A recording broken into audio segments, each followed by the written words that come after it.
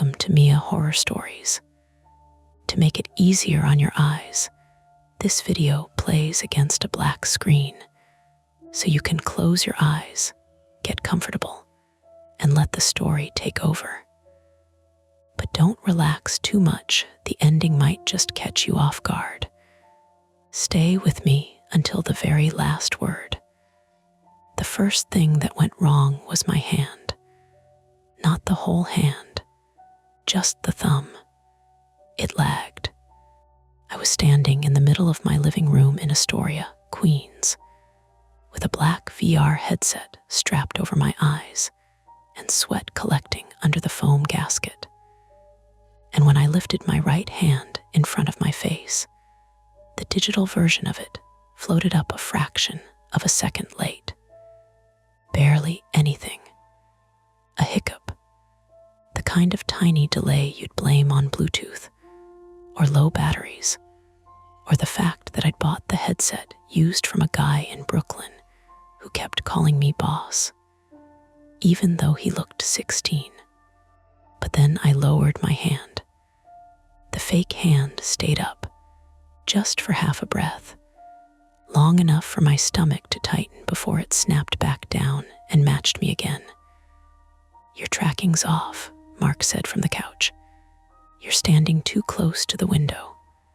"I'm not close to the window," I said. "You're literally one step from walking through your plant." "I know where the plant is. You killed the last plant." "That was a basil plant.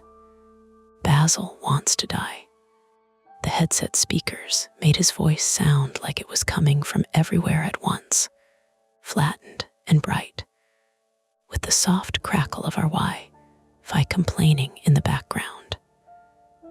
Outside, the N train rattled over the elevated tracks at Broadway, shaking a loose pane somewhere in the apartment with a thin metallic buzz. In the game, though, I was standing in a glossy white calibration room with no corners. Just clean light, floating menus, and a grid on the floor that bent when I moved. My name is Evan Marlowe, 32, male, born in Ohio, and somehow still apologizing when strangers bump into me. I edit training videos for a medical device company in Midtown, which means most of my workday is spent cutting together footage of calm people pretending not to be terrified of machinery that costs more than my apartment. I am not, by any fair definition, an adventurous person. I triple-check subway routes. I keep 2 phone chargers in my bag. I save receipts for things I know I'll never return. That was partly why I bought the headset. Not for adventure. Not really. I bought it because my therapist had used the phrase controlled exposure during our last session, and because a few weeks earlier, I'd had a panic attack in the elevator at work after it stopped between floors for less than 90 seconds. Nobody died. Nothing even happened. The lights stayed on. The emergency speaker worked. A man from accounting made a joke about being too young to star in a disaster movie, and everyone laughed except me. I stood in the corner with my backpack clutched against my chest, breathing like I'd sprinted up 10 flights. So when I saw a listing for a second-hand VR headset with immersive wellness apps and urban exploration simulator, I convinced myself it was practical. A tool, something modern and adult, like a standing desk, or one of those weighted blankets people talked about like religion. I told Mark it was for work research. He laughed so hard he choked on a pretzel. Mark Hensley, 34, male, was my oldest friend in New York, and the kind of person who believed fear was usually a sign You hadn't read the instructions. He worked as a building systems technician at a hotel near Times Square and could fix a thermostat with a butter knife. But he once tried to cook pasta in an electric kettle. He had a shaved head, a heavy black beard, and a habit of looking at problems like they had personally insulted him. That night, he had come over with beer, takeout noodles, and the sincere intention of mocking my new purchase until he got bored. Instead, he was hunched forward on my couch with his elbows on his knees, watching the casting feed on my TV while I stood barefoot on the rug, trying not to step on the coffee table. "Move your hand again," he said. I lifted it slowly. The virtual hand followed. "Fine this time." "See," Mark said, "you're good." Something was weird. Everything is weird. You willingly put Facebook scuba gear on your face. It's not Facebook. Whatever company owns your eyeballs now. The apartment smelled like sesame oil, cardboard takeout boxes, warm electronics, and the faint radiator dust that came every winter even when the heat barely worked. My living room was narrow, with exposed brick on one side and a window looking across to the laundromat sign that flickered red at night. The letters were supposed to spell wash and fold, but the S had been dying for 6 months. So from my couch, it usually read WAH and fold, like the building itself was tired. On the TV, Mark could see what I saw, though with a slight delay. A menu hovered in front of me. Calibration complete begin. Home mirror begin. Elevator WLKTHROUGH begin. Low light stairwell begin. Subway platform demo Jesus, Mark said. Who designed this? A landlord. It's an exposure app. It's a lawsuit app. I turned my head, and the headset image smeared for a second before sharpening. The foam pressed around my cheeks. My own breath warmed the plastic. Somewhere in the apartment above us, someone dragged furniture across the floor in 3 slow scrapes. Or maybe a chair. Or maybe their dog's crate.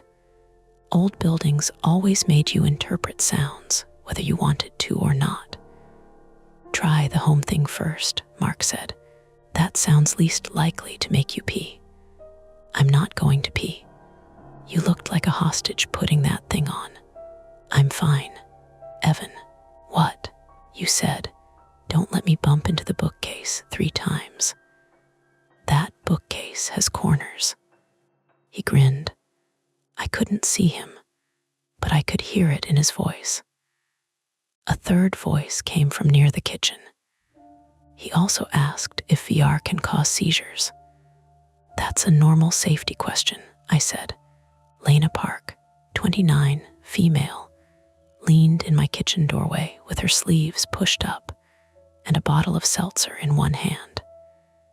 She lived across the hall, worked nights as a radiology tech at Mount Sinai, Queens, and had the steady, amused patience of someone who had seen people panic for real reasons. I had not technically invited her over. She had knocked to borrow my tape measure, seen the headset box on the table, and stayed because Mark promised, a man conquering technology in real time. Lena was small, with blunt-cut black hair and a silver watch she kept checking because she had a 10 p.m. shift.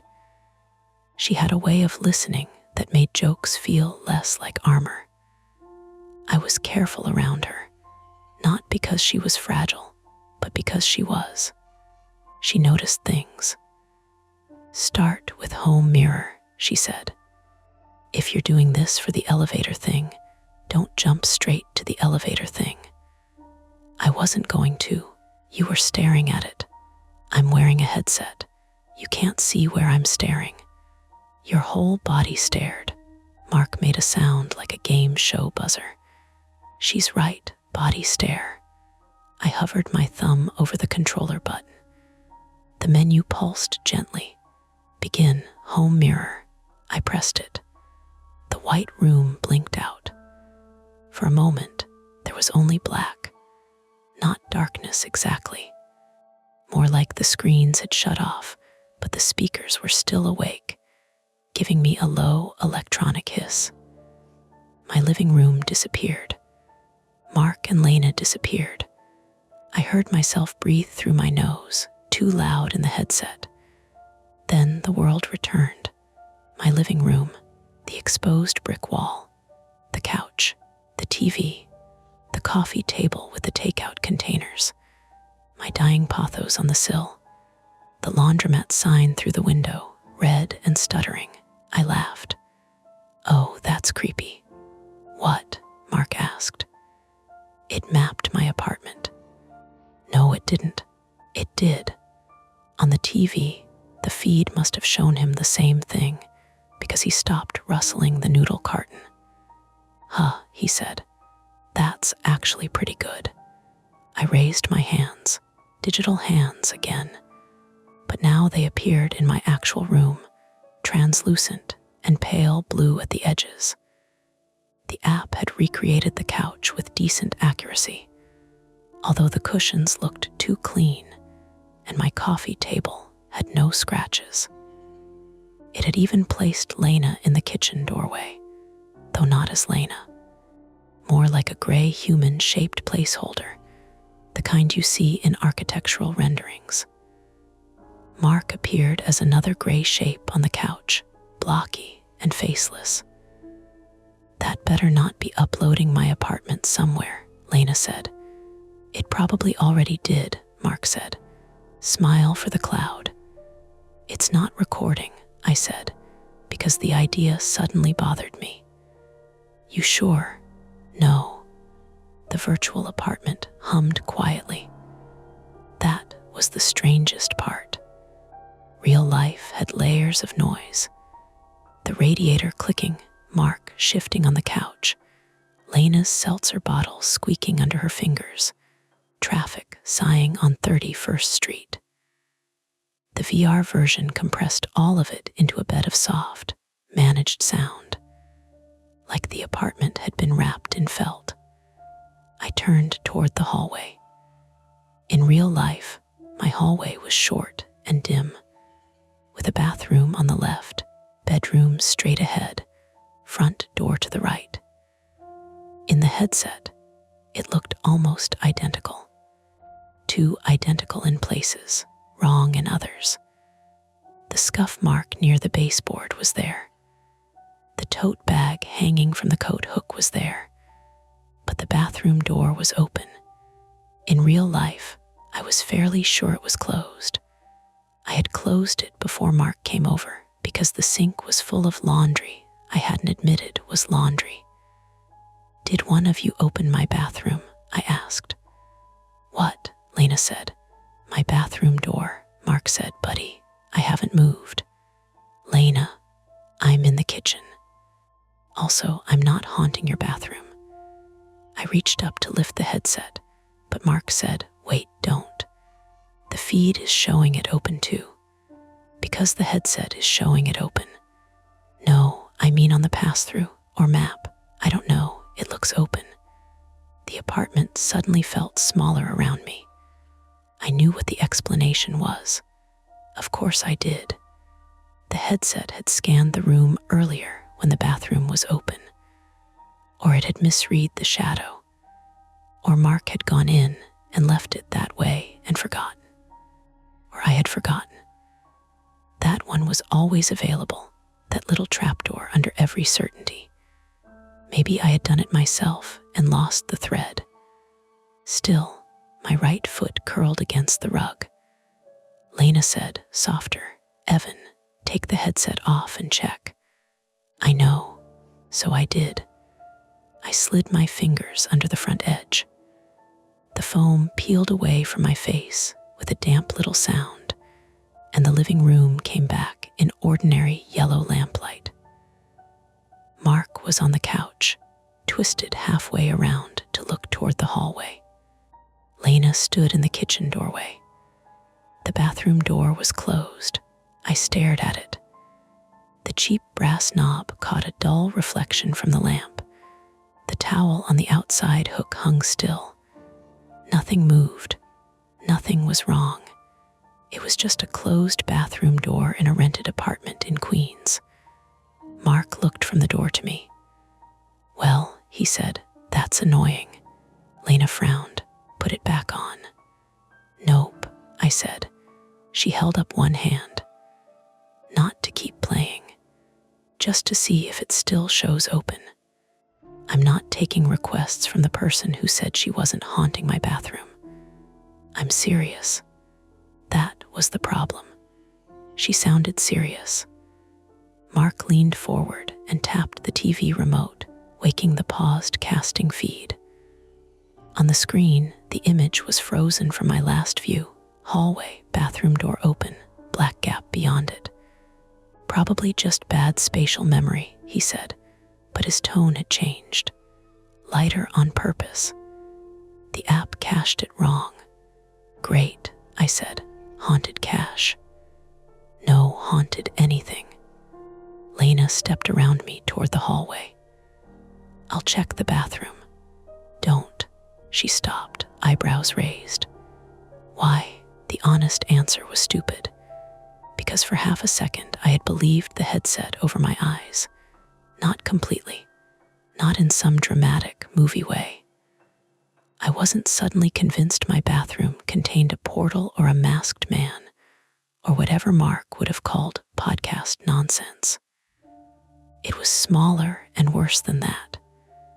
The image had been clean, convincing, and immediate. My eyes had accepted it before the rest of me had a chance to argue. And now that I'd seen the real door closed, I didn't feel relieved. I felt corrected. "Because it's embarrassing," I said. Lena studied me for a moment, then gave a little shrug and went anyway. The floorboards creaked under her sneakers. She opened the bathroom door, flicked on the light, and we all heard the fan start with its tired, grinding rattle. "Sink full of laundry," she called. "Thank you," I said. "No intruder." "Also good, no portal, mixed feelings." Mark laughed, and the apartment loosened just a little. He got up, stretched, and took the headset from my hand without asking. "Let me try," he said. "I thought it was Facebook scuba gear." "It's still scuba gear. I'm just Jack Cousteau now. Careful with the strap. Evan, I repair commercial boilers. I can manage a hat." He could not manage the hat. He nearly dropped one controller, swore, and somehow turned the volume all the way up, so the headset emitted a bright startup chime that made Lena flinch in the bathroom. "Professional," she called.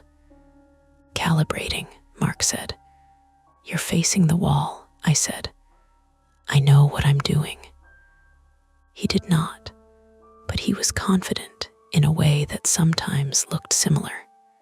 He stood in the middle of the rug in his socks, beard poking out under the headset, both hands raised like he was surrendering to a very boring robbery. Lena came back from the bathroom and leaned against the hall frame. "Does it show the door open now?" Mark turned his head. "Closed," he said. "See," I said. "Cache cleared." Wait, there it was. One word, and the room tightened again. Mark tilted his head slowly toward the kitchen.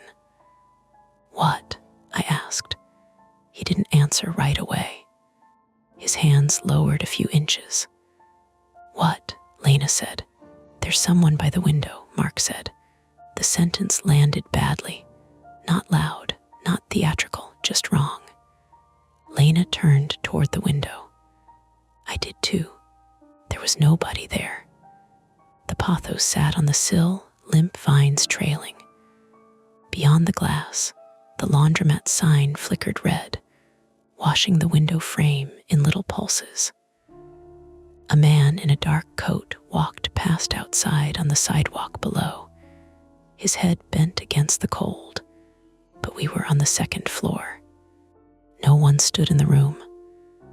Mark lifted one controller and pointed. "In here," he said, "not outside. It's like one of those gray placeholder people." Lena looked at me. I hated that look because it asked whether this was part of the app, and I didn't know. "Where exactly?" I said. Mark swallowed. I could hear it. "Beside the plant." "There's nothing beside the plant." "I understand that, Evan. Take it off." He didn't. "Mark, 1 second." The radiator clicked twice. A car horn barked from the avenue. Upstairs, the dragging sound started again, moved 6 inches, and stopped. Mark's head turned as if following something. "It moved," he said. Lena pushed off from the wall. "Take the headset off." This time he listened. He lifted it fast, hairless scalp shining with sweat where the strap had pressed. His eyes went to the window first, then the plant, then the empty patch of floor beside it. Nobody spoke. Headset hung from his hand, still awake, lenses glowing faintly toward the floor. Then a notification pinged from the TV. Not my phone, not Mark's. The casting feed had resumed on its own. The screen showed my living room from the headset's point of view, angled downward from Mark's hand. The gray placeholder figure stood by the window. Tall, featureless, human enough that my brain supplied shoulders, hips, the suggestion of a head turned slightly toward us. Lena stepped closer to the TV. "Is that?" She started. The figure flickered. For 1 frame, maybe 2, it was gone. Then it reappeared near the couch. Mark said, "Nope." He dropped the headset onto the rug. The TV feed tumbled, showing ceiling, brick wall, table leg, and then settled sideways. The gray figure was still visible from that low angle, partly blocked by the coffee table. It had no face, no clothing, just a body-shaped error standing in the room with us, mapped onto empty air. I grabbed the remote and killed the casting. The TV went black. In the sudden reflection, I saw the 3 of us standing there, me barefoot and hunched, Mark with one hand half raised, Lena with her seltzer bottle clenched so tightly the plastic had dented. Behind us, the living room was empty. Lena said, "Unplug it." "It's wireless," Mark said. "Turn it off then." I crouched and picked up the headset. The plastic was warm, warmer than it should have been, maybe, or maybe my hands were just cold. The proximity sensor inside the visor glowed faint red. A tiny fan whirred, high and insect-like. I held the power button. Nothing happened. I held it longer. The fan kept spinning. "Battery pull?" Mark asked. "It doesn't have one. Everything has one. Not one you can pull without tools." Lena glanced at her watch. "I have to leave in 20 minutes. That ordinary sentence, placed there among all that static fear, almost made me laugh. Of course she did. People still had jobs. Trains still ran. Patients still needed scans. Whatever had just happened in my living room had to fit inside normal life somehow, because normal life did not step aside just because your used VR headset started inventing people. Mark rubbed his beard. "Factory reset it." "Yeah," I said, but I didn't move because the headset had gone quiet. No fan, no hiss. The black visor faced my chest, reflecting a bent little version of the room. I could see Mark behind me in the reflection. Lena near the hall, the red pulse of the laundromat sign, and in that curved dark plastic, for just a second, the bathroom door behind us looked open again. I turned, closed. Of course it was closed. Mark said my name, but gently this time, like he was approaching an animal that might bolt. "We can throw it in the hall," he said. "Figure it out tomorrow." Lena shook her head. "Or we can check whether there's some shared space feature running. Maybe it's pulling old scan data. Maybe someone else's avatar got linked somehow." "Someone else's avatar," Mark said. "From where?" "I don't know. I read patient charts, not headset manuals." The three of us looked down at the thing in my hands. A used headset, a glitchy app, a strange reflection. Every piece had an explanation if you kept them separate. Together, they felt like a door cracked open somewhere it shouldn't be. On the TV stand, the remote rested beside the wrinkled receipt from the guy in Brooklyn. I had almost thrown it away earlier, but Lena had told me to keep proof of purchase because men on Marketplace lie for sport. His username was printed at the top of the chat screenshot I'd taken before pickup. M1R0R room, mirror room. I hadn't noticed that before. Mark saw me looking at it. "What?" I picked up the receipt. Lena moved closer. The headset sat between my palms, black and blank, and warm again. "We could reset it," I said, though my voice came out thinner than I wanted. "Or we could message the guy and ask what exactly he sold me." Mark gave a short laugh with no humor in it. "Those are not equally smart options." "No," Lena said, "but they are the options." Outside, the N train came around the bend, steel wheels shrieking lightly against the track. The laundromat sign blinked red through the window. WAH and fold. WAH and fold. WAH and fold. I looked at the headset, then at my phone, then at the closed bathroom door, which stayed closed no matter how long I stared. For the first time that night, none of us reached for the headset. Not yet, but none of us walked away from it either. Lena was the one who found the timer. Not at first. At first, we did the normal things frightened adults do when they are pretending to be calm.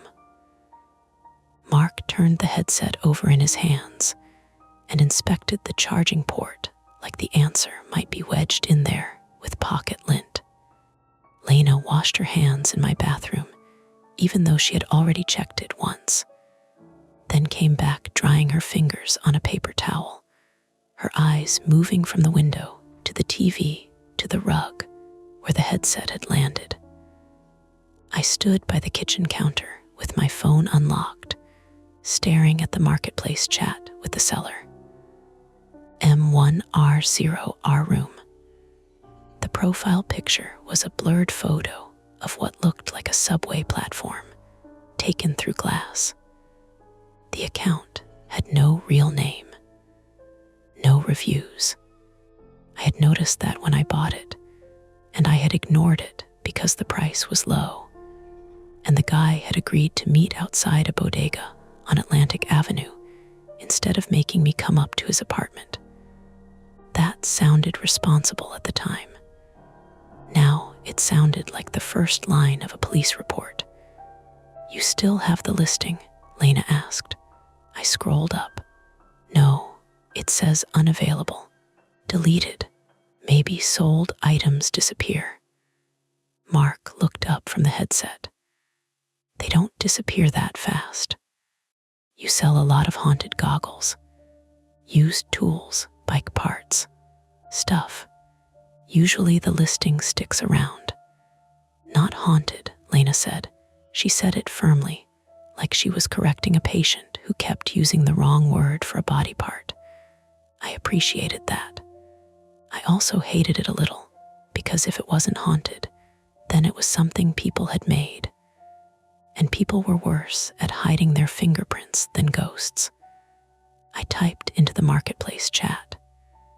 "Hey, I bought the VR headset from you earlier. It's acting strangely. What app is this?" The message sat there with a gray check mark. One check. Not delivered. Great, I said. What? Mark asked.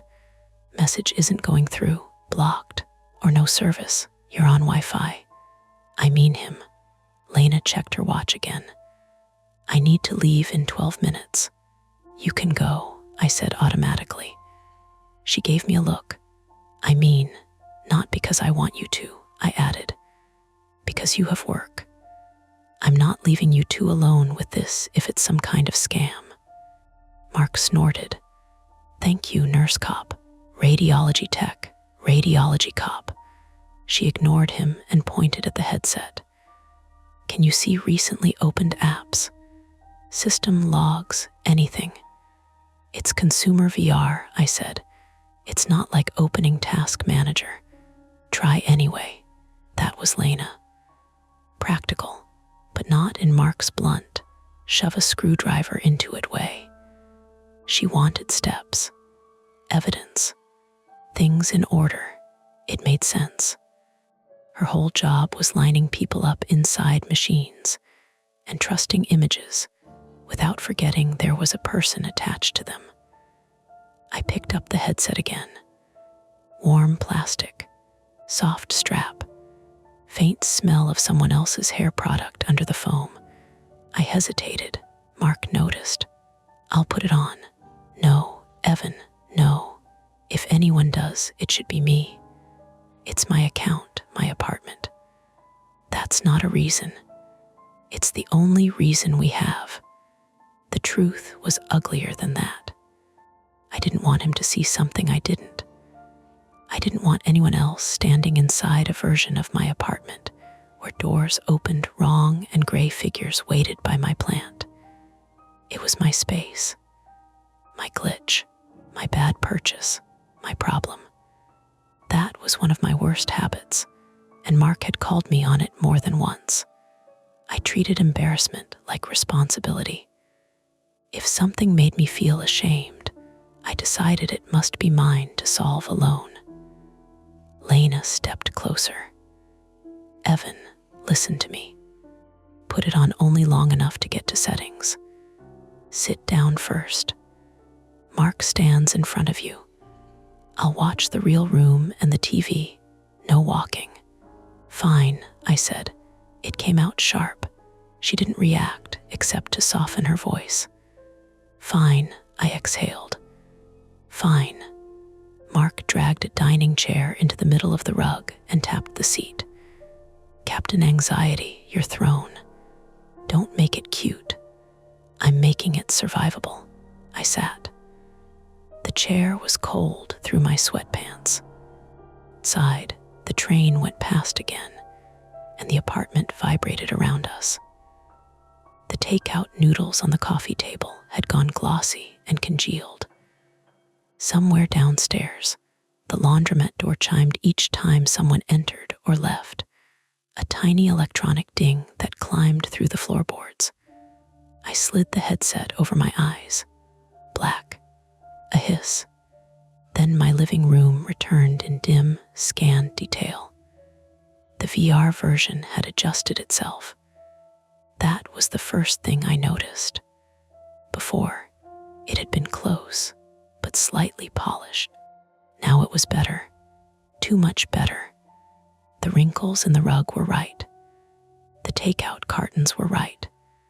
The seltzer bottle in Lena's hand had the correct crushed dent in the plastic. The bathroom door was closed. Beside the window, no gray figure. TV, I asked. Casting S on, Lena said. We see what you see. Her voice through the headset sounded delayed by half a beat. Settings, Mark said. Straight to settings. A floating icon pulsed near the ceiling. I raised the controller and selected it. A system panel opened. Battery, 47% Wi-Fi, connected room mesh, active session, home mirror remote link, active sync status, waiting remote link, Lena said. You see that? Yes. Mark leaned close to the TV. Waiting for what? I clicked remote link. The panel expanded. Linked device. Unknown last connection. 8:41 p.m. location services. Off session share. Enabled admin lock. Enabled next sync. 09:00 p.m. Lena stopped breathing for a second. Not dramatically, just a small halt. What time is it? I asked. 8:49, she said. 11 minutes. That was the timer. Not a red countdown, not sirens. Just a line of text in a settings menu, boring as an appointment reminder. Next sync, 09:00 p.m. Turn off session share, Mark said. I selected it. A small window appeared. Admin permission required. Try admin lock, Lena said. I clicked. Password required. Factory reset, Mark said. I backed out and found system. Reset options. Factory reset. Admin permission required. Of course, Mark muttered. My mouth had gone dry. Why would a used headset have an admin lock? Parental controls, Lena said. Enterprise device, Mark said. Schools, arcades, training places. They lock them down. Could it be stolen? Could be. That sat there with us. I pictured the kid in Brooklyn again. Black puffer jacket, blue surgical mask under his chin. He had kept his hood up even inside the bodega light. He had counted my cash twice and said, "Don't update it, boss. It works better offline." I had laughed because I thought he was being weird about firmware. Evan, Lena said, "What exactly did the seller tell you?" I lifted the headset off one eye, but kept the other covered, which made the real room tilt against the virtual room in a way that almost made me gag. He said, "Don't update it." Mark stared. "You didn't mention that. It didn't seem relevant. You bought locked electronics from a stranger who told you not to update it, and you didn't think, Mark." Lena's voice cut through, quiet and hard. Mark stopped. His jaw moved. "Sorry," he said, not quite looking at me. I pulled the headset off completely. The real apartment looked dimmer than before. Less detailed somehow, which was such a stupid and frightening thought that I shoved it away. Lena held out her hand. "Show me the chat." I gave her my phone. She scrolled, reading fast. Mark turned the headset over again. "What happens at 9? "No idea," I said. "Maybe it sends room data somewhere." "Already did that." "Maybe it connects to the linked device." Lena looked up from my phone. "He gave you an address?" "No, we met outside the bodega." "Which bodega?" "Atlantic, and I don't remember, near the C train." "Evan, I was coming from work. It was raining. I just followed the map pin." She scrolled further. "The meetup pin is still here." Mark came over. Lena tilted the phone so we could see. A small map preview sat above the old message thread, showing a location in Brooklyn near Fulton Street, not Atlantic. My memory had filed it under Brooklyn Bodega and called it close enough. The exact place mattered now. "Can you call him through the app?" Mark asked. I took the phone back and tapped the profile. No phone number, no active listing. Message not delivered. Lena typed the username into a search engine. Nothing helpful. Some gaming results, a dead forum account, a mirror vendor in Ohio, static, 8:52. I should take it to the precinct, I said. The words surprised me. They sounded adult, sensible. Mark looked relieved for half a second. Then Lena said, "With what?" My headset showed a gray person in my living room. "It is remote link enabled. Admin lock may be stolen." That part, yes, but they won't treat it like an emergency tonight. They'll tell you to file a report. Maybe they'll voucher the device. Maybe they won't. And at 9, whatever sync is supposed to happen still happens unless they know how to stop it. Mark pointed toward the kitchen. "Router, kill the internet." I stood so fast the chair legs scraped the floor. The router sat on the little shelf by the microwave, dusty black plastic, with 3 green lights blinking like patient eyes. I yanked the power cable. The lights died. My phone dropped off Wi-Fi and picked up cellular. "There," Mark said. Lena still watched the headset. "Check it." I put it back on while standing, and Mark immediately grabbed my elbow. "Chair, I'm fine." "Chair," I sat again. Black. Then the room. The system panel still floated where I'd left it. WIFI, disconnected remote link. Active sync status. Waiting next sync. 09:00 p.m. Remote link still active, I said. "Maybe Bluetooth," Mark said. He opened his phone settings. "Everybody turn Bluetooth off." We did. The headset display did not change. Lena looked toward the window. "Cellular." "It doesn't have cellular," I said. "You know that." "No." Mark cursed under his breath and started searching the headset model on his phone. Most of these don't, but some enterprise units can tether through a phone or base station. "What base station?" He looked at the room. "That's the question." The laundromat chime sounded below us again. Ding. A pause. Ding. Lena moved to the window and peered down through the blinds. "What?" I asked. "Same man outside." "What same man?" "The one in the dark coat. He walked past earlier." Mark joined her, careful not to move the blinds too much. I stayed in the chair with the headset resting on my knees.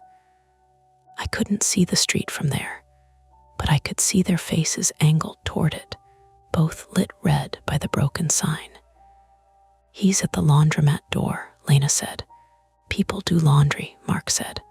"At 8:54 in New York?" I asked. "Yes, they do." Lena shook her head slightly. "He's not carrying laundry," Mark said. "Maybe he works there." "Then why is he looking up here?" A slow pressure built behind my ribs. I got up and went to the window. The blinds made thin stripes over the glass. Below, on the sidewalk outside the laundromat, a man stood under the red sign in a dark knee-length coat and a gray knit cap. White male, maybe 40s or 50s, average height, hard to tell from the second floor. He held something flat against his chest, a tablet maybe, or a clipboard. He was looking at our building. Not directly at my window, I told myself. Buildings have many windows. People look up. People wait for rides. People check addresses. People exist. Then he raised his phone. Mark stepped back. "Did he just take a picture?" "Could be checking messages," Lena said, but she didn't sound convinced. My phone vibrated in my hand. The marketplace chatted updated. 2 check marks, delivered. Then 3 dots appeared. M1R0 our room was typing. I nearly dropped the phone. Mark leaned in. "What's he saying?" The message arrived at 8:55 p.m. You turned off the wrong thing, nobody spoke. The apartment noise seemed to separate into pieces. Radiator tick, refrigerator hum, traffic hiss, the wet click of Lena swallowing, my own heartbeat thudding not in my ears, but in my jaw. Another message came. Put it back online before 9. Mark snatched his jacket off the back of the couch. We're going to the cops. Lena said, wait. No, I am done waiting. What if putting it back online is what he wants? What if not putting it back online is what triggers whatever he set up? What does that even mean? Mark snapped. I don't know, Mark. That was the first time I'd heard Lena raise her voice. Not much, but enough. My phone vibrated again. I can't stop it from there then. If sync fails, it runs local. Mark said, bullshit. Is it? I asked. He looked at me. Yes, probably. A horrible word. Lena took the headset and looked along the strap. Is there storage? SD card? I don't think so. SIM tray. Mark grabbed a butter knife from the takeout bag and started probing seams before Lena slapped his hand away. Don't break it. I'm trying to stop it. You may destroy the only evidence we have. It's not evidence if it hurts someone. Hurts how? Again, nobody answered. At 8:56, the man below crossed the street. Not away from the building, toward it. Mark saw him first. He's coming in. My building's front door had a busted lock. It had been busted for 9 days. I knew this because I had texted the super 3 times and received 3 thumbs up emojis in response, which in New York landlord language meant, die quieter. He doesn't have a key, I said. He doesn't need one, Lena said. The buzzer panel downstairs made a faint metallic clatter through the wall. Or maybe I imagined it. Then came the sound I did not imagine, the front door opening below, heavy and uneven, scraping the threshold. The 3 of us froze. Footsteps entered the lobby, slow, heavy, not trying to hide. Mark went to the door and looked through the peephole, though from my apartment you could only see the 2nd floor landing, not the stairs. Lena grabbed her backpack from the kitchen chair. We leave now and run into him, Mark asked. There's the fire escape. I looked at the window. The fire escape outside my bedroom was legal in the way many old New York things are legal. Painted black, rusted orange at the joints, attached to the building with faith and old bolts. I had opened that window twice in 3 years, once to shake out a rug, once when I burned garlic. We're not climbing down the fire escape, I said. Lena's eyes cut to me. You want to wait? No, I want to call 911. Do it. I dialed with shaking fingers. The line rang once, twice. A dispatcher answered, calm and close. 911, what's your emergency? I opened my mouth. Footsteps started up the stairs. Mark whispered, he's on the 1st landing. I said into the phone, there's a man entering my building. I think he may be trying to get into my apartment. What is your address? I gave it. Are you inside the apartment now? Yes. Is the door locked? Mark flipped the deadbolt. Then the chain. Then pressed his shoulder to the door like that would make it stronger. Yes, I said. Do you know the man? No. Any weapons visible? I don't know. The dispatcher kept me talking. Description, location, number of people inside. Was anyone injured? Was there a safe room? Could we exit? No, maybe. The headset lay on the couch between takeout cartons, black visor angled toward the ceiling. At 8:58, it turned itself on. Not fully. just the lenses glowing inside. A faint spill of light touched the foam. The fan began again, high and steady. Lena stared at it. "Evan," the dispatcher said. "Sir, stay on the line."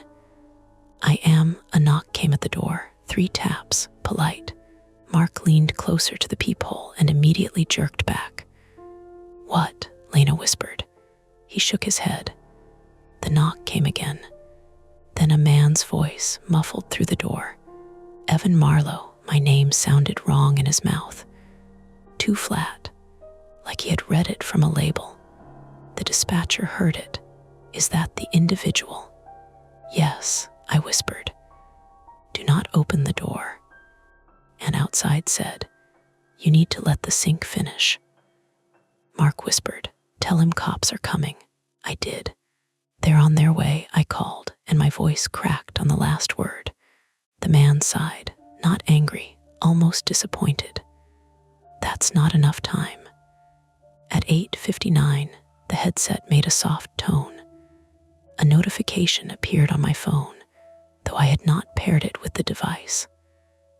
"Local session starting in 60 seconds." Lena backed away from the couch. Mark said, "What the hell does local session mean?" The man outside the door said, "It means don't look through it." And then, from inside the headset speakers, loud enough for all of us to hear, my own voice said, "Put it on, Evan." Not a recording I remembered making. Not quite a perfect copy. The rhythm was off, the vowels too clean, but it was close enough that my throat closed around the dispatcher's next question. The headset repeated it. "Put it on, Evan." Mark grabbed it with both hands. "No," Lena said. "I'm smashing it." "Don't," but he had already raised it. From outside, the door came a hard, sudden sound, metal against metal. The man was doing something to the lock. Not kicking, not forcing, working. Mark froze with the headset over his head like a rock. The deadbolt gave one tiny click. Lena's face changed. "Bedroom," she said. The dispatcher was saying police were en route. Stay away from the door. Stay on the line. The deadbolt clicked again. Mark threw the headset into my backpack instead of smashing it, yanked the zipper shut, and shoved the bag against my chest. "Fire escape," he said. "I can't," I said. The words came out before I could stop them. And there it was, the private fear, stripped of therapy language and jokes, and all the careful little systems I built around myself. Tight spaces, bad exits, heights, being trapped between one danger and another with no clean route out. The front door chain trembled. Lena grabbed my wrist. "Can, or he comes in." The headset spoke from inside the backpack, muffled but clear. "Put it on, Evan." Another click at the door. Mark ran to the bedroom and forced the window open. Cold air rushed into the apartment, carrying the smell of wet metal, exhaust, and fried onions from the cart on the corner. The fire escape ladder outside groaned softly in the wind. Lena pulled me toward it. Behind us, the chain snapped tight against the door as the lock finally turned. Not open yet, but close. At the bedroom window, Mark climbed out first, testing the metal platform with his weight. It gave a low, rusty complaint. "Come on," he said. My phone was still connected to 911. The dispatcher's voice sounded tiny and far away from my hand. The apartment door opened as far as the chain allowed. A man's fingers slipped through the gap. Pale, bare, steady. Lena pushed me toward the window. The backpack against my chest vibrated once. My phone lit up with one last message from M1R0R room. He is not there, for the headset, the chain at the door, began to tear from the frame. And I had to choose.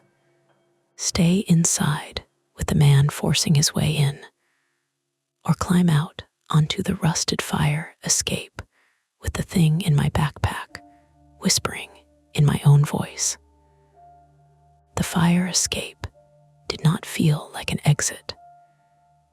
It felt like a shelf someone had bolted to the side of my building as a suggestion. Mark was already outside my bedroom window, crouched on the small grated platform with one hand gripping the railing and the other held out toward me.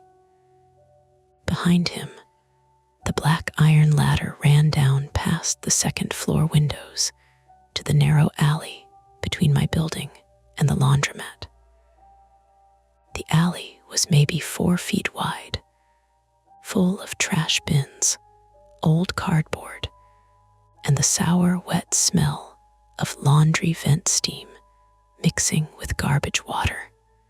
Below that, if we made it down, we could either squeeze toward 31st Street through the front gap by the laundromat dumpsters, or climb the rear fence into the shared courtyard behind the Greek restaurant.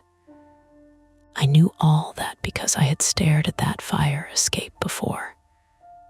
I had made plans, not serious plans, anxiety plans, the kind you make at 2 in the morning when your brain decides the apartment is a trap and every door is a mouth closing.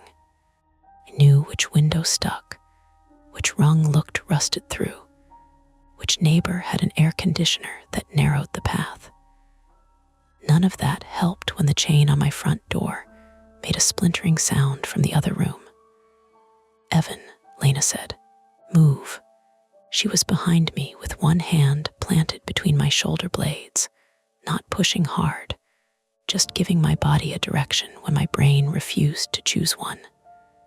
My backpack hung against my chest. The headset inside it buzzed once, then went still. I climbed through the window. Cold hit my face first. Wet winter air, metal dust, exhaust drifting up from Broadway.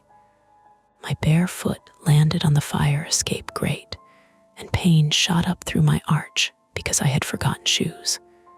Of course I had. I had been standing in my living room 10 minutes ago arguing about a settings menu. Now I was outside in socks. The metal platform dipped under my weight. "Easy," Mark said. "I am easy. You are gripping my wrist like a hydraulic press. Then be stronger." Lena climbed out after me, one leg over the sill, then the other, her hospital sneakers finding the grate with quick little taps. She still had my phone in her hand, the 911 call open, dispatcher voice thin through the speaker. "3 people exiting via fire escape," Lena said into it. "2nd floor. Suspect at apartment door. Address already given." Inside my bedroom, the door to the apartment opened hard enough to hit the wall. All of us turned. From the angle of the fire escape, I could see through the bedroom window into the dim room. Unmade bed, laundry chair, the cheap IKEA dresser with one drawer always crooked. Beyond the bedroom doorway was the hall. A shadow moved there. Mark shoved the window down. It jammed halfway. "Go," he said. The ladder was to the right of the platform. It folded down toward the 1st floor landing, then another fixed ladder went to the alley. Mark climbed first, socked feet careful on the wet rungs. I followed, backpack bumping my ribs, fingers numbing on the cold rail. Lena came last, still talking to the dispatcher. Halfway down, something slammed against the bedroom window above us. I looked up. A face appeared behind the glass, Not the gray placeholder, not the headset thing. A real face. The man in the knit cap had gotten into my bedroom. He stood close to the half-stuck window, looking down through the dirty pane. He was older than I'd thought, maybe 50, with a narrow mouth and pale stubble along his jaw. One hand pressed flat against the glass. The other held something black and rectangular. For one stupid second, I thought it was a gun. My foot slipped. My shin cracked against a rung, and sparks of pain ran down into my ankle. "Keep moving," Mark hissed. The man tapped the rectangle against the glass. Not a gun. A phone. He turned the screen outward.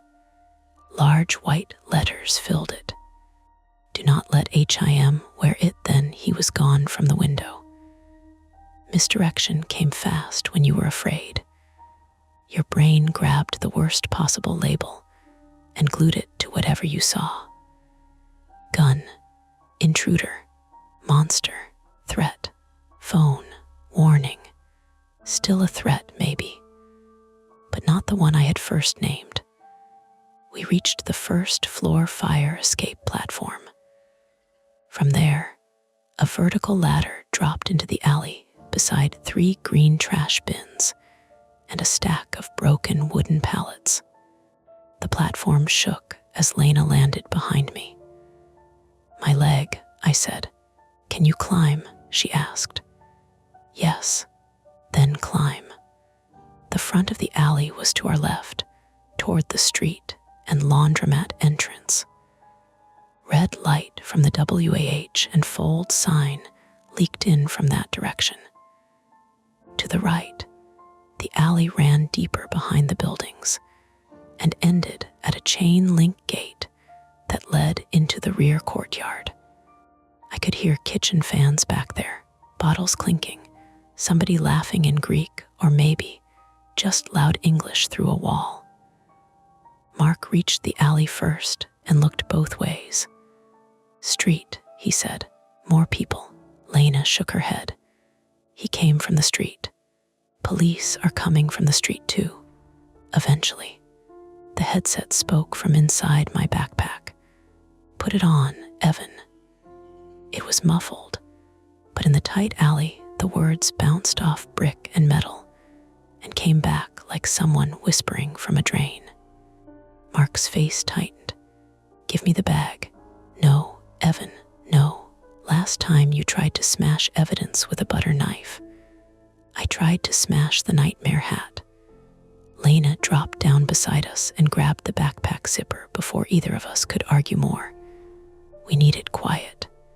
She unzipped it just enough to reach inside, found the volume buttons by touch, and held one down. The voice dropped lower. "Put it on, Evan." Lower. "Put it on." Then nothing. Partial solution number 1. We all exhaled like we'd done something useful. The relief lasted maybe 3 seconds. My phone, still in Lena's other hand, buzzed and lit up. Local session started then. Audio muted then. Visual prompt active. Lena handed the phone back to me like it had grown warm. "What does that mean?" Mark asked. I didn't answer because I had seen the next notification. Proximity required. 30 FT below that was a shrinking distance indicator. 28 FT, 30 feet from what? Lena said. From upstairs came a heavy thud. The man moving through my apartment. Maybe toward the hall. Maybe toward the front door. Maybe looking for us. The distance on my phone changed. 26 FT us, I said. The number dropped to 25. Mark looked up the fire escape. Headset has a tracker. Or phone does, Lena said. Mine, yours, his, the headset. I don't know.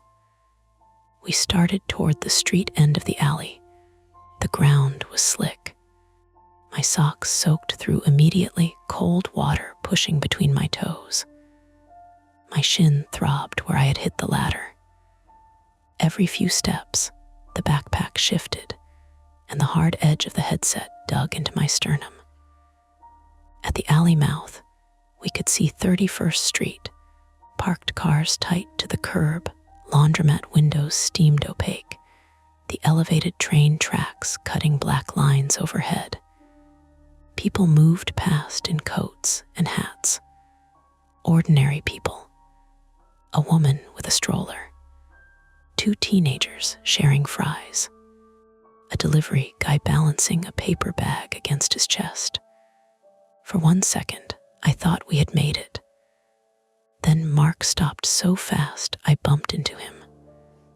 The man in the dark coat stood half a block away near the bodega awning, between us and the brighter stretch toward Broadway. He had come back down through the building or found another way out. His knit cap was gone now. His hair was gray and flattened by sweat. He wasn't running. He was watching the alley mouth and holding his phone low against his thigh. "Back," Lena whispered. "No," Mark said. "Crowd. We go into the laundromat." That was our second attempt. People, lights, cameras, a public place. It worked, partially. The laundromat door chimed when we shoved inside. Warm, damp air wrapped around us. The place was long and narrow, with washers along the left wall, dryers stacked on the right, folding tables down the center, and a change machine near the back beside a bulletin board covered in apartment ads and lost cat flyers. Fluorescent lights hummed overhead. A Spanish soap opera played on a TV mounted in one corner with the volume low. Machines churned and thumped. Detergent smell coated my tongue. 3 customers looked up. An older woman folding towels. A college-aged guy in pajama pants scrolling his phone. A father with a little girl sitting on top of a laundry cart, her boots swinging. Lena went straight to the counter window at the back, where a woman in a blue sweatshirt was sorting quarters into paper rolls. "Hi," Lena said, breathless but controlled. "We need help. There's a man following us. Police are already called." The woman looked at us over the top of her glasses. Mark pulled the laundromat door shut behind us and stood beside it. My phone showed. Proximity required. 30 FT 32 FT. For the first time, the number was above 30. I almost laughed. Then it dropped. 31 FT 30 FT. The headset vibrated inside the bag. Not sound now. Movement. A steady, insistent pulse against my ribs. The woman behind the counter said, "You want me to lock door?" "Yes," Lena said. "No," Mark said at the same time. We all looked at him. "If she locks it and he gets in, we're boxed," he said. The older woman folding towels had stopped moving completely. The little girl asked her father, "Are they making a video?" That did something awful to me. The idea that we looked like content. A prank. A viral setup. A group of adults stumbling into public fear and being quietly sorted into entertainment. Lena lowered her voice. "Call 911 again from your phone," she told the laundromat woman. "Tell them suspect is outside WAH and fold under the N train, same address as the call." The woman reached for the landline. The door chimed. Everyone turned. Not the man. A delivery driver came in holding 2 tied bags of laundry, earbuds in, oblivious. He squeezed past Mark with a muttered apology and dumped the bags near the counter. The little girl laughed. The misdirection should have relieved us. It didn't. It just used up the last clean edge of our nerves. The distance indicator on my phone hit 29 FT. The headset gave one hard buzz. The screen changed. Visual prompt active, then my phone camera opened by itself. Not fully. Not like I had tapped the app. The screen became a live view of the laundromat through my phone, with a faint, translucent overlay hovering in the middle. A pale blue hand, pointing toward the back. I nearly threw the phone. "What?" Lena asked. "It opened the camera. Turn it off." I didn't turn it on. The overlay hand pointed again, toward the bulletin board. Mark crossed the laundromat and grabbed my wrist to see the screen. "Is it trying to guide you?" "I don't want guidance from the murder goggles." At the door, the man in the dark coat appeared outside the glass. The laundromat woman made a small sound and spoke faster into the phone. Mark stepped between us and the door. The man did not try to enter. He held his phone up again, screen facing the window. "Not safe in public." People in the laundromat began turning toward him now. The college guy stood, phone raised halfway, already filming or ready to. Lena said, "Why would public not be safe?" The answer came from the headset, not aloud, but through my phone. The camera overlay shifted, framing the laundromat's ceiling corner. There was a security camera there. Then the phone screen flickered. For a second, the laundromat on the screen was empty. No customers, no machines running. No Lena, no Mark, no me. Just the same long room, lights dimmer, floor wet, back door open. Then the real camera view snapped back. I gripped the phone so hard my thumb hurt. "Evan," Lena said, "the app is showing me something else. Don't look at it. I'm not wearing the headset." "Still, don't look." She was right, and I hated that. The problem had escaped the headset. It was on my phone now, my own phone. The little square of certainty I used for maps, money, messages, proof that the world was where I left it. Mark grabbed the phone from me and turned it face down on a dryer. Better, the dryer beneath it buzzed and shook. A notification tone came from the phone anyway. Then another. Then all the dryers along the right wall stopped at once. The laundromat fell into a strange half-quiet. Washers still sloshed on the left. The soap opera kept whispering. But the heavy, dry thump vanished, and everyone noticed. The counter woman looked toward the back office. Power, the light stayed on. The change machine beeped. Mark said, "Not power." The washers stopped next. One by one, the room filled with error chirps. The bulletin board at the back caught my eye because the phone overlay had pointed there.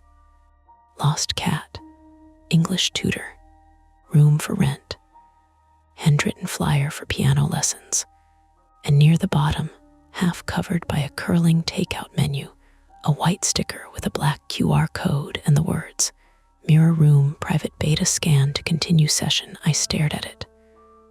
"Mark," I said. He followed my eyes. His face hardened. That wasn't there by accident.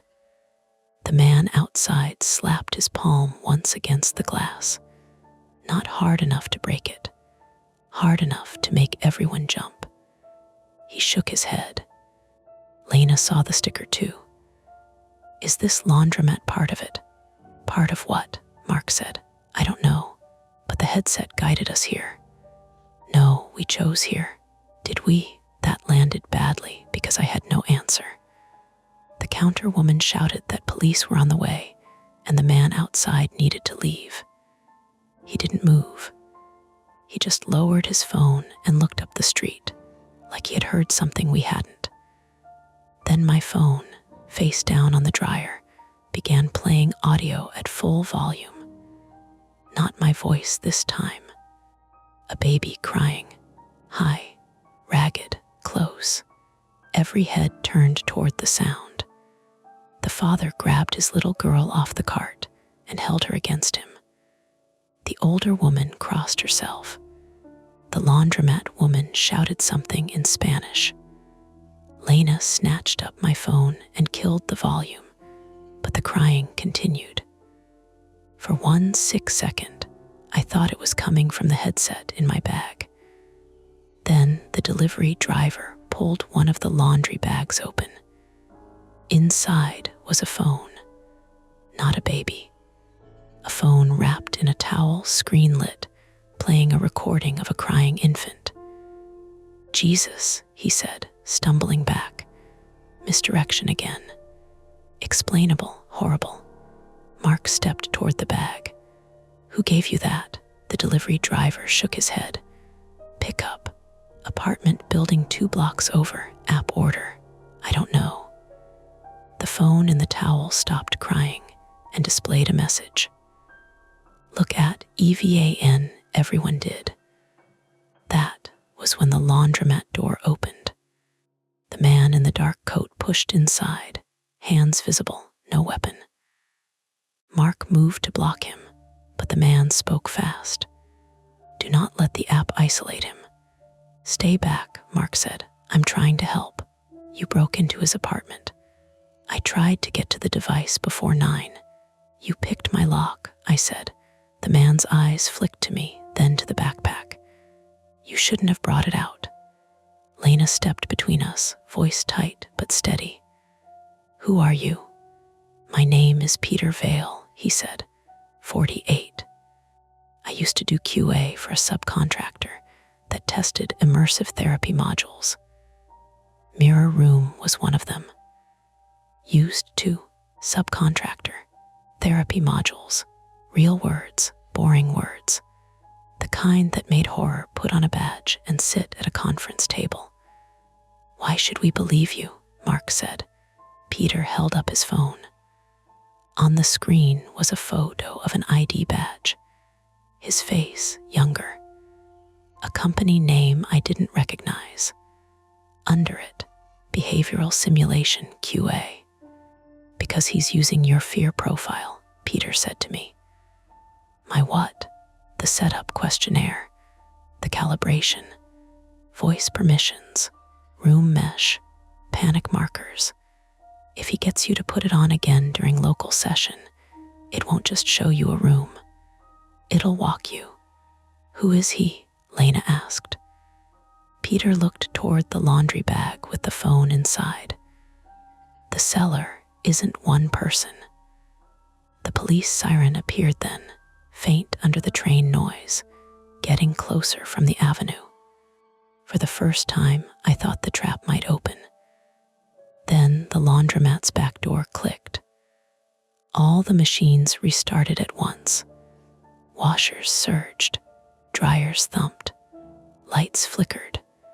The little girl screamed because the laundry cart lurched when a washer beside it kicked into spin. In that burst of noise, someone grabbed my backpack from behind.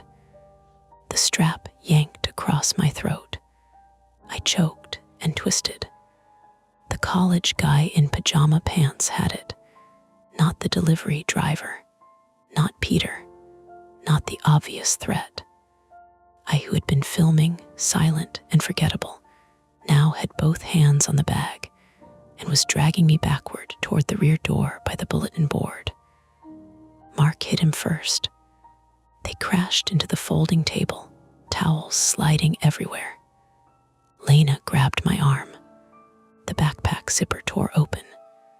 The headset spilled onto the floor, bounced once, and skidded under a dryer.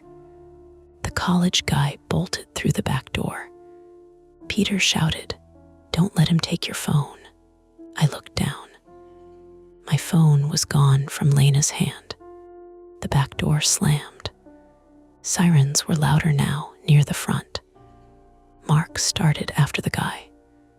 Lena grabbed him. Police are outside.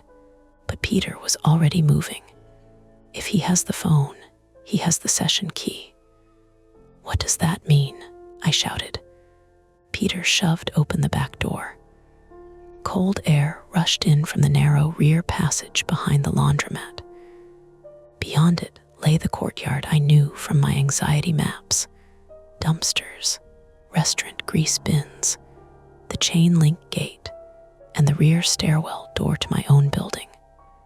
The college guy was sprinting across it with my phone glowing in his hand. On the floor under the dryer, the headset lenses lit up. A notification appeared across the phone screen before he disappeared around the corner, bright enough for all of us to see. Retreat route updated then. From the front of the laundromat, someone yelled, "Police." For one heartbeat, there were 2 exits. Front, police, witnesses, light. Back, stolen phone, session key. The only link to whatever had my name, my room, my fear profile. Then the front door buzzed and locked. The laundromat woman screamed at her counter, jabbing the release button. "It won't open." Peter looked at me through the steam and fluorescent glare. "They can keep you contained through any smart lock tied to the mesh," he said. "If your phone leaves range, the local session keeps running without you." "Without me," I said. His face was gray. "With your apartment map, your voice, your panic responses. Whoever they send next won't need you to put the headset on." Behind us, the front glass rattled as police pulled from outside. Ahead of us, the back door hung open into the courtyard. My shin throbbed. My socked feet were numb. My throat burned where the backpack strap had caught me. The headset lay under the dryer, glowing. My phone vanished around the rear corner, and the only way forward was deeper into the dark service passage behind the laundromat, away from the police lights, after the person who had stolen the one thing that could either prove what was happening or finish it without me. There was no going back. The back passage behind the laundromat was narrower than it looked from inside. That was the first bad thing. The second was the steam. It blew from a vent low in the brick wall, hot and wet, turning the air into a gray smear. My socks slapped through puddles of detergent runoff and old rainwater. The pain in my shin had become a hard pulse. Every step made it bloom. Ahead of me, Peter Vale moved fast for a man who had just broken into someone's apartment, and then tried to explain himself under fluorescent lights. He had one hand on the wall, guiding himself along the service passage toward the courtyard. Mark stayed close behind him, breathing hard through his nose. Lena kept one hand on my elbow, not dragging me, not exactly, but reminding me I still had a body that could move. Behind us, through the laundromat, the police were still at the front door. "Back door," someone shouted inside. A washer slammed into spin cycle. Metal rattled, the little girl cried. The laundromat worker yelled in Spanish. The whole building sounded like it was chewing itself apart. Then the back door swung shut behind us. Not slammed, pulled. Lena spun. The door clicked. "Mark," she said. Mark threw his shoulder into it. It didn't open. "Smart lock?" I asked. "Mag lock," Peter said. "Aftermarket, cheap, strong enough." "Why would a laundromat back door have a mag lock?" Peter looked at me over his shoulder. "Because someone wanted a choke point." That was all the breath we got. Ahead, the passage opened into the courtyard. It was shaped like a rough rectangle behind 3 buildings. My apartment building on the left, the laundromat directly behind us, and the back of the Greek restaurant on the right. At the far end stood a chain-link gate that led to the rear alley, padlocked from the outside. 2 green dumpsters sat beside it. A metal grease bin hunched under the restaurant's exhaust fan, which blew warm garlic and meat smoke into the cold. Above us, fire escapes zigzagged up brick walls like black ribs. College guy in pajama pants was halfway across the courtyard. He had my phone. Its screen glowed white in his hand. "Stop," Mark shouted. The guy looked back. He was younger than I'd thought, early 20s. White, thin acne along his jaw, hair plastered to his forehead. His pajama pants had cartoon planets on them. He looked ridiculous. Terrified, too. Then he held my phone up to his face like it had told him to. He smiled. Not because he was happy, because he was watching something on the screen. Peter swore. "Don't let him scan the gate." "What does that mean?" Lena asked. The guy reached the chain-link gate and angled my phone toward the padlock. A pale blue overlay flashed across the screen. Even from 30 feet away, I saw it, a digital hand, pointing. The same one that had guided me inside. "Evan," Peter said, "your phone is paired to your room mesh. If he feeds it new routes, he can make the session think this whole block is part of your safe space." Safe space. Not safe for you. Safe for the program. Mark was already running. No hesitation, no plan, just Mark. He crossed the courtyard hard, shoes splashing, shoulders forward. The college guy fumbled with the padlock. My phone chirped. The gate buzzed. The padlock didn't open, but a smaller latch beside it did, one I hadn't noticed before. A maintenance latch. The gate shifted inward an inch. Mark hit him before he could pull it wide. They crashed into the chain link. The fence sang. My phone flew. It hit the pavement, bounced once, and skidded under the grease bin. The college guy screamed, high and furious, and swung something. A box cutter. Mark jerked back, too late. The blade caught him across the forearm. Not deep enough to open him to the bone, deep enough. Blood appeared immediately, dark in the restaurant light, running toward his wrist. "Mark," Lena shouted. He looked at the cut like it offended him. Then he punched the guy in the chest. Not the face, not cinematic. A panicked, ugly shove punch that knocked the guy backward against the gate. The guy wheezed and folded, but he still had the box cutter. Peter grabbed a broken pallet slat from beside the dumpsters. "Drop it," he said. The college guy laughed once. "You're too late." From my backpack, still half open, came a vibration. I looked down.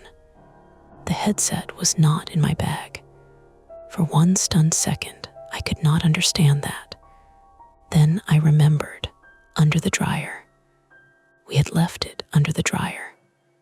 Lena saw my face change. "What?" "The headset." Peter went still. Behind us, from inside the laundromat, the machine stopped again, all at once. Then came a sound through the closed back door. Not my voice, not the baby. A steady tone, a calibration tone. Peter's face lost color. "It's mapping without the headset." "How?" Mark asked, clutching his bleeding arm. Peter pointed at the courtyard walls. Phones, cameras, smart locks. The headset was the interface, not the whole system. The college guy spat on the ground. "He said you'd follow it." "Who said?" I asked. He looked at me, breathing fast through his open mouth. Then he said, "Mirror." Peter hit him with the pallet slat, not hard enough to kill him, hard enough to knock the box cutter from his hand. It clattered near the gate. Lena kicked it under a dumpster. The college guy dropped to one knee, cursing. Lena grabbed Mark's injured arm and pressed both hands over the cut. "Hold pressure." "I'm fine." "You are leaking through your fingers." I said, "I'm fine." And I said, "Hold pressure." He held pressure. There was a short lull then, 10 seconds maybe. The courtyard steamed and hummed around us. Sirens wailed at the front of the building. Somewhere beyond the gate, a car alarm chirped and quit. My lungs dragged in air that tasted like metal, fryer oil, and bleach. My phone lit up under the grease bin. The screen faced upward. Session root complete home mirror. Extended final prompt required. Final prompt, I asked. Peter looked at me. I hated his expression before he spoke. "It needs you to confirm the root." "I'm not confirming anything." "It may not need a button," Lena said. "What does it need?" Peter swallowed. "A response. A biometric response. Voice, gaze, panic marker. The old prototypes used attention as consent. That was one reason they were shelved. "Attention as consent," Mark said, voice flat. That's the most tech company sentence I've ever heard. The phone displayed another line. "Look at the door none of us moved." "What door?" I asked. Then the rear stairwell door to my apartment building opened. It was on the left side of the courtyard, down 3 concrete steps beneath a rusted awning. I had never used it. Tenants weren't supposed to. It connected the basement, the old laundry room, and the interior stairs. The super kept it locked. It stood open now. A dull yellow bulb glowed inside. And from that basement doorway came my own voice. "Evan," not the headset imitation. Closer, better, still wrong, but better. "Evan, please." It sounded like me after crying. Mark whispered, "Do not." I knew that. I knew. But hearing yourself beg is different from hearing your name. It crawled under my ribs. It carried every private sound I had tried never to make in front of anyone. The elevator panic, the little cracked breaths, the apologies after. The app had learned me in one evening, or maybe my phone had carried more than I wanted to know. Therapy apps, voice memos, work calls, search history, panic markers, a whole pattern of fear converted into bait. Lena stepped in front of me. "Look at me," she said. "I am, not the door. I'm not. You are." She was right. My eyes kept trying to slide past her shoulder. The basement door waited. My voice came from inside again. "It's safer in here," Peter said. "That's the root. It wants him inside the building." "Why?" Mark asked. "To put him back where the original room mesh started. Apartment, basement, stairwell, fire escape, laundromat. It builds a loop. Once he follows it wearing the device or through the phone, it can keep prompting him until exhaustion or injury. That's attempted kidnapping by software," Mark said. Peter looked at the college guy on the ground. "Not only software." The guy grinned through blood on his lip. "You don't get it. It's not kidnapping. It's training." Peter's face twisted. "Training for what?" The college guy didn't answer. My phone beeped. "Final prompt required timeout. 02:002 minutes." "What happens at timeout?" Lena asked. Peter shook his head. "Could default, could wipe, could hand off to another device." "Another device where?" He looked at the rear stairwell door. Inside the basement, something moved. A small sound. Not footsteps exactly. A scrape, like furniture dragging above us earlier. The upstairs dragging sound. Not upstairs, below. All night I had heard it through the building and told myself it was a chair, a dog crate, a neighbor. Now it came from the basement stairwell. Slow, heavy, 6 inches at a time. Mark went pale under his beard. Someone else is in there. Lena grabbed my wrist. Police are at the front. We wait. We're locked back here, Peter said. They'll get through. In 2 minutes, the phone under the grease bin changed. Timeout. 0142, the basement voice whispered. Evan, I can't breathe. My chest tightened so violently I doubled over. There it was. Elevator between floors. Corner. Backpack clutched to my chest. Men laughing kindly because they didn't know what else to do. Air suddenly too thick to use. Lena crouched with me. Count the courtyard. What? Map it out loud. I can't. Yes, you can. Left side. I dragged in air. Building door, 3 steps. Rusted awning. Right side. Restaurant wall. Grease bin, fan, far end. Gate, dumpsters, mark. Good, near side. Laundromat door. Locked, you Peter. Where are you? Courtyard. Where is the voice? Basement. Is it you? No, say it. It's not me. Again. It's not me. The pressure eased enough for me to stand. Mark had wrapped his overshirt around his forearm. Blood already spotted through. He picked up the broken pallet slat Peter had dropped and shoved it through the gate gap, jamming the maintenance latch so it couldn't open farther. Phone, he said. We need your phone. It's under the grease bin, Lena said. Mark looked at the bin. It was a square metal container on casters, pushed against the restaurant wall, heavy, slick, smelling of old fat. Of course it is. He tried to move it one-handed. It didn't budge. Lena joined him. Peter too. The 3 of them strained. The bin shifted half an inch, wheels stuck in a crack. The phone kept beeping. Timeout. 0106, the college guy on the ground started laughing again. Don't need the phone, he said.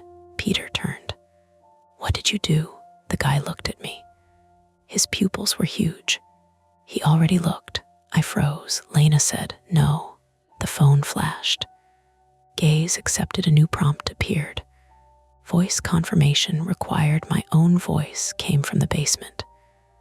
Say yes, Evan. Mark lunged at the basement door. Lena grabbed him with both hands. No, he's in there. Exactly. Someone's dragging something in there. And if you go in, you vanish too. Police are outside the wrong door. Mark shoved away from her, wild with pain and fear. I am not standing here while some freak uses his voice to bait him into a basement. The bravery of that nearly broke me because it was real and stupid and exactly Mark. He was hurt. He was bleeding. Was still trying to make himself the wall between me and the thing. So I did the only useful thing I could think of. I picked up the box cutter from under the dumpster. Lena saw me. Evan, I didn't go toward the basement. I went to the QR sticker, not the one in the laundromat. Another one half hidden on the courtyard side of the back door frame. Same black square. Same small text. Mirror room private beta. Everything had been prepared. The laundromat, the alley, the courtyard, the gate, the back door. Prepared meant installed. Installed meant wires. Mark, I said, where does a mag lock get power? He blinked, then understood. Door frame, control box, usually above or inside. Can we cut it? Maybe, Lena said with a box cutter. Mark was already at the back door looking up. No, but we can break the cover. Peter joined him. There, above the door, partly hidden by a dusty plastic shield, was a small black access box with a cable running into the brick. Mark stood on an overturned milk crate, swayed, cursed, and smashed the pallet slat into the cover. Once, twice. The third hit cracked it. His injured arm slipped. He almost fell. Lena steadied him. Again, she said. He hit it again. The cover popped open. Inside, wires, red, black, white, green, a tiny LED. Mark laughed once, breathless. Finally, a problem from Earth. Timeout. 0035, the basement voice changed. Not mine now. Lena S. Evan, he's bleeding too much. Mark stopped. Lena's real face went slack. From the basement, her copied voice said, "Please help him." Mark looked at the door. The system had found him too. Maybe from the laundromat, maybe from our phones, maybe from every voice that had bounced around the night. "No," Lena said, and this time her voice shook. "Mark, wires," he stared. The basement voice repeated, "Help him." "Mark," I shouted. He snapped back. "What wire?" Mark blinked hard at the access box. "Power is usually red, but if I cut wrong, it could fail locked." "Then don't cut wrong," Peter said. "Thank you, QA guy." He held out his hand. "Box cutter." I gave it to him. His fingers were slippery with blood. He cut the red wire. Nothing. The LED stayed on. Damn it. Timeout. 0019, the basement door opened wider. Inside, at the bottom of the steps, something white moved. A face. No. A mask. A cheap white plastic mask.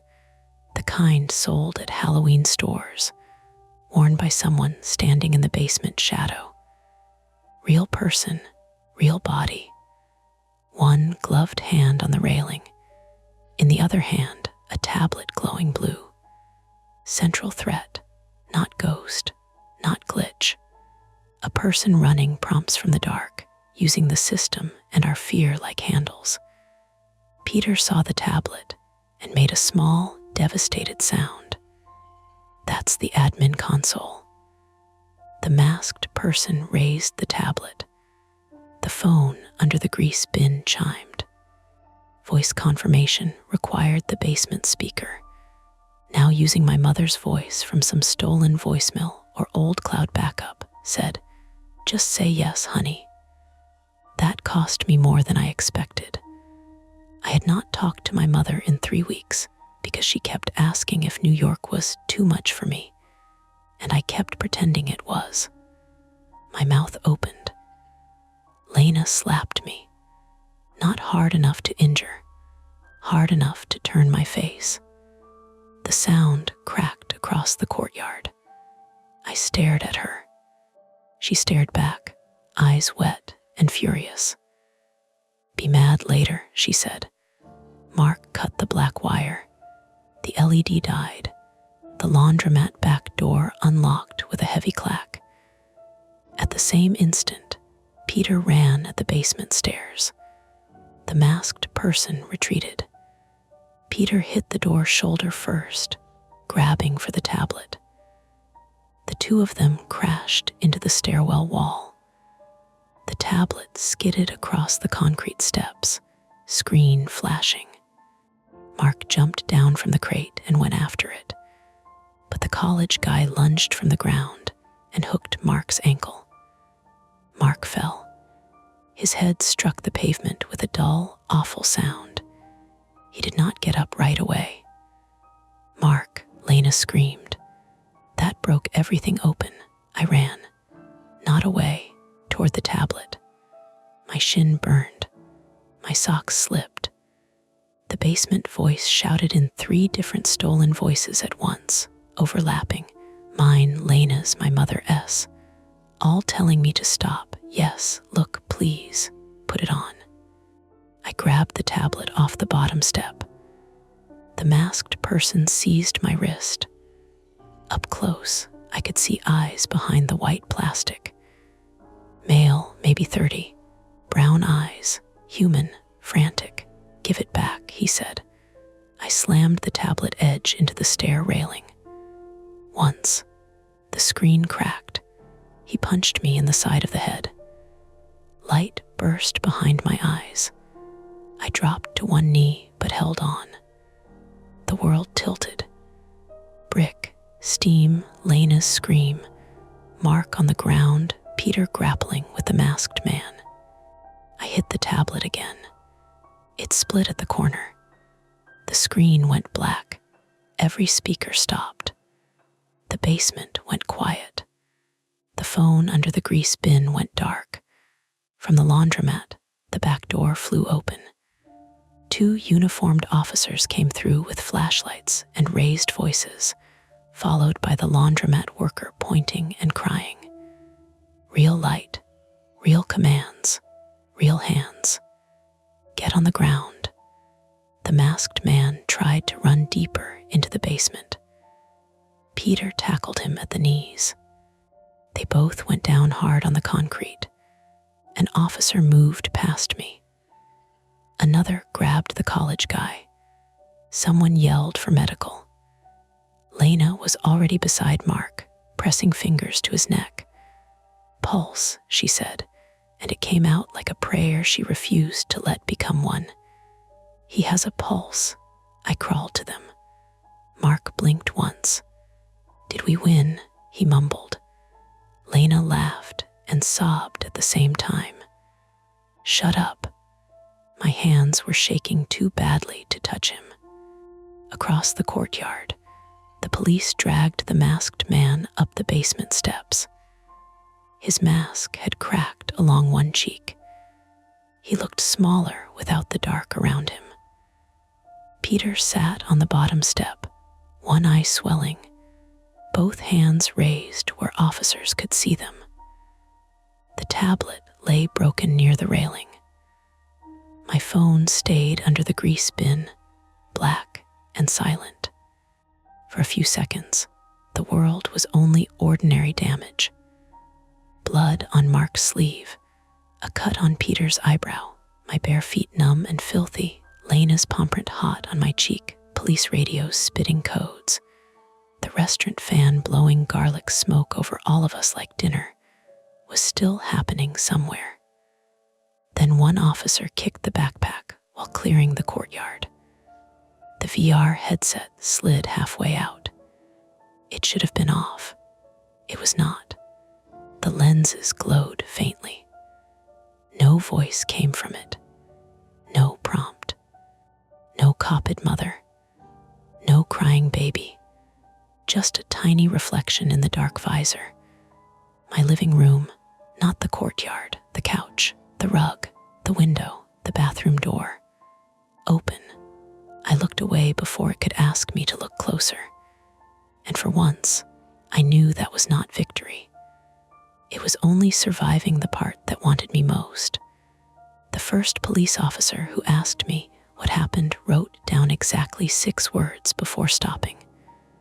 I watched his pen hover over the page. Used VR headset. Man broke in. He looked from me to Mark, who was sitting on the open back of an ambulance with his forearm wrapped in gauze, and a bright yellow concussion blanket over his shoulders. Then to Lena, who still had my bloodless phone in one hand and a smear of someone else's blood on her sleeve.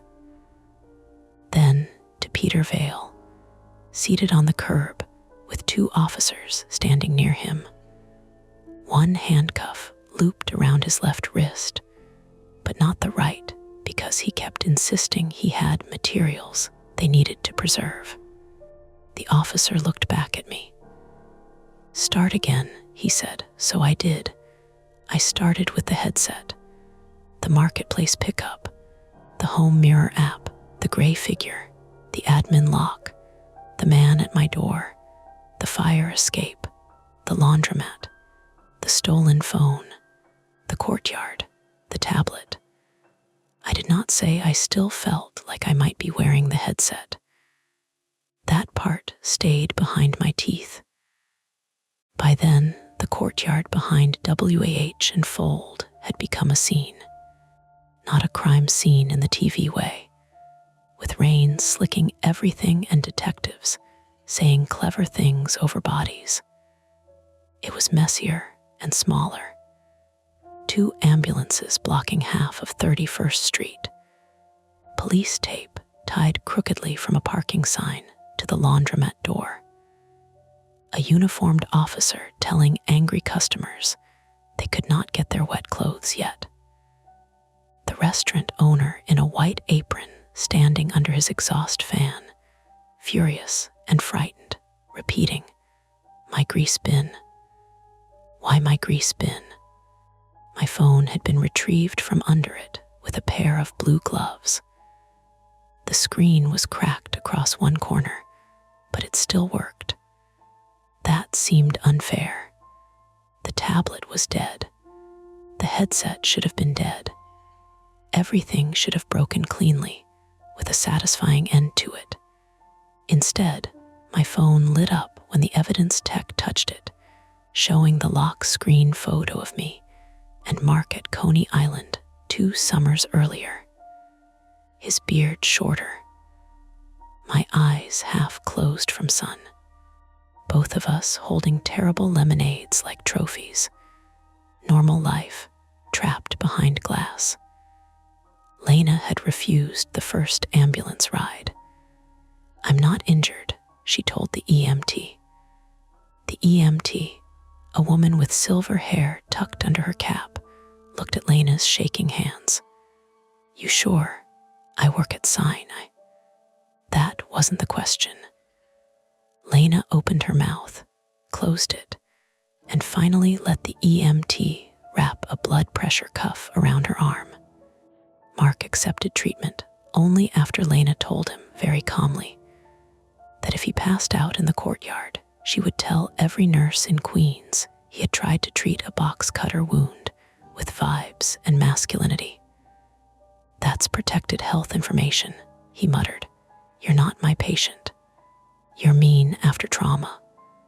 I'm efficient after trauma." He smiled at that, but only for a second. Then his face twisted and he looked away, jaw clenched. The wound on his arm needed stitches. The fall had left him with a mild concussion.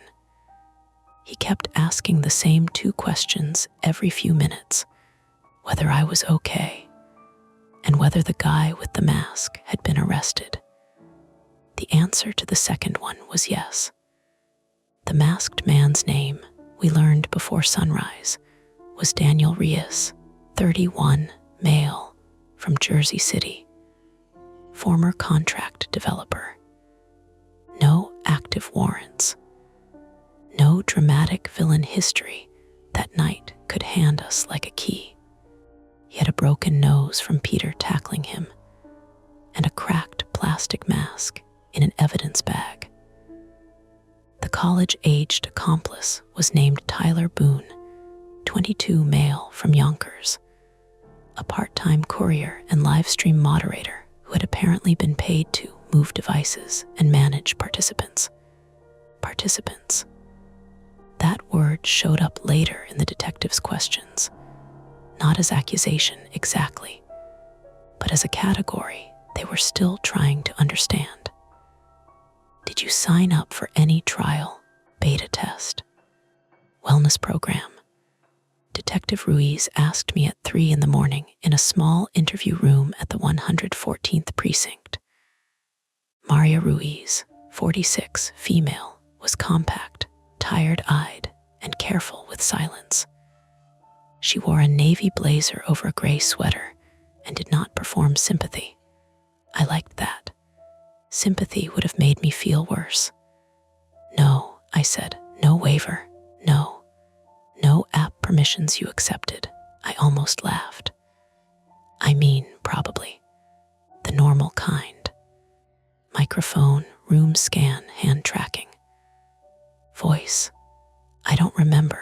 She wrote that down.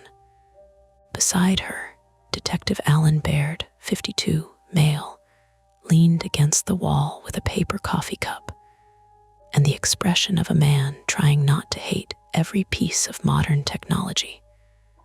He had a mustache that belonged on an old transit cop and a phone case held together with tape. This mirror room thing, he said. UD never heard of it before tonight. No. Mr. Vale says it was an abandoned therapy simulation. Peter said a lot.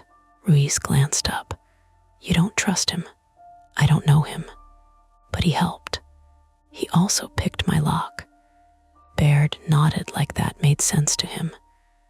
People contain multitudes. Ruiz gave him a look. He took a sip of coffee. Peter's part was the hardest to explain because it did not fit neatly. He had, in fact, once worked quality assurance for a small contractor that built immersive behavioral training environments for clinics, insurance DMOS, and high-stress decision modeling. He had screenshots, old emails, archived bug reports. He also had a history of online posts warning that mirror room code had been copied and repurposed by private groups after the contractor folded. He had seen my seller's username appear in a private forum 3 weeks earlier, he said. He had been tracking accounts. He had followed a device handoff too late. He had found my building because the headset briefly reconnected at 8:41 and leaked partial location data through an admin monitoring tool he still knew how to access. That was his explanation for the break-in. Detective Ruiz wrote it all down. No one said it was legal. No one said it was impossible. I sat under fluorescent lights with a paper cup of water and a hospital blanket over my shoulders, and I kept waiting for the room to smear at the edges. It didn't. That almost made it worse. At Mount Sinai, Queens, they cleaned the cut on my temple where Daniel had punched me with his knuckles, or the edge of the tablet, or both. The doctor said I had a mild concussion too, plus bruised ribs and a shin contusion. My feet were scraped and filthy from the fire escape and courtyard. They washed grit out of my left heel while I gripped the bed rail and tried not to apologize every time I flinched. Lena finally let someone look at her after Mark was treated. Her blood pressure had spiked. Her hands would not stop trembling when she tried to sign discharge paperwork. I'm fine, she said. The nurse looked at her. Lena sighed. I am not fine, but I am functional. That's a start, the nurse said. Mark got 7 stitches. He insisted it was 6, until Lena counted the knots and said, 7, in the same voice she had used when telling me to map the courtyard. By daylight, the city had done what it always does after something terrible. It made room around it without stopping. The laundromat reopened by noon with one handwritten sign taped to the door. Back machines out of order. The bodega guy on the corner told a reporter he always knew something was weird upstairs, even though he had once asked me if I lived in Brooklyn. Someone posted a shaky video of us in the laundromat online, but it was taken down after the police contacted the platform. Then reposted. Then stitched into a joke by someone who thought the crying baby phone was staged. Mark saw it first. "Don't look," he said. So of course I did. There we were, damp, scared, badly lit. Me with the backpack against my chest. Lena arguing with the laundromat worker. Mark by the door. The comments were exactly what you would expect. People saying fake. People saying viral marketing. People saying they would have handled it better. The video ended before the back door, before blood, before the basement voice used my mother. I closed the app and put the phone face down. Then I turned it off. Then I put it in a kitchen drawer. Then I took it back out 30 seconds later because I needed to text my mother. I told her there had been an incident, that I was physically okay, that I would call after sleeping. She called immediately. I let it ring because I could not bear to hear her real voice yet. Then I hated myself for that. When I got home 2 days later, my apartment door had a new lock. The super installed it himself while avoiding eye contact and saying, "Crazy world, huh?" Every 4 minutes. The bathroom door was closed. I stood in the entryway staring at it until Mark, who had been ordered not to lift anything heavier than a grocery bag, and was therefore carrying exactly 1 grocery bag with great resentment, bumped my shoulder. "You want me to open it?" he asked. "No, you sure?" "No," he waited. That was new. Mark was not good at waiting. Usually he filled silence with jokes or instructions. Now he stood beside me with his bandaged arm held stiffly against his side and let the apartment exist around us.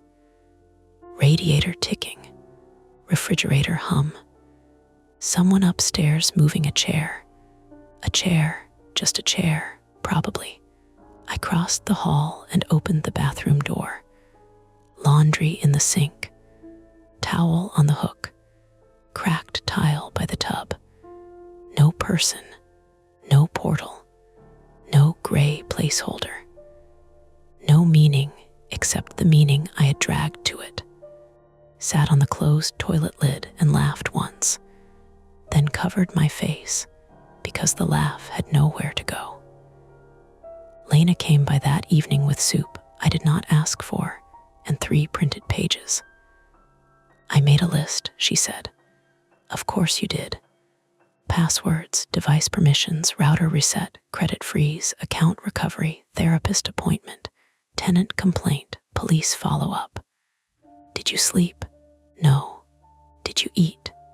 She ignored that and taped the list to my fridge with a magnet shaped like a tiny tomato. We did most of it together. Mark complained through the router reset because he had only 1 usable arm and hated that I could reach the shelf more easily.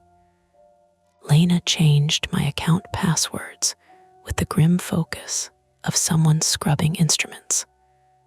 I called my therapist and left a message that I needed an appointment sooner than Thursday. Then we put the headset box on the kitchen table.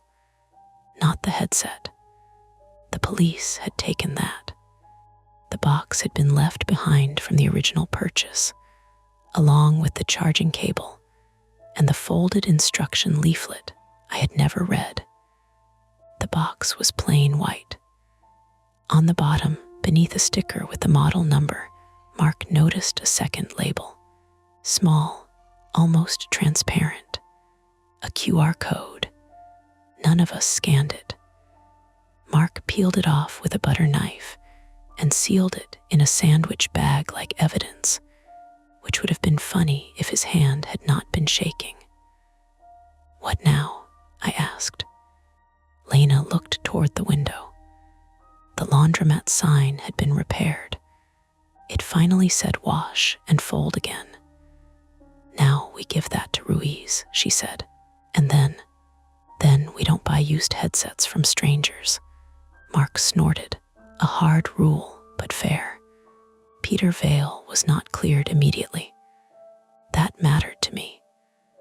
A simple version of the story would have made him the misunderstood rescuer, the man who knew too much and arrived just in time. Real life did not give him that clean an exit. He was charged first with unlawful entry and possession of burglary tools because the lock picks were in his coat. Then the charges shifted as detectives confirmed parts of his story. He had broken laws. He had also likely prevented worse damage. Ruiz never told me exactly what deal he made or whether he was cooperating in a larger investigation. She only said, "He is useful," which is not the same as innocent. Daniel Reyes and Tyler Boone were arrested. More devices were seized from a storage unit in Long Island City. Headsets, phones, mini routers, magnetic locks, printed QR stickers, a few cheap masks, and binders of notes labeled with words that made my skin feel too tight.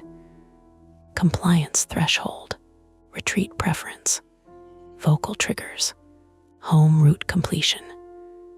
Ruiz did not let me see the binder with my name in it, but she confirmed there was one. Thin, she said, recently started. That was supposed to comfort me. It did not. M1R0R room was never identified as a single person. The marketplace account had been accessed through public Wi-Fi, burner phones, and stolen profiles. Some messages appeared automated. Some did not. The device handoffs had happened in different boroughs, always cheap, always urgent, always framed as ordinary resale. "Why me?" I asked Ruiz during the last formal interview. She folded her hands on the table. "Possibly opportunity," she said. "You answered the listing. You had the right kind of apartment. You used the app. Your profile gave them usable responses. That's not an answer." "No," she said. "It's what we have." The almost ordinary reality returned in pieces. Mark went back to work after a week and called me from a hotel boiler room to complain that his stitches itched, and his boss had told him to avoid hero nonsense on company time. Lena returned to night shifts and texted me pictures of hospital vending machine dinners with ratings out of 10. I started taking the elevator again, but only when it was crowded. I told myself that counted. I bought blackout curtains. I stopped using voice assistants. I kept my phone camera covered with a sliding plastic tab mark installed while making a speech about analog solutions for digital idiocy. Sometimes, when the N train rattled past and shook the window, I still looked at my hands. Not because they lagged, because I expected them to. That was the crack the night left in me. Not the belief that I was trapped in VR. I knew I was. The doctors, detectives, stitches, paperwork, insurance claims, and my electric bill all made a strong case for reality. The crack was smaller, a distrust of smoothness. If a door opened too quietly, I noticed. If my phone took half a second too long to wake, I set it down and waited. If someone in a video call froze with their hand raised, I had to look away until the frame caught up. 3 weeks after the arrests, Detective Ruiz called to say I could pick up some property. Not the headset. That remained evidence. My phone. They had wiped it after imaging the data. New operating system. New passwords. Clean, she said, clean. I took it home in a brown envelope and left it on the kitchen table for 6 hours before turning it on. Mark was there. Lena too. We had made it a rule without saying it. No new devices alone. The phone booted normally. Apple logo, hello screen. Setup prompts. No strange apps. No overlays. No pale blue hand. I breathed. Mark said, see. Lena said, don't rush him.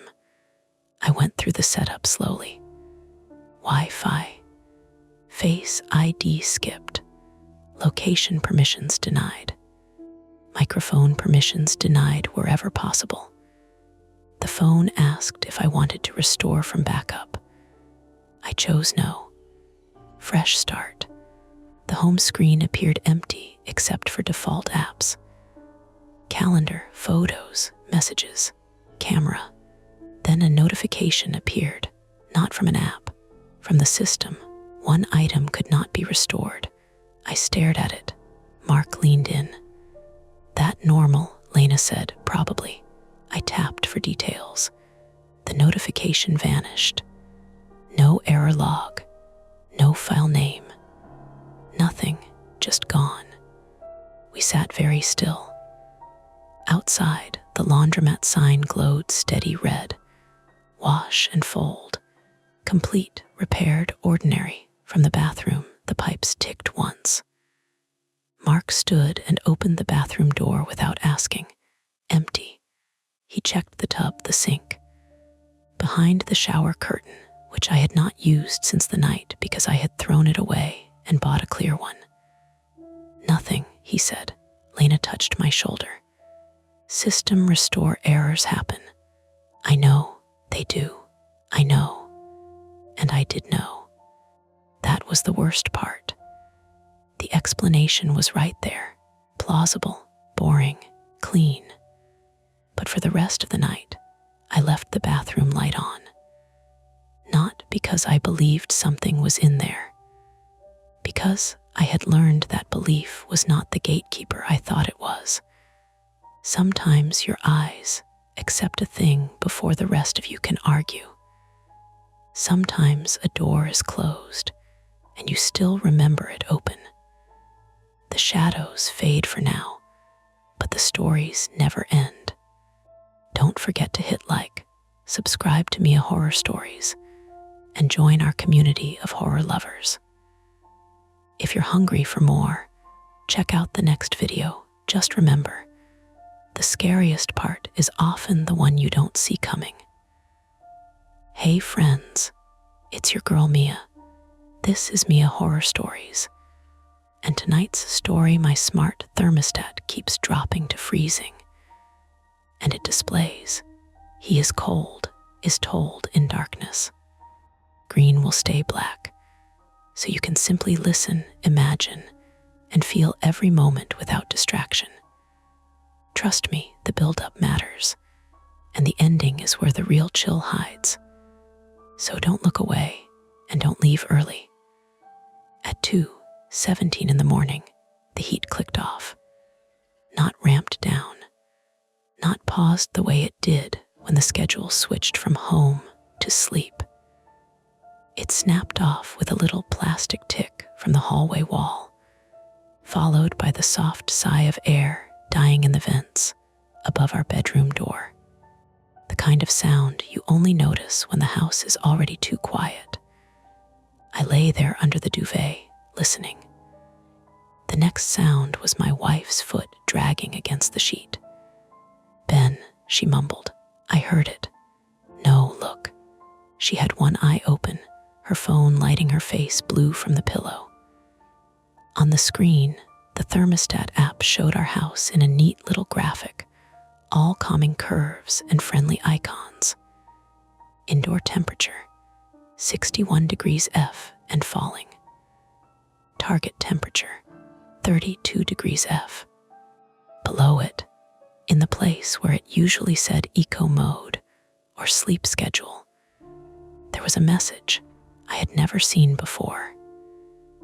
He is cold. My name is Ben Mercer, 36, male, originally from Erie, Pennsylvania, which means I grew up hearing adults describe bad whether like it was a moral test.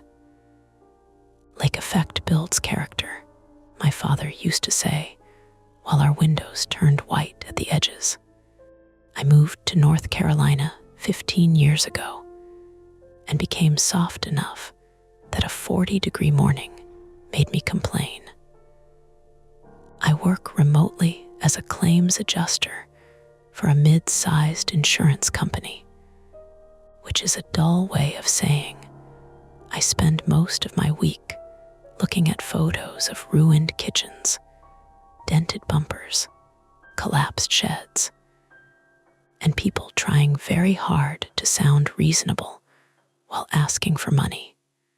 My wife, Laura Mercer, 34, female, is from Columbus, Ohio, and teaches second grade at an elementary school in Durham. She has the kind of patience that makes strangers tell her too much in grocery store lines.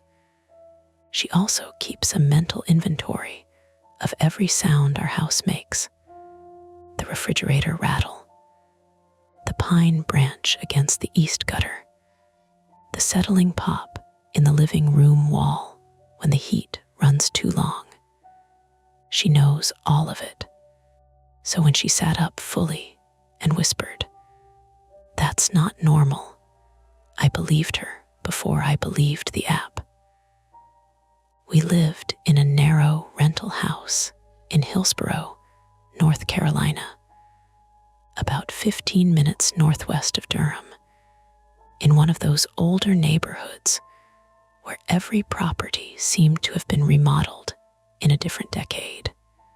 Our place had a brick front, vinyl siding on the back, a crawl space low enough to scrape your shoulders, and a smart thermostat installed by the owner because, in his words, tenants kept roasting the place in winter. The house smelled faintly of dust when the heat kicked on, and faintly of wet leaves when it rained. That night it smelled like both, plus the bitter metallic cold that collects around window glass. "It has to be a glitch," I said. Laura turned the phone toward me as if the message might behave differently with an audience. "He is cold. Why would it say that?" "I don't know. Maybe it's some alert template, like furnace sensor. At 2 in the morning, furnace sensors don't keep business hours." She stared at me. I regretted the joke as soon as it left my mouth, not because it was bad, although it was, but because humor is my first move when I don't want to admit I'm nervous.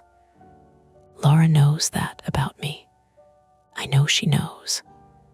We have been married 7 years, which is long enough to recognize the exact tone of someone trying to make a small problem stay small. The house had already begun changing around us. The floorboards outside the bedroom creaked once, not under weight, just from the temperature shift. Somewhere inside the wall, a pipe gave a single sharp tap. The vent over the dresser clicked as the metal contracted. Laura pulled the duvet tighter around her shoulders. "Can you turn it back up?" I opened the app on my own phone. Same screen, same target. I tapped the plus button. 32 became 33. Then, before my thumb lifted, it jumped back down. "Ben, I see it." I tapped again. This time I held my finger on the button and watched the numbers race upward. 41, 42, 43, 44. The app lagged for half a second, like it was thinking. Then the screen refreshed. 32 degrees F. "He is cold." The hallway thermostat made another small tick. I got out of bed too fast and stepped into cold that had gathered along the floor. It bit the arches of my feet. Our old dog, Mabel, lifted her head from the blanket pile beside Laura's dresser and let out one confused huff, her gray muzzle pointed toward the bedroom door. Mabel 12, female, was a beagle mix with cloudy eyes and stiff hips, adopted before Laura and I got engaged. She had the survival instincts of a throw pillow, but she knew when Laura was upset. She stood, shook herself, and her collar tags made a tiny, nervous jingle. "It's okay, Mabe," Laura said, though her voice made it clear she was talking to herself. I pulled on sweatpants and a hoodie. "I'll check the thermostat. Take your phone. It's 10 feet away. Take your phone." So I did. Our bedroom opened into a short hallway that led past the office on the left, the bathroom on the right, then into the living room and kitchen. At night, with the lights off, the house always looked longer than it was. The smart thermostat glowed on the wall outside the office, a pale circle at chest height. Its display usually showed a fat white number and a little orange flame icon when the heat was running.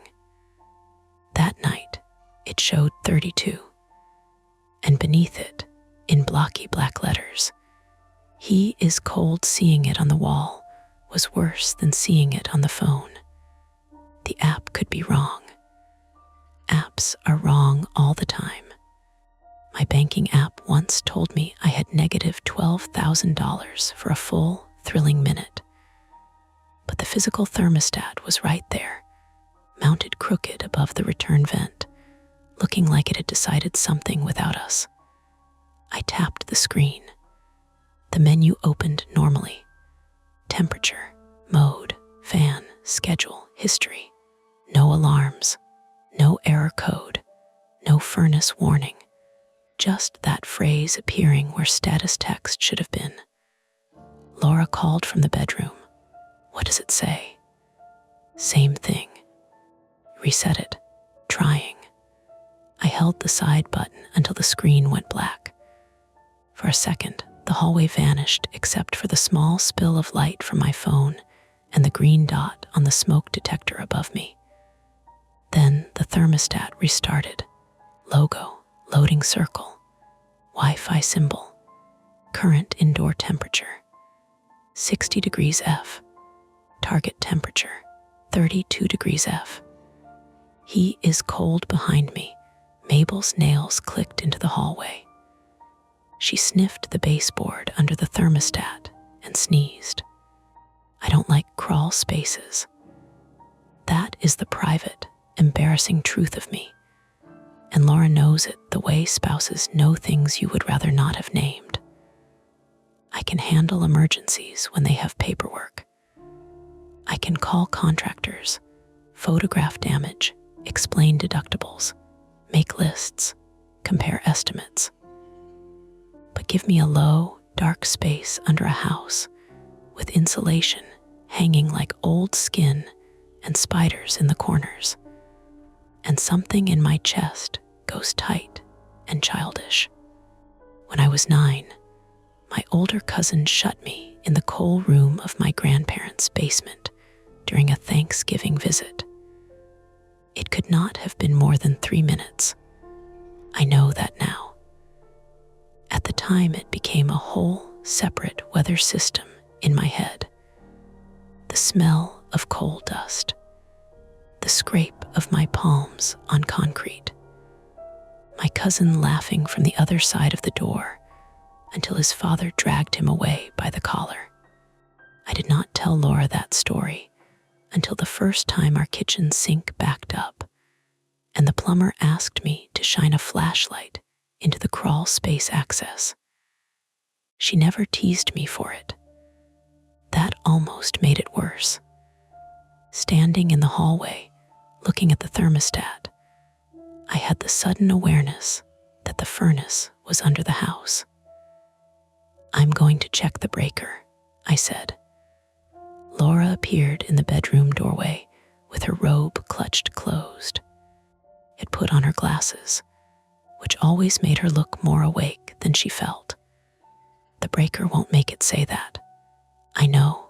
Then why are you checking it?" because I can check a breaker at 2 in the morning without calling someone and saying our thermostat is haunted. Her mouth tightened at the word. Not fear, exactly. Irritation. Laura hates when I name a thing ridiculous before we understand it. It makes her feel alone with the part of it that isn't funny. I didn't say haunted, she said. I know. You're doing the thing. What thing? The thing where you decide it's stupid so you don't have to be scared of it. The hall vent gave a dry pop above us. I looked at the thermostat again. He is cold fair, I said. That helped a little. Not much, but enough for her shoulders to drop. We walked together to the kitchen. Mabel came after us, limping slightly on her back left leg, tags jingling with each uneven step.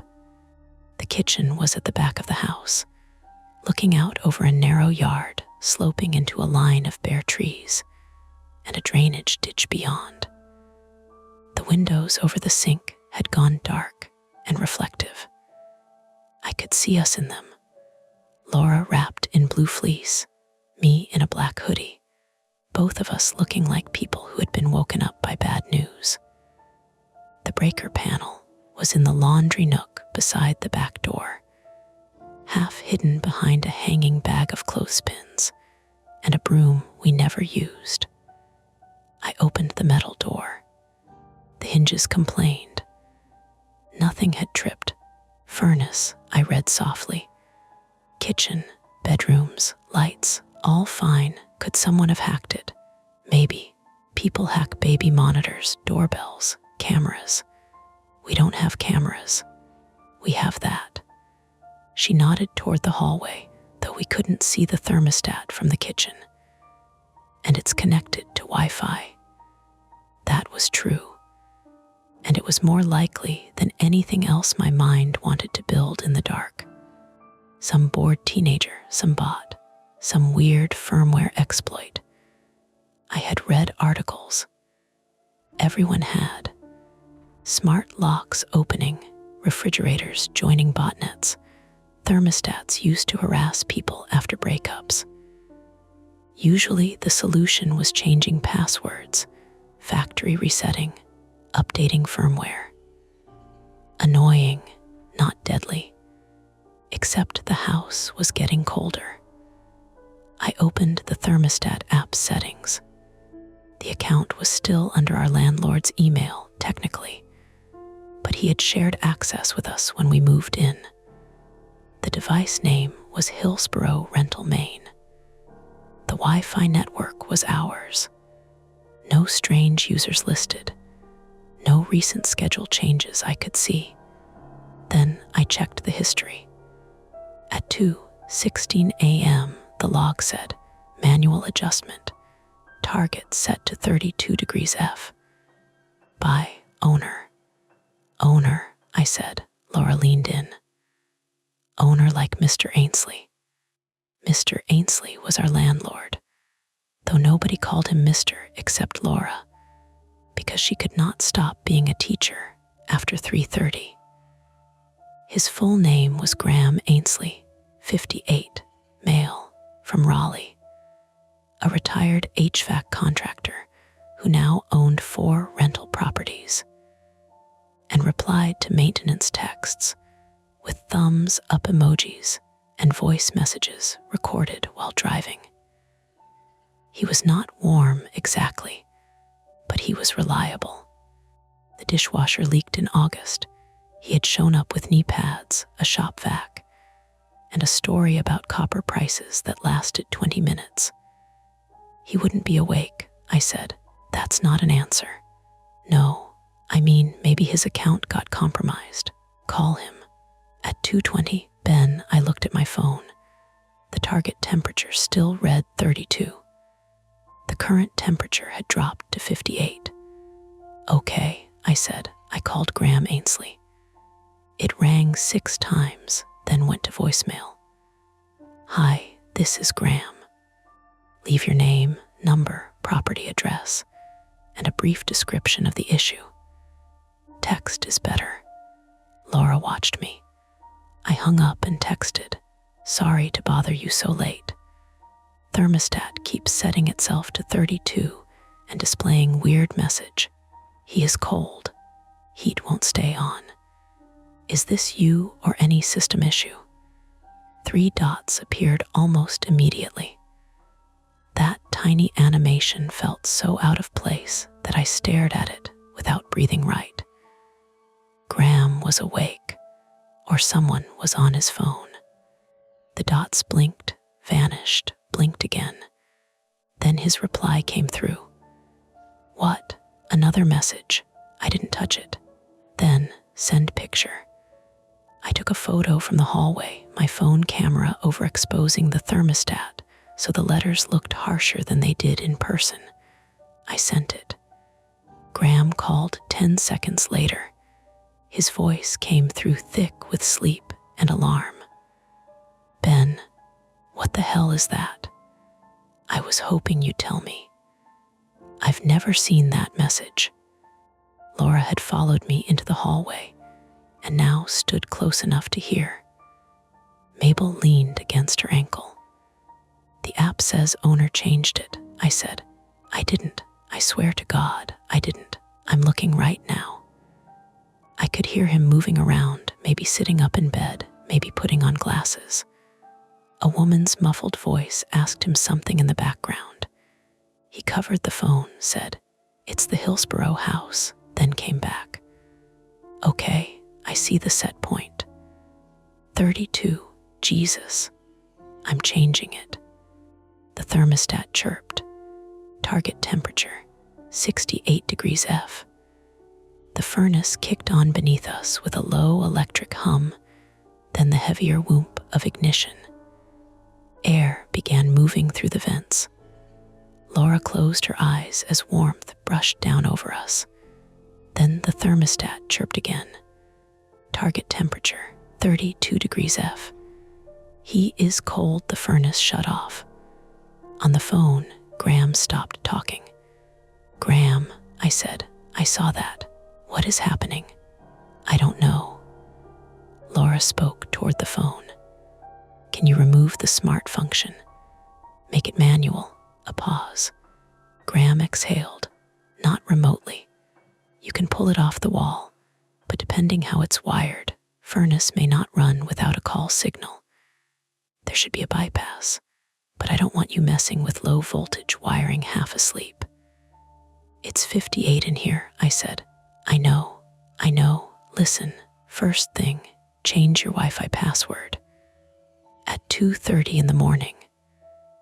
If somebody's in the thermostat, kick it offline.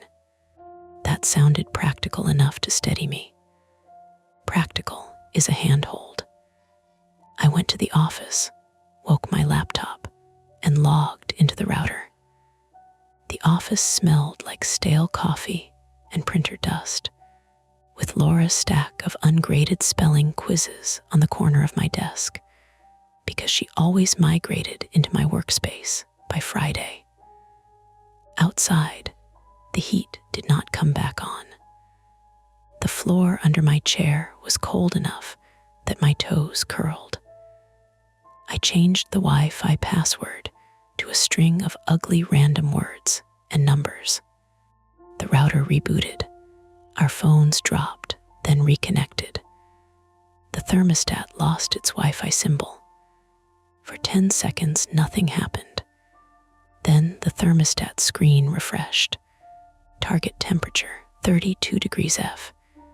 "He is cold, no," I said. Laura, standing in the office doorway, asked, "What? It's offline." So how is it still?" A thump came from under the house. Not loud, not cinematic, not the crash of a monster or a body. Just a dull, contained bump from below the floorboards, somewhere beneath the living room, as if a heavy pipe had shifted or a cardboard box had fallen over in the crawl space. Mabel barked once. All 3 of us froze. The house made other noises around that one. The refrigerator compressor ticking, the faint hiss of water in pipes, a truck passing on the street outside, tires whispering over damp pavement. Normal things, each one briefly suspect because of the sound below. Laura whispered, "Was that the furnace?" "Maybe. You don't know." "No." The thermostat remained lit in the hall. "He is cold." I called Graham back. He answered before the first ring finished. "It's still doing it offline," I said. "That's impossible if it's cloud access." "We heard something under the house." He went quiet again. I could hear him breathing through his nose. Could be ducts contracting. It was a thump. Animals get into crawl spaces, raccoons, possums. I've sealed that access twice. A raccoon changed the thermostat. "Don't be cute with me right now." That was when I understood Graham was scared too. Not panic scared, liability scared, owner of the house scared. The kind of fear that makes people speak sharply because they are already imagining reports, repairs, blame, questions. He said, "There's an emergency HVAC company in Durham I use. I can call them, but at this hour you'll pay after hours rates unless it's my equipment failure. And even then, Graham." "Right, sorry. I'll cover it. But if there's an animal under there, HVAC won't handle that. You'd need animal control, and they don't come for maybe possums at 2 in the morning." Laura said, "What about police?" I repeated it. Graham hesitated. For a thermostat malfunction and a thump under the house. Another hesitation. "You can call the non-emergency line if you feel unsafe, but they're going to ask if you saw someone, heard voices, signs of entry." We had not. That was the problem. Everything had an explanation if you kept each piece separate. A hacked thermostat, a firmware bug, a landlord account glitch, a furnace noise, an animal in the crawl space, a cold house in January. None of those deserved panic by itself. Together, they made the hallway feel narrow. Laura went to the front door and checked the deadbolt. Then the chain. Then the little wedge alarm her sister had given her after a break in 2 streets over. It was still jammed tight under the door. I checked the back door. Locked. The kitchen window latches. Locked. Office window. Locked. Bedroom windows. Locked. The house held its shape. No broken glass. No muddy footprints. No open doors. The current temperature dropped to 56. Mabel followed us room to room, tail low. "We can leave," Laura said. I looked at her. She said it again, firmer. "We can put Mabel in the car and go to a hotel." There was relief in the idea, immediate and almost embarrassing. Warm lobby, bad coffee, a bed where the thermostat was someone else's problem. Distance. Then I pictured the pipes under the house. The old ones Graham had warned us about during the December cold snap. If it gets below freezing in the crawl space, leave the cabinet doors open, he had said. Drip the faucets if needed. This house wasn't built for deep cold. "It's not freezing inside yet," I said. Laura laughed once without humor. "Great. If the furnace stays off and we leave, pipes could burst. That is a landlord problem. It becomes a us problem if our stuff floods. Our stuff is not worth staying in a house that is acting weird." She was right, mostly. But my mind had already started stacking obligations like sandbags. The dog's medication in the kitchen cabinet. Laura's school laptop. My work files. The antique cedar chest from my mother, sitting against the bedroom wall. The deductible. The fight with Graham. The embarrassment of calling police because a thermostat displayed a sentence. And under all of that, the crawl space door outside near the back steps, with its rusty latch and warped plywood panel. Another tap sounded below us. This one was lighter. Then a scrape. Laura gripped my wrist hard enough to pinch skin. We stood in the living room, not speaking, while the thermostat glowed down the hall. The scrape came again, slow and short, from beneath the floor near the return vent. It might have been an animal. It might have been metal dragging as ducts contracted. It might have been something loose shifting in a current of air. It might have been nothing we needed to see.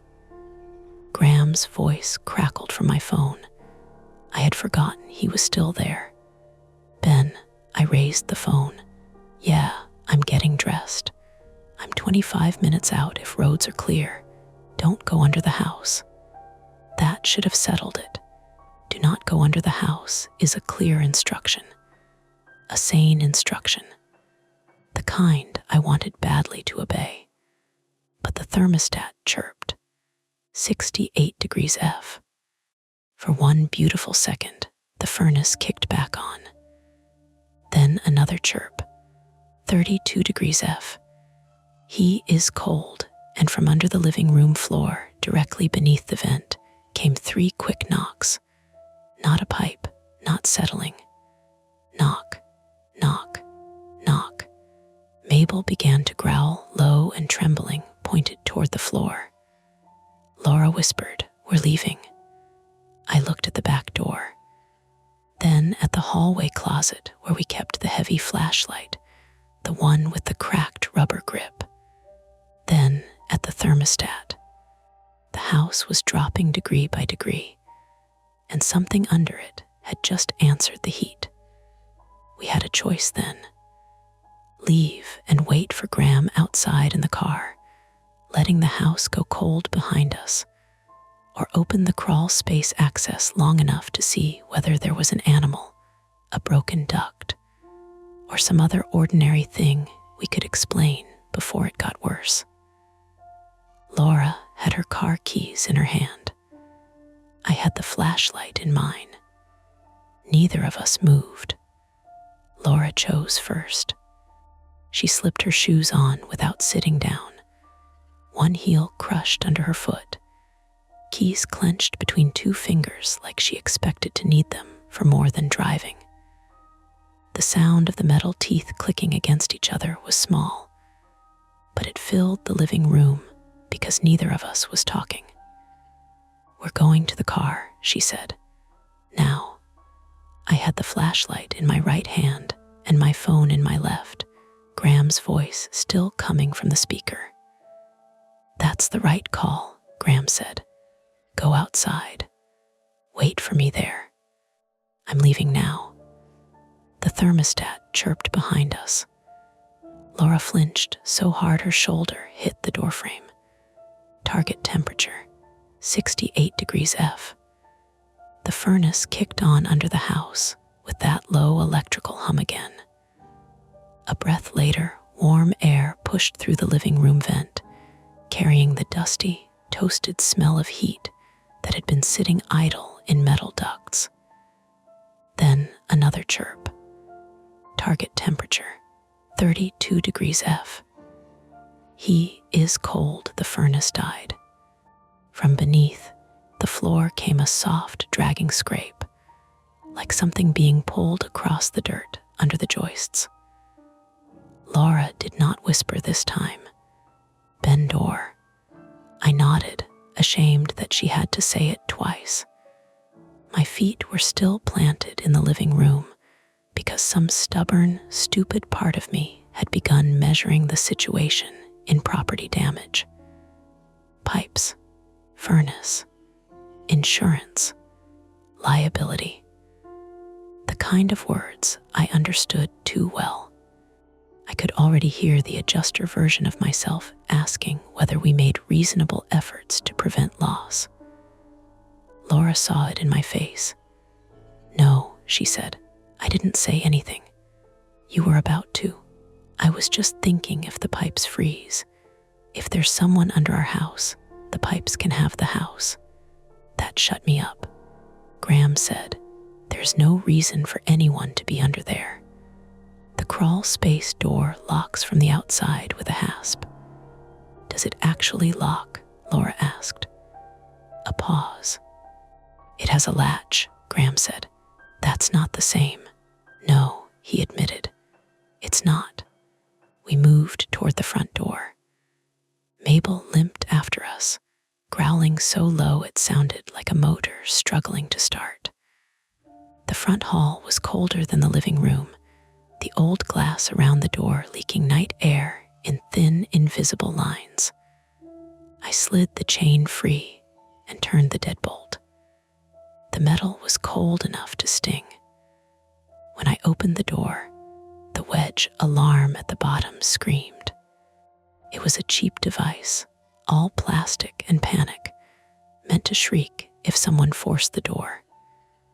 In that tiny house at almost 3 a.m, it went off like a fire alarm. Laura cursed and dropped her keys. Mabel barked and scrambled backward, nails skidding on the floor. I kicked the wedge away with my socked foot, and the alarm cut off mid-wail, leaving my ears fizzing. "Sorry," Laura said automatically, though she had nothing to be sorry for. Outside, the porch light flickered over wet steps and a patchy winter lawn. The street was empty. Houses sat quiet behind bare crepe myrtles and parked cars silvered with dew.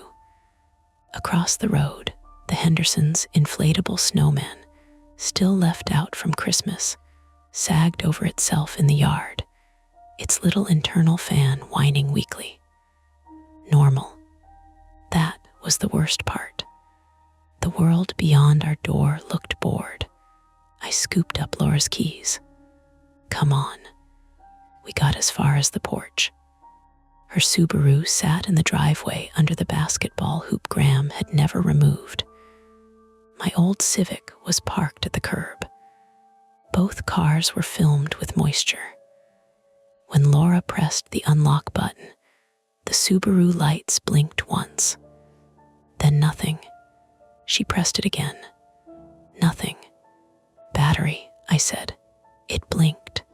She pressed harder, as if the fob might respond to pressure instead of signal. "Come on." Mabel trembled against my shin. The cold air hit harder outside, damp and mineral, carrying the smell of wet leaves from the ditch behind the house. Somewhere down the block, a dog barked twice and stopped.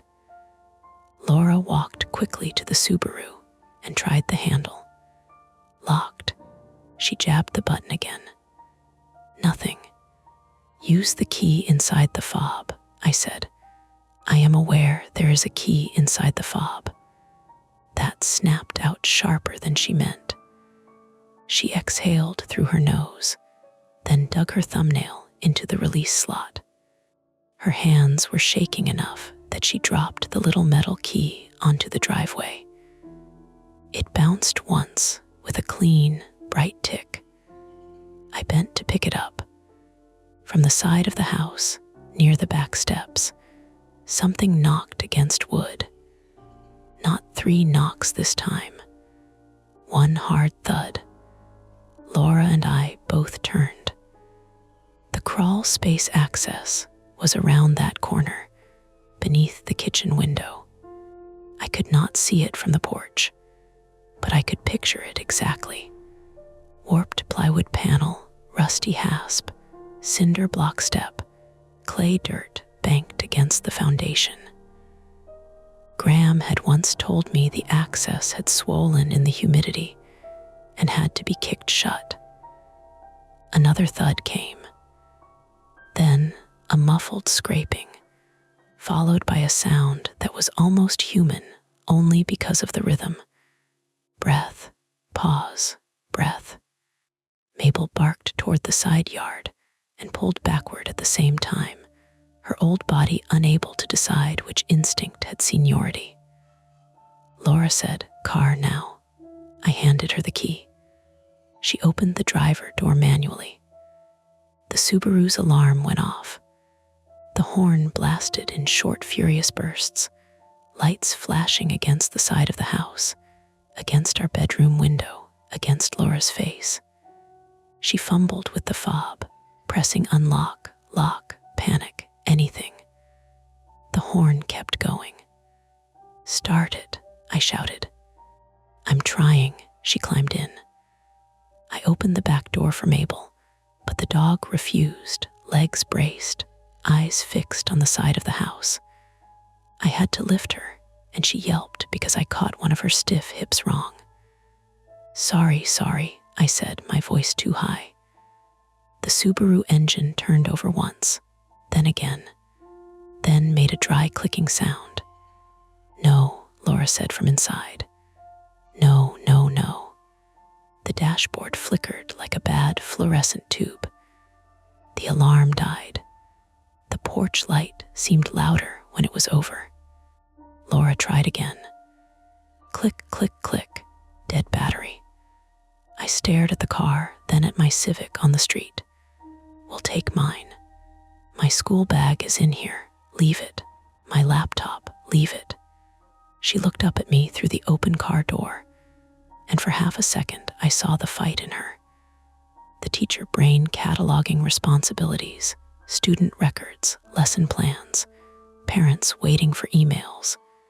The same stupid gravity that had nearly kept me inside for pipes. Then another thud came from the side of the house. She got out. Graham's voice burst from my phone. "What was that horn, Ben?" "Laura's car is dead," I said. "What? The Subaru battery's dead. Take your car. We are. Do not go near the crawl space door." I heard you. But I was already thinking about the Civic key. It was not in my pocket. I had taken my phone, the flashlight, and nothing else. My keys were in the ceramic bowl on the kitchen counter beside the mail. Inside. Laura realized it at the same time I did. "You don't have them." "I'll grab them." "No, they're 10 feet from the back door." "No, Ben. I can see the counter from the door. We are standing outside because something is wrong inside. We can't stand here in pajamas until Graham arrives. We can go to neighbor." That was reasonable. It was the most reasonable thing said all night. We could wake the Hendersons across the street. Or the old man 2 houses down who walked every morning at 6 with a reflective vest and a mug. We could be embarrassed in someone else's warm living room. I looked across the street. The Hendersons' house was dark except for a porch camera with a tiny red indicator glowing above the doorbell. Their driveway was empty. I remembered then that Laura had said they were visiting their daughter in Asheville. The old man's house had no lights. Maybe he was home. Maybe not. My phone vibrated. A notification from the thermostat app. Emergency alert. Indoor temperature 54 degrees F. Auxiliary heat failure. Below it, another notification arrived. Occupancy detected. Basement crawl zone. I stared at the words until they lost shape. Laura leaned in. "What is that? We don't have a basement." "What is crawl zone?" "I don't know." Graham said, "Read that again." I did. He swore softly. "That thermostat doesn't have a crawl zone. You installed it." "I know what I installed." "Could there be a sensor?" Laura asked. "No," Graham said. "Not unless somebody added one." The side yard went quiet. That quiet was not peaceful. It was attentive. The problem finally hardened into something I could not explain away. The furnace had to run. The house was losing heat. One car was dead. My keys were inside. Graham was at least 20 minutes out. And the thermostat claimed something had detected occupancy in a space where no person should be. A concrete problem. A small one, almost ridiculous. Get the keys. That was it. Get the keys and leave. But the keys were inside a house whose thermostat was behaving as if someone else had control of it, and possibly near a crawl space where something had knocked back. I'm going in, I said. Laura's eyes flashed. No, you're not. I'm getting the keys. We'll walk. To where? Anywhere. It's 30-something degrees. We have coats inside too, Ben. But apparently we are not going to die without those. I almost snapped back. I felt it rise, that ugly defensive heat that comes when fear gets embarrassed and turns into anger. But then I looked at her robe, her bare ankles above sneakers, Mabel shaking in the back seat of a dead car. Laura was not being dramatic. She was doing what I should have done at the first impossible chirp. I softened my voice. I can get them in 15 seconds. You always say that. What? When you're scared. You make the dangerous things smaller. The words landed clean because they were true. Behind us, across the street, a porch light turned on.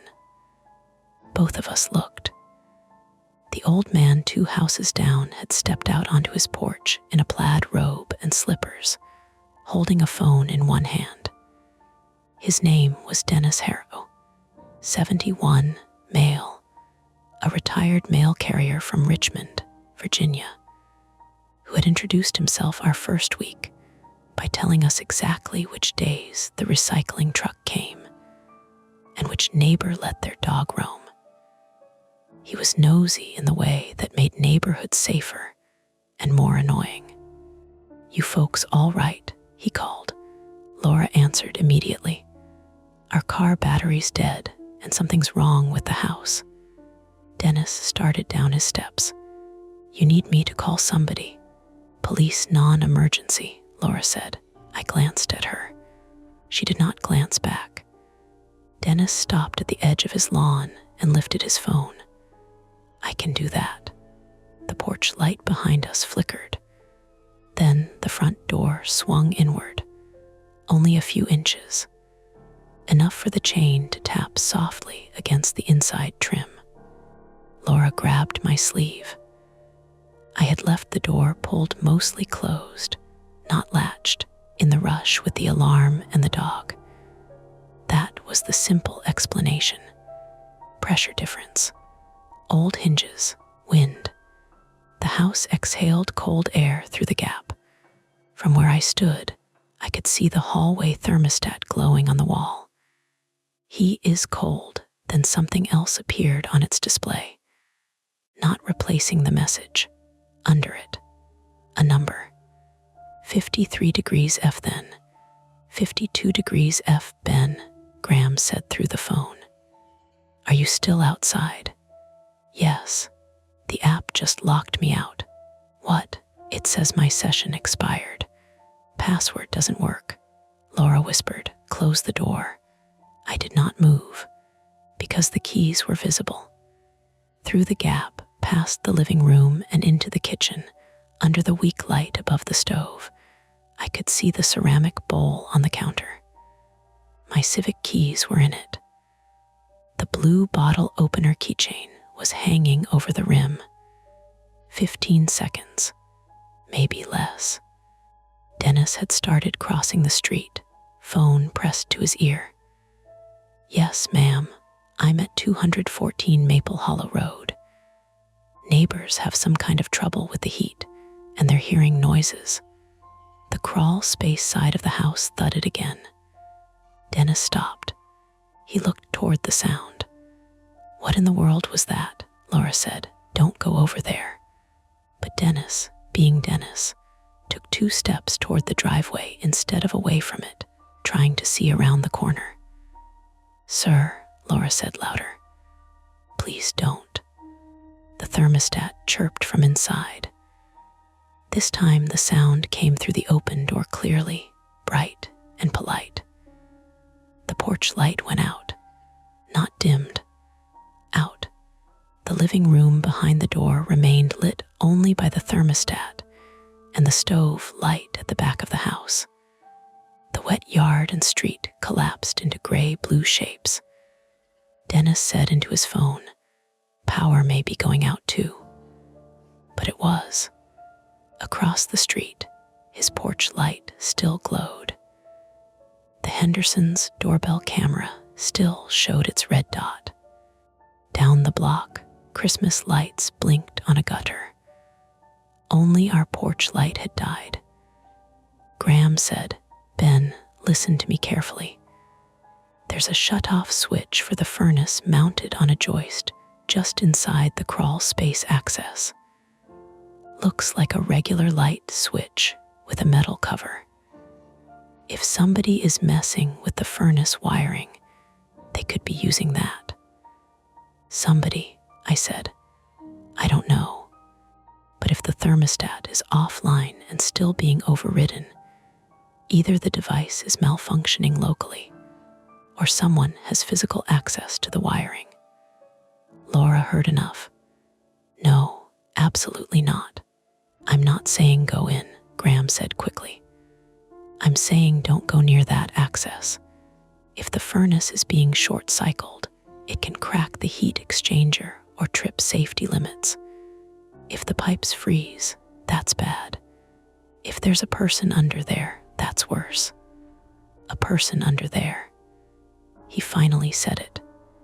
The words did something to the night, made it heavier, made the dark gap between the house and the shrubs at the side yard seem occupied even if nothing moved. Dennis lowered his phone slightly. "Police are sending someone when available. They asked if there's an immediate threat." Laura laughed once, sharp and breathless. "What did you say?" I said, "I don't know." The phone in my hand buzzed again. "Thermostat alert. Indoor temperature 51 degrees F. Risk of pipe freeze if heat remains offline." Then another line appeared beneath it. "Crawl zone, 39 degrees F. "That's not possible," Graham said when I read it. "You keep saying that." "I'm telling you, I never installed a crawl space sensor. But the app is getting a temperature from somewhere. Or someone wants you to think it is." Laura looked at me then, and I saw the decision forming in both of us from opposite directions. She wanted distance. I wanted the keys. We both wanted not to be the kind of people who let a situation control them by being strange. My flaw has always been the same shape. I trust solvable problems more than I trust instincts. Give me a form, a claim number, a broken object, a measurable loss, and I can move. Put me in front of a wrong feeling, and I will poke at it until it becomes evidence, sometimes long after any sensible person has stepped away. "I'm getting the keys," I said again. Laura's face tightened. "Ben, I am not going under the house. I'm not checking the crawl space. I'm stepping inside, grabbing the keys, and coming out." "Leave the door open," she said. "I will. Do not let it close behind you." "I won't. Give me your phone." That stopped me. "Why? So if the door shuts, you don't lose the only line to Graham." I almost argued. Then I handed it to her. She handed me her phone in return, flashlight already on. That little exchange made the whole thing feel worse. Practical. Planned. Like we were preparing for something that could go wrong in more ways than one. Dennis came closer, standing at the end of the driveway now. "Want me to go with you?" "No," Laura and I said together. He raised both hands. "All right." I stepped onto the porch. The boards were wet through my socks because I had never put shoes on. Cold soaked in immediately. I pushed the front door open with the flashlight instead of my hand, as if distance mattered. The house smelled wrong. Not like gas. Not smoke. not anything that would have made the choice simple. It smelled like cold dust, old insulation, and something damp from underneath. A clay-heavy odor that usually stayed sealed below the floor. The furnace was off, but the vents seemed to breathe faintly anyway, carrying the crawl space into the rooms. The ceramic bowl waited on the kitchen counter. I took one step in. The floor creaked. Laura said from outside, "Keys and out." I know. The thermostat glowed to my left. He is cold. I did not look at it after that. I kept my eyes on the bowl. Living room rug, coffee table, kitchen threshold, counter, keys, simple route. The flashlight beam trembled more than I liked. Halfway to the kitchen, a sound came from beneath me, a whispery scrape, then a tap. Directly under my right foot, I stopped. Outside, Laura said, "Ben, I'm okay." I was not okay. The floorboards beneath my socks felt thin in a way they never had before. I knew logically there were joists and subfloor and insulation and ductwork between me and the crawl space. Solid materials, measurable layers. I had filed claims for floors collapsing under water heaters and termite damage, and this floor had none of that sag.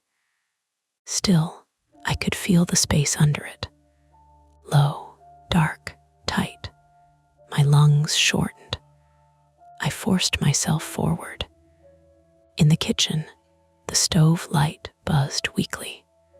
The sink window reflected my own shape back at me, hoodie up, flashlight in one hand, Laura's phone in the other. The ceramic bowl was crowded with old receipts, a bent paperclip, Graham's spare mailbox key, and my civic keys. I grabbed them. Behind me, the thermostat chirped. The front door moved, not slammed, not fast. It began to swing inward, closing with the slow certainty of gravity or a draft. Laura shouted, "Ben." I ran. The door narrowed the slice of night. Laura was on the other side, one hand reaching in, but the chain had slipped into a position that caught against the trim. For 1 second, the gap was too small for my shoulders. I hit the door with my left hand. It opened just enough. Laura grabbed my sleeve and yanked me out so hard I stumbled into her. The keys bit into my palm. The door swung shut behind me. Click, not the deadbolt, not the chain, the latch. We stood on the porch, breathing hard, while Dennis stared from the driveway. "Got them?" Laura asked. I opened my hand. The civic key was there. So was the little brass mailbox key, but not the fob. The key ring had snapped. The black plastic fob, the part that disarmed the civic alarm and unlocked it without setting the horn off, was still in the ceramic bowl. I looked at Laura. She understood before I said it. The thermostat chirped inside the locked house. Then, from the side yard, the crawl space access banged open with a flat wooden crack that echoed across the driveway. Mabel howled from inside the dead Subaru.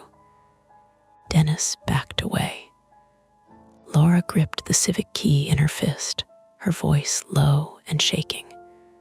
"We are not going back in." But the house was locked. The fob was inside. The crawl space door was open. The police were not there yet. Graham was still miles away, and something under our house had just found a way out. For about 3 seconds, nobody did anything. The crawl space door hung open around the side of the house, out of sight from the porch, but perfectly visible in my head. I knew its exact angle somehow. Kicked wide, warped plywood showing its pale inner edge, black dirt smell spilling out. Then Dennis whispered, "Oh, hell no," and that broke the spell. Laura moved first. She yanked open the Subaru's back door and reached for Mabel.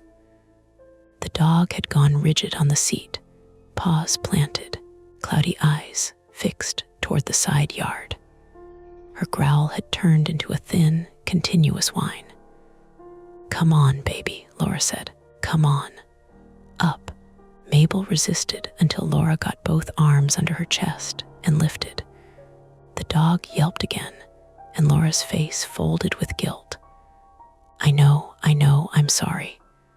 The sound from the side yard stopped. That was worse than the banging.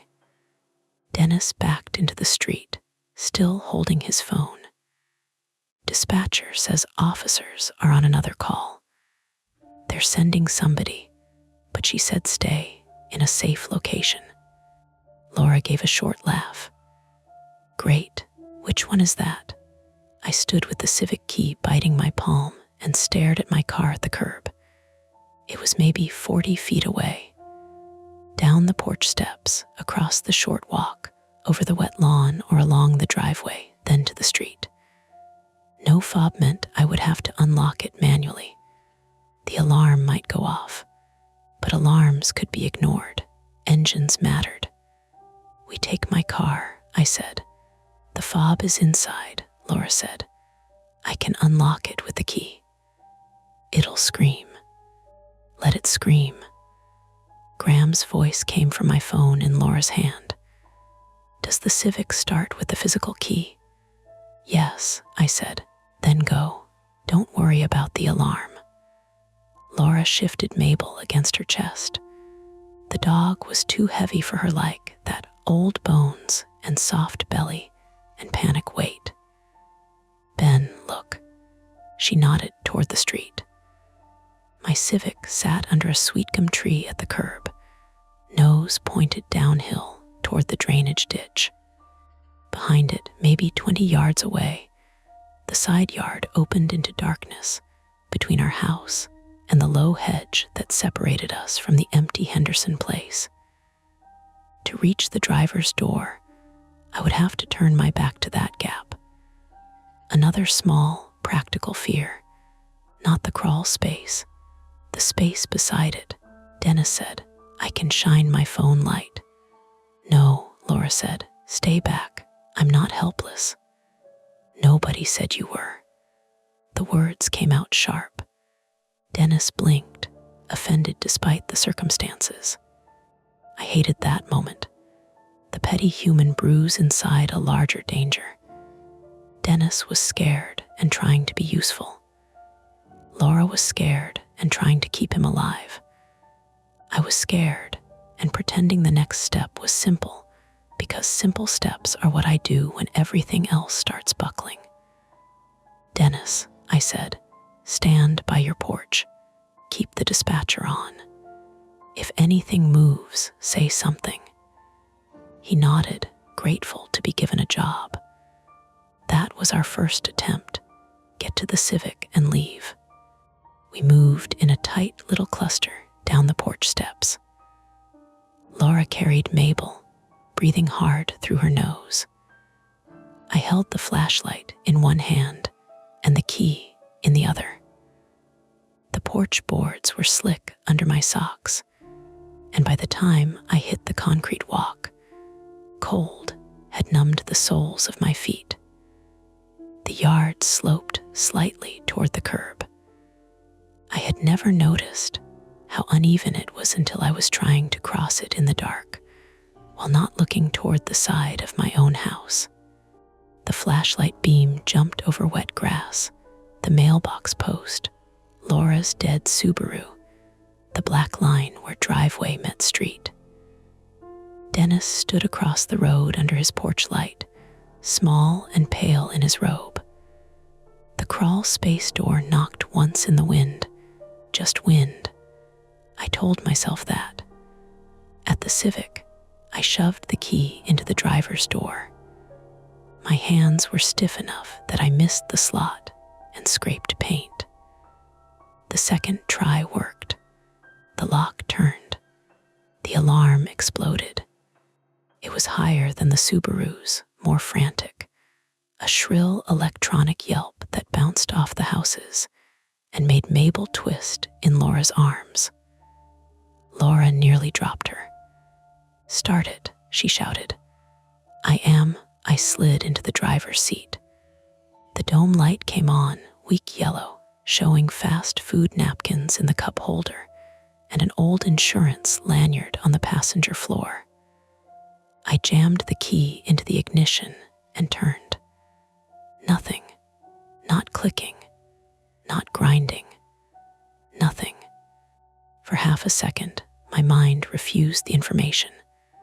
I turned it again. The dashboard stayed black. The alarm kept screaming. "No," I said. "No, come on." Laura stood outside with Mabel, face white in the flashing hazard lights. "What? It's dead. That's not possible. You keep saying that tonight." I popped the hood release by habit, as if I was going to diagnose a dead car in freezing wet socks with something moving near my crawl space. The alarm cut off abruptly after its programmed cycle. Silence rushed in around us.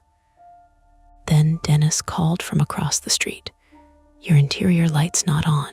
I looked up. He was right. The dome light had gone out. The whole car was dead. Graham said through the phone, his voice distant in Laura's hand. "Both cars dead," Laura answered before I could. Both. That fact tightened the night around us. 2 dead cars could happen. An old Subaru battery.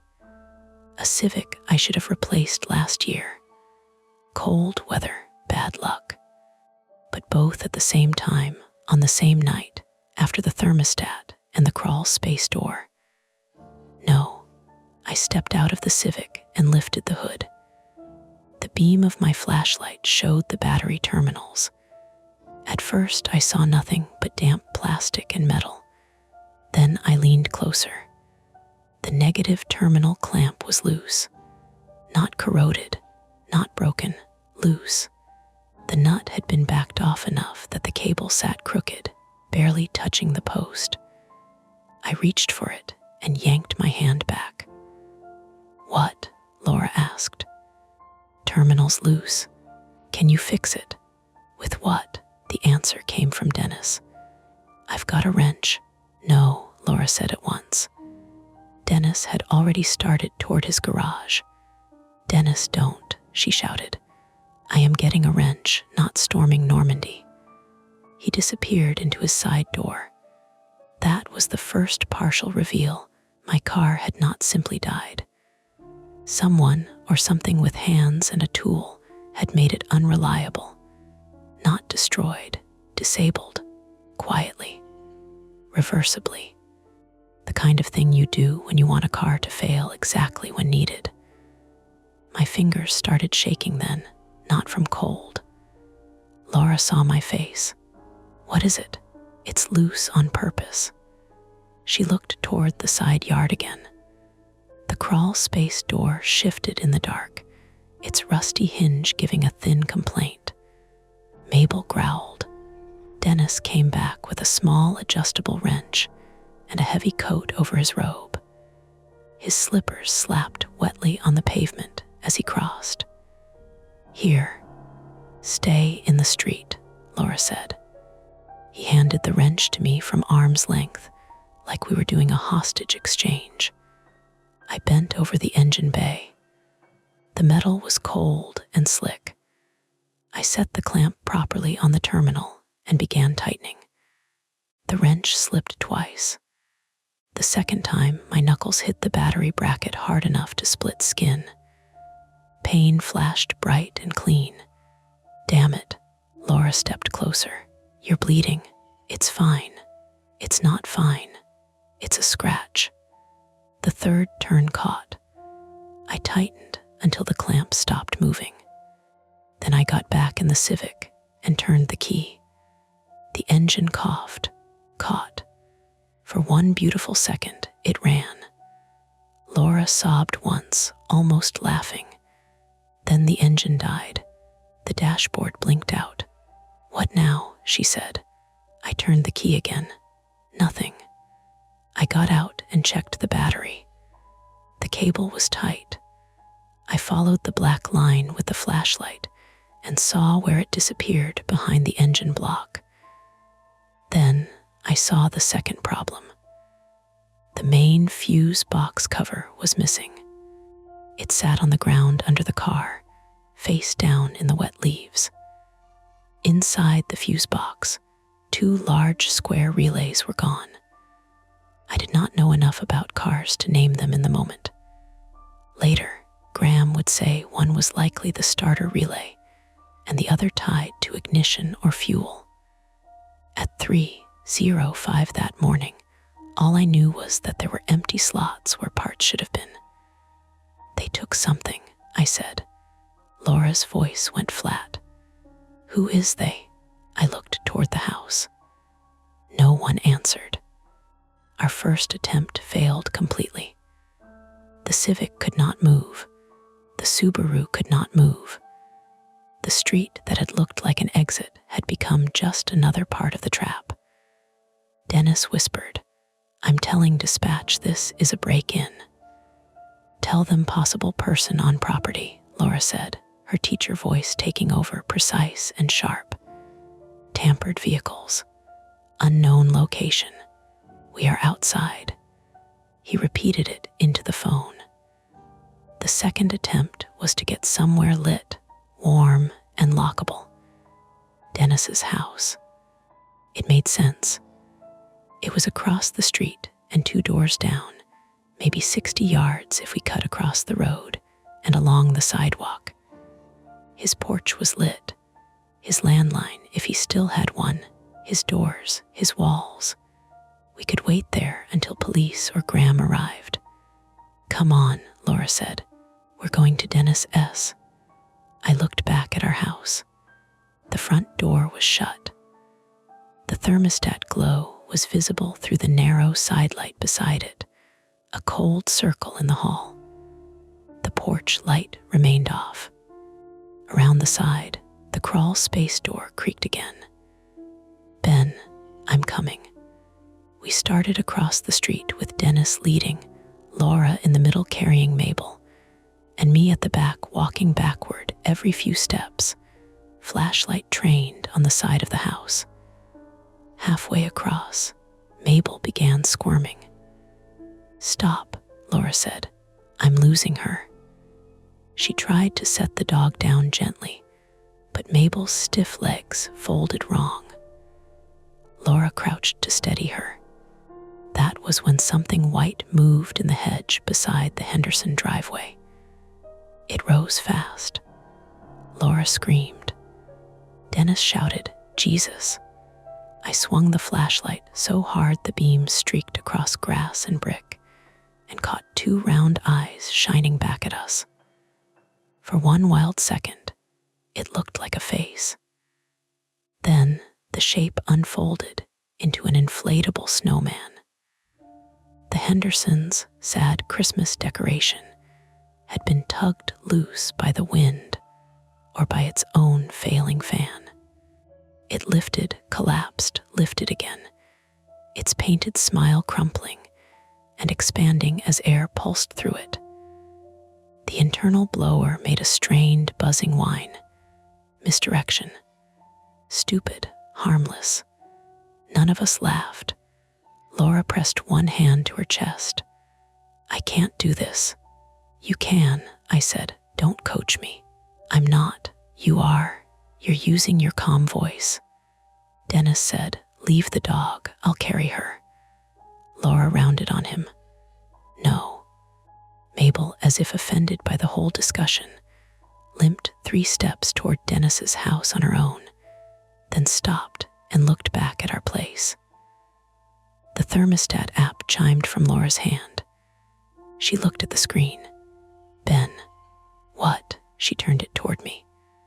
The app showed a map like floor plan I had never seen before. Not detailed, not architectural. Just blocks labeled main hall, living room, kitchen, crawl zone. A little dot pulsed in crawl zone. Then another dot appeared, living room. Inside the house. Dennis said, "Maybe that's you from before." "I'm outside," I said. The dot moved from living room to hall, toward the front door. Laura lowered the phone as if it had grown hot. Our house remained physically still. Front door closed, windows dark, porch light dead. The thermostat glow vanished. The hallway went black. Dennis's porch, behind us, suddenly looked very far away. "Move," I said. We did. Laura half carried, half dragged Mabel the rest of the way. Dennis hurried ahead and unlocked his front door with shaking hands. His house smelled like old coffee, furniture polish, and the dry heat of a place where the thermostat was doing what it was told. A television murmured in the living room, muted captions crawling across a late-night weather report. There were framed photos on the wall.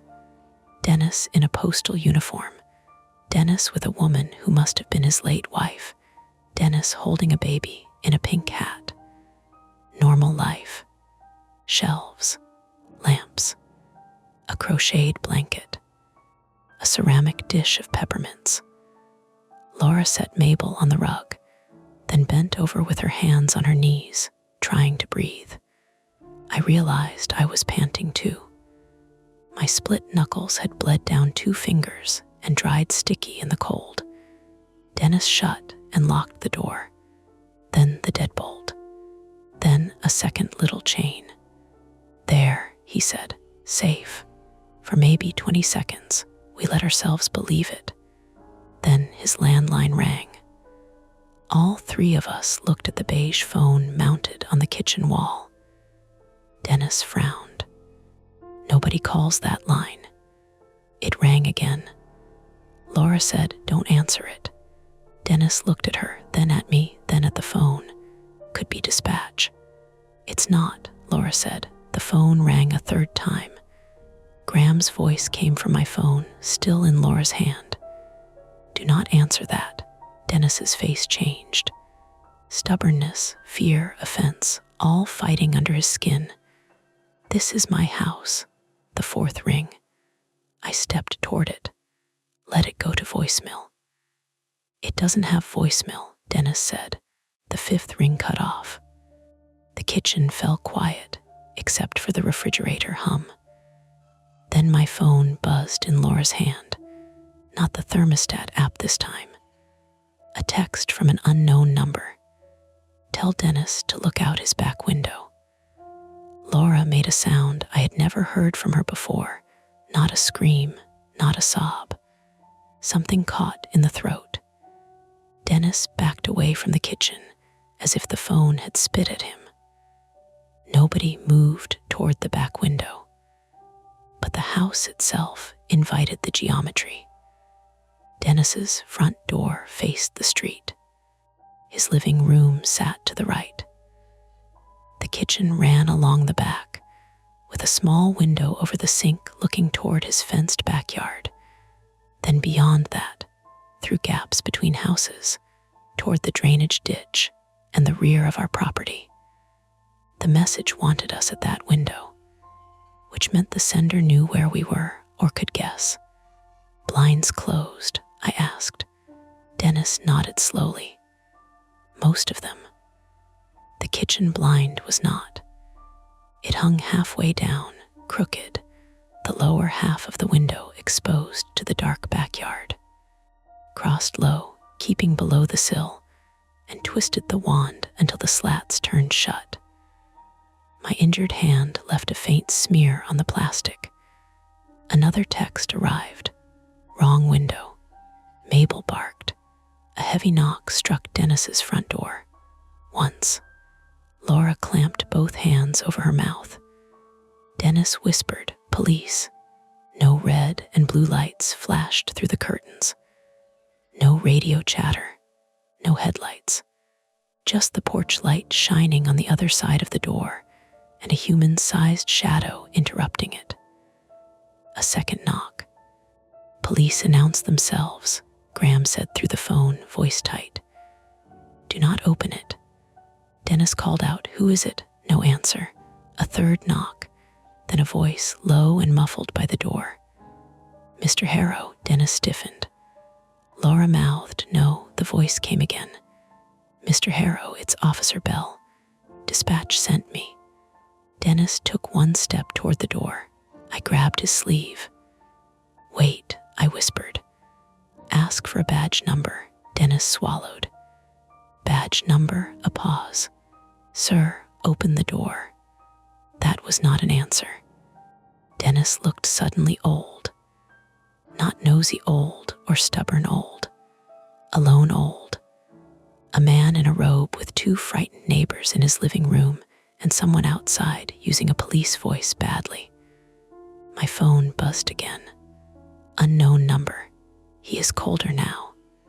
Then, from somewhere behind Dennis's house, glass broke. Not a window shattering inward. Smaller, sharper, a bottle maybe, a pane in a shed. Something breakable giving way under pressure. The shadow at the front door disappeared. Dennis's backyard motion light snapped on.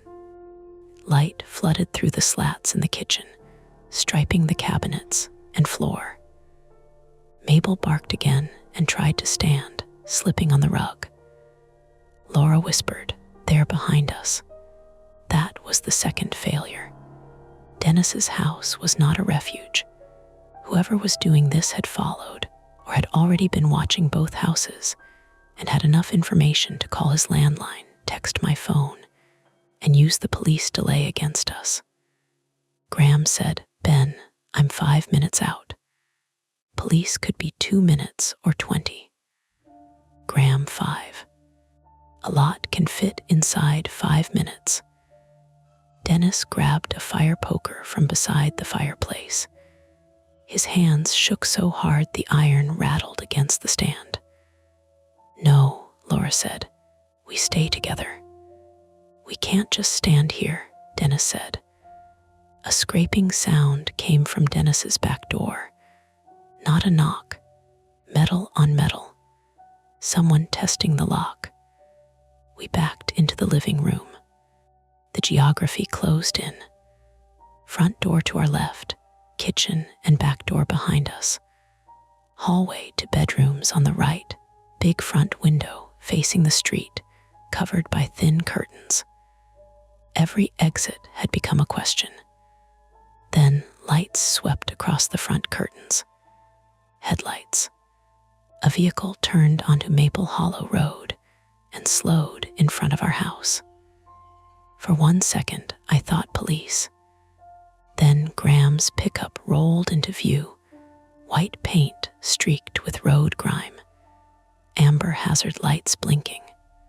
He parked crooked in front of our dead Civic and got out wearing jeans, work boots, and a Carhartt jacket over a t-shirt. He held a long-handled maglite in one hand. "Graham," I breathed. Laura grabbed my arm. "No, wait." But Graham had already seen the open crawl space door, his flashlight beam fixed on the side of our house. He did exactly what he had told us not to do. He walked toward it. I shoved Dennis's front door open before anyone could stop me. The cold hit my face. "Graham, don't." He turned toward my voice. At the same moment, someone moved behind him from the side yard. Not a ghost, not a shape without form. A person in dark clothes, hood up, face covered by a pale painter's mask or respirator, one gloved hand raised. Graham saw our faces before he saw the person. That half-second delay saved and doomed him. He twisted away as the figure swung something short and metal. It caught him across the shoulder instead of the head. Graham dropped the flashlight and went down hard beside the driveway, cursing in pain. Laura screamed his name. The masked person bolted toward the back of our house. I ran before I thought, across Dennis's porch, down the steps, into the street. Behind me, Laura shouted, "Ben, no." But Graham was on the ground, and the figure had come from the crawl space, and the police were not there, and every instinct I had ignored all night came crashing into one stupid forward motion. I reached Graham as he tried to sit up. His left arm hung wrong, not broken clean maybe, but useless. His face was gray and furious. "Inside," I said. "Get to Dennis S." "Back door," he gasped. "What?" He grabbed my hoodie with his good hand. "Your back door. I left it unlocked when I serviced the furnace last month. There's a spare key hidden under the dryer vent cover. If he knows the house, he knows." I looked toward our kitchen window. A light had come on inside, not the thermostat, the stove light, then the living room lamp. Someone was in our house. Laura was still at Dennis's door with Mabel behind her and Dennis beside her holding the fire poker. The masked figure had vanished around the back. Graham could barely stand. Our cars were disabled. Dennis's house had just been tested at both doors. And then, from inside our house, the thermostat app on Laura's phone chimed loud enough for me to hear across the street.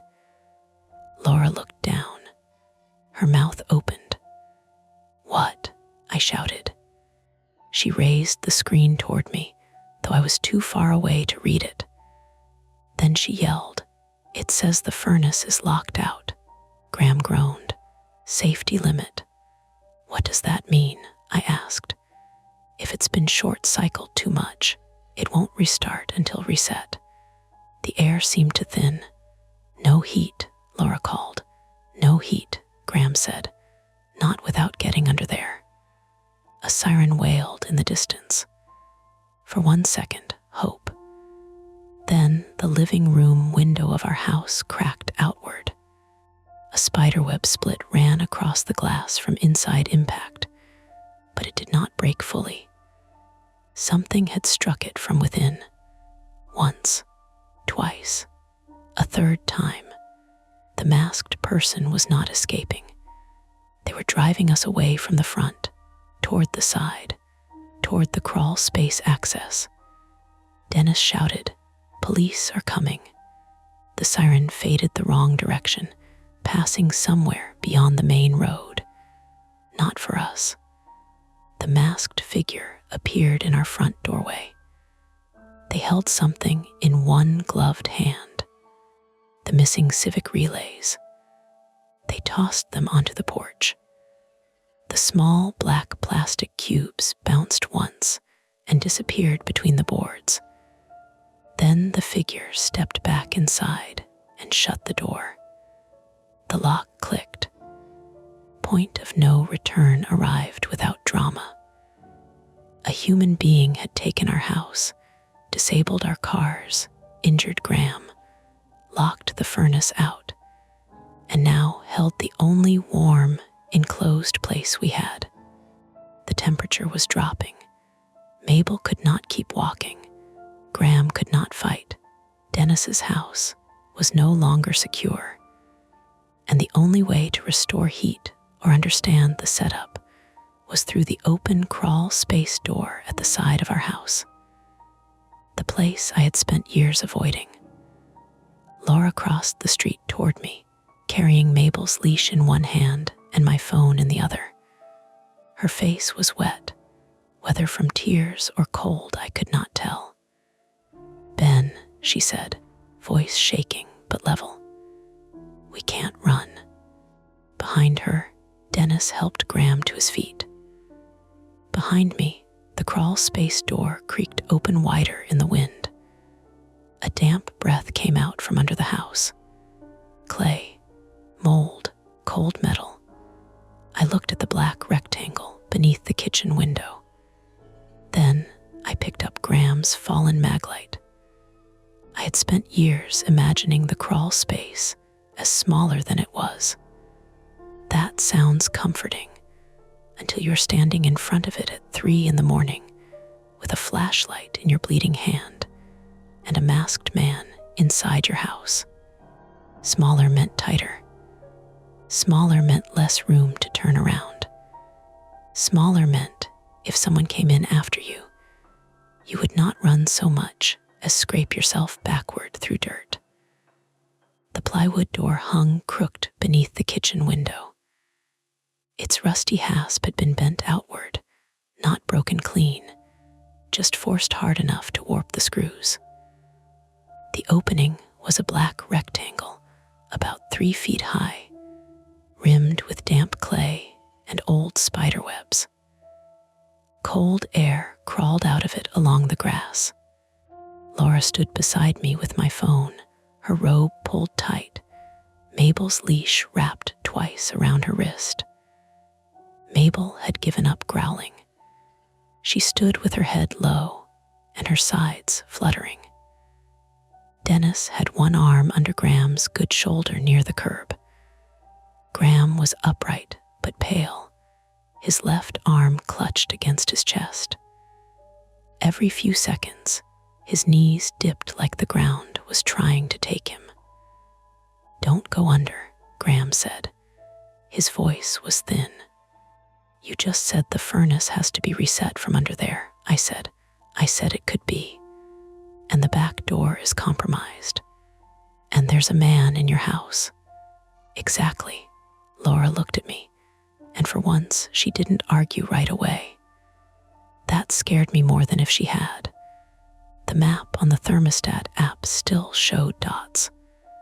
1 in living room, 1 in kitchen, 1 pulsing in crawl zone, too steady to be a glitch. Graham had explained, between clenched breaths, that someone could have clipped cheap temperature sensors to the thermostat's accessory wiring or spoofed inputs through a service module if they knew the system. He was guessing. We all were, but the words helped because they kept the world mechanical. Not haunted, rigged. The masked man had our house. He had our cars. He had the heat.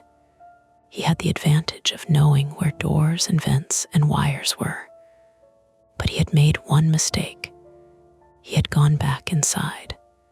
The crawl space, terrible as it was, led under him. "Graham," Laura said, "where is the furnace from here?" He swallowed. "Straight in about 8 feet, then right. Main trunk duct runs down the middle. Furnace is toward the living room. Shut-off switch on the left joist. Reset button on the unit maybe. Red or yellow. Don't touch anything bare. Don't cut anything. If you smell gas, get out." "Can we turn it off from the breaker?" I asked. "In the house?" "Of course." Dennis said, "Police are still coming." No one answered him. In the distance, there were no sirens now. No headlights.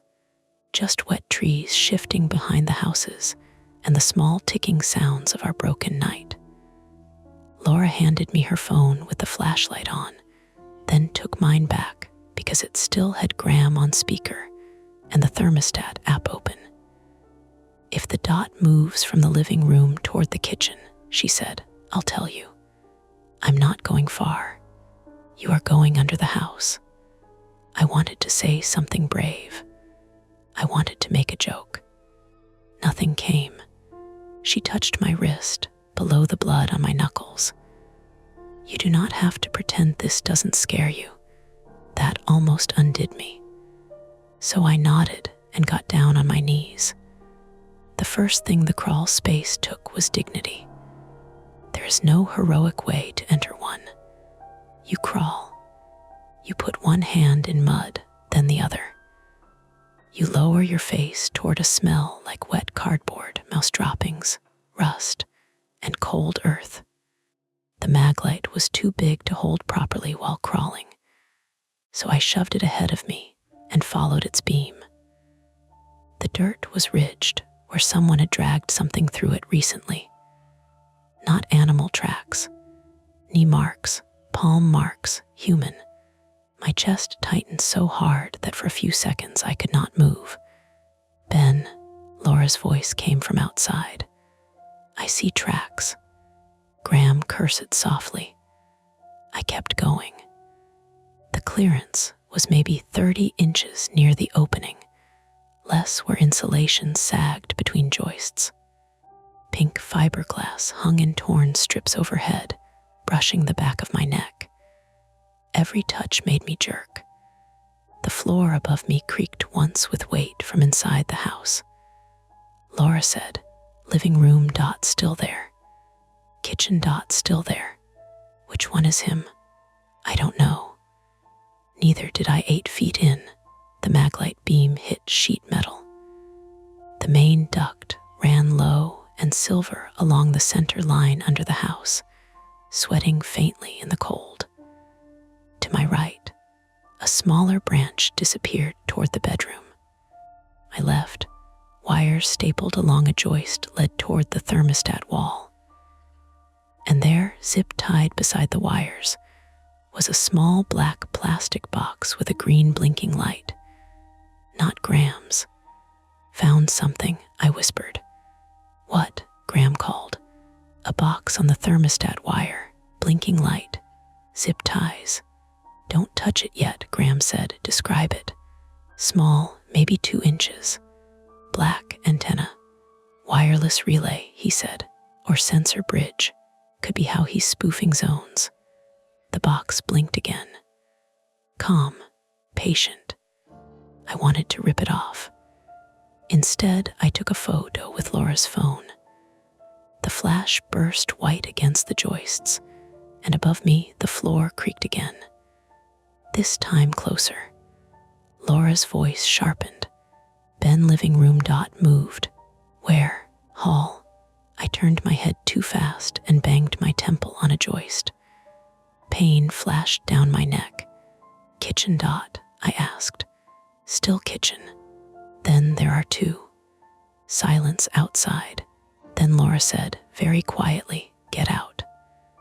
I looked toward the opening. The rectangle of night seemed much farther away than it was. Between me and it, the dirt path narrowed around the duct. I would have to back out.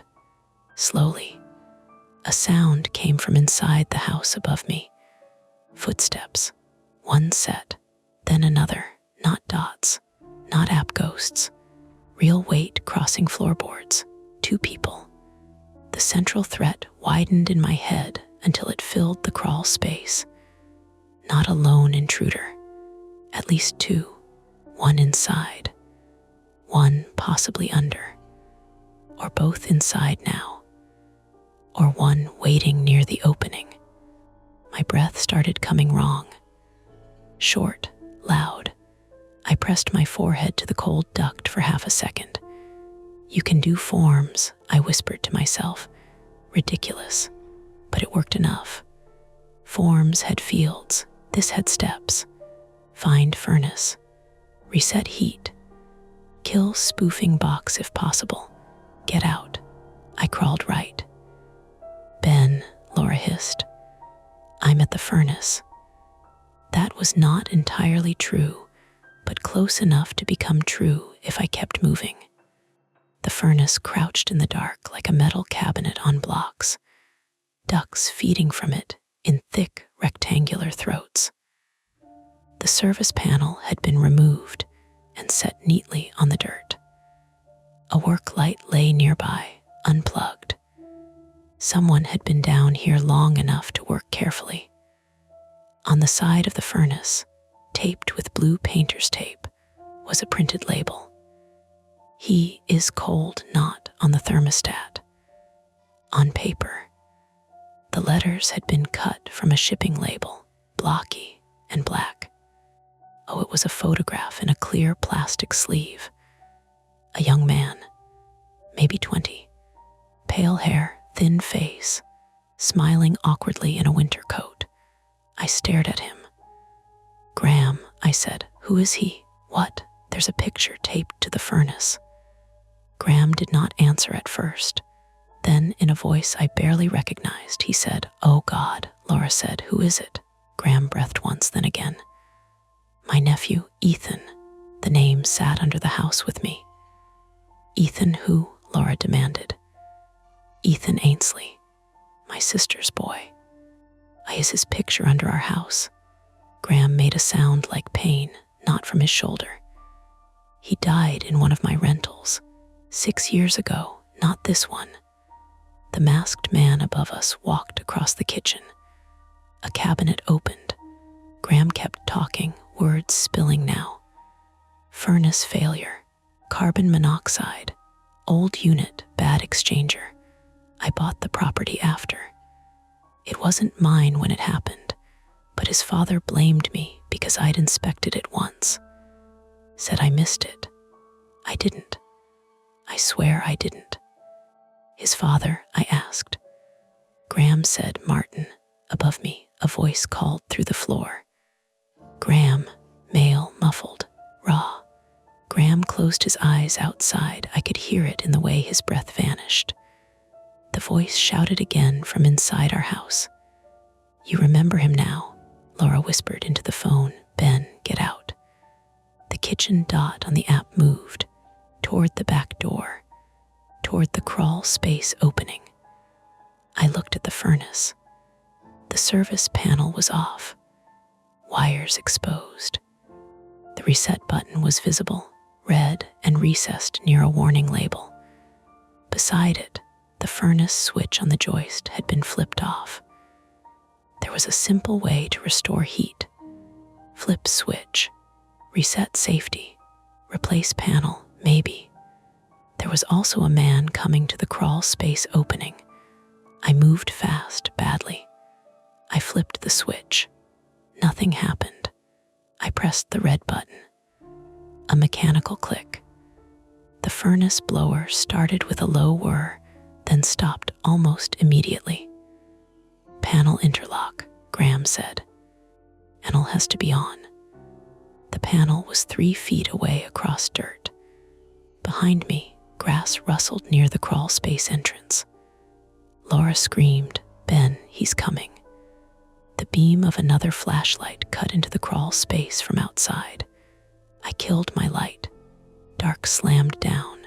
There is dark, and then there is under house dark, where you can feel insulation above you like a lid. I heard my own breath, heard the furnace ticking, heard someone outside kneel in wet grass. A man's voice, closer now, said, "I know you're in there." Not theatrical, not monster deep. Tired, angry, human. "Martin," Graham called from somewhere outside.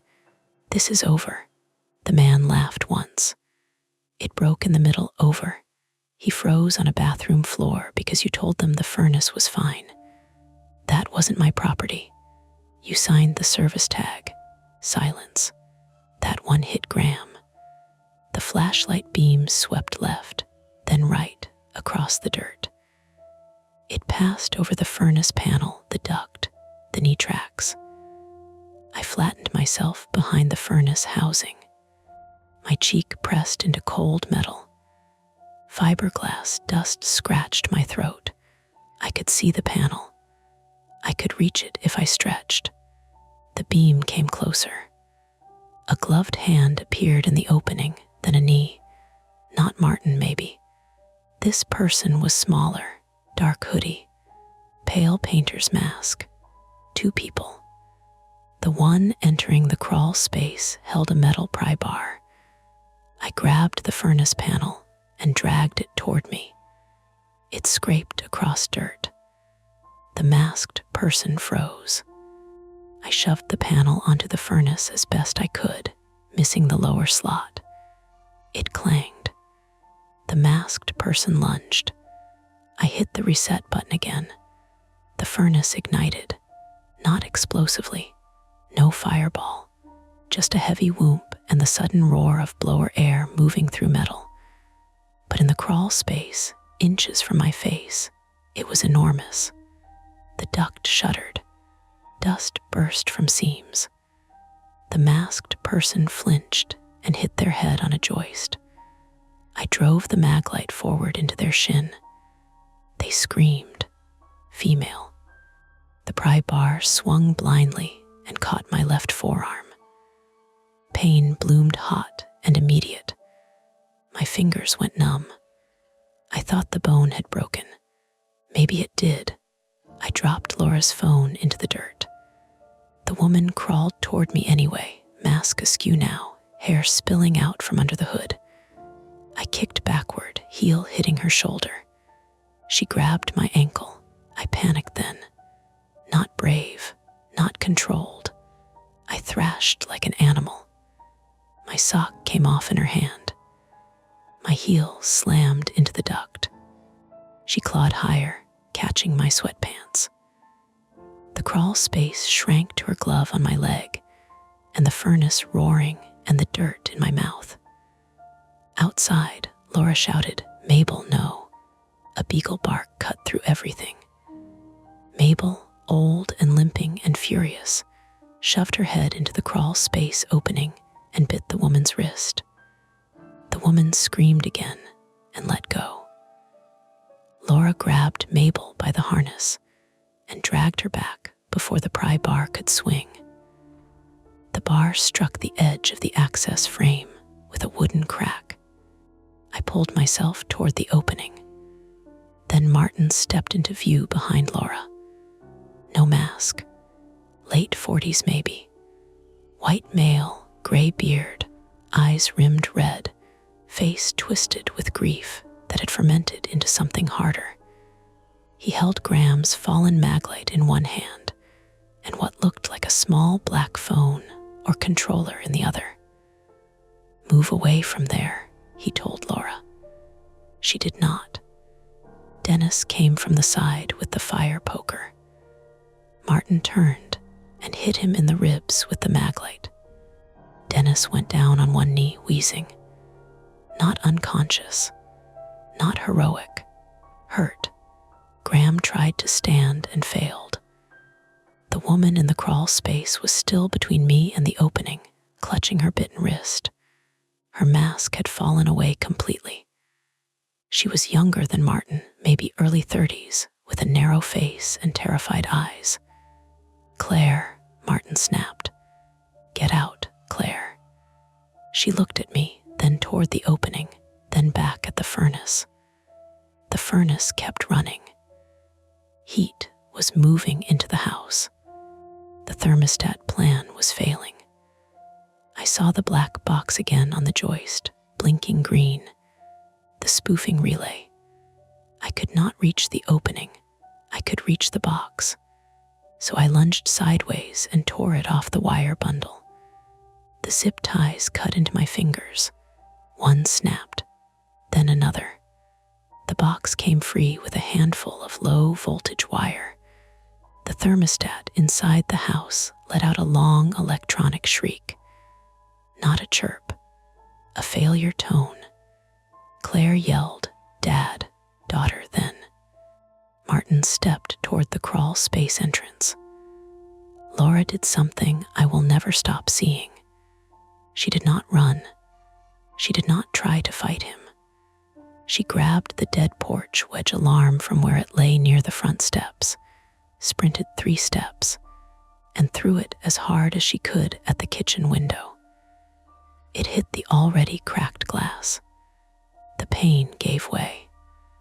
The wedge alarm landed inside on the kitchen floor and began screaming again. A cheap plastic shriek filled the house, the yard, the crawl space. Lights flicked on across the street, then next door, then another house. Dogs started barking. Martin turned toward the sound. That was enough. Graham, one-armed and stumbling, tackled him low from the side. They both went down in the wet grass. Not cleanly, not like movies. Graham cried out when his bad shoulder hit. Martin rolled, elbowing him in the face. The controller skidded away toward the driveway. Dennis crawled toward it, one arm clamped to his ribs. Claire tried to back out of the crawl space, grabbed her ankle with my good hand. She kicked me in the jaw, white sparks, teeth clicking, blood in my mouth. I held on anyway, not because I was strong, because I was wedged between the furnace and ductwork, and she had nowhere to get leverage. "Stop," I shouted, though it came out wet. "Stop," she kicked again, weaker. Outside, Laura had the fire poker now. She stood over Martin and Graham, shaking so hard the poker tip bounced in little arcs. "Stay down," she screamed. Martin did not stay down. He shoved Graham off and got to his knees. Then Mabel bit him, not his wrist, his calf. Old dog, bad hips, cloudy eyes, terrible aim, perfect timing.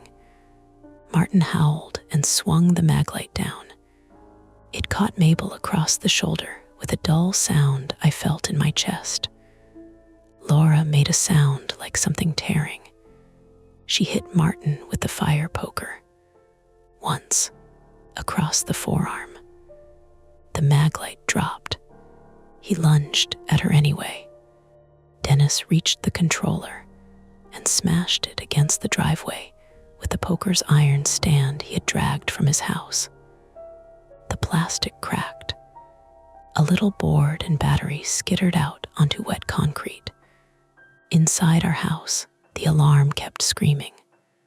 The thermostat shriek stopped. The furnace kept running. Then blue light washed over the street. Not a savior arriving at the perfect second. Too late for that.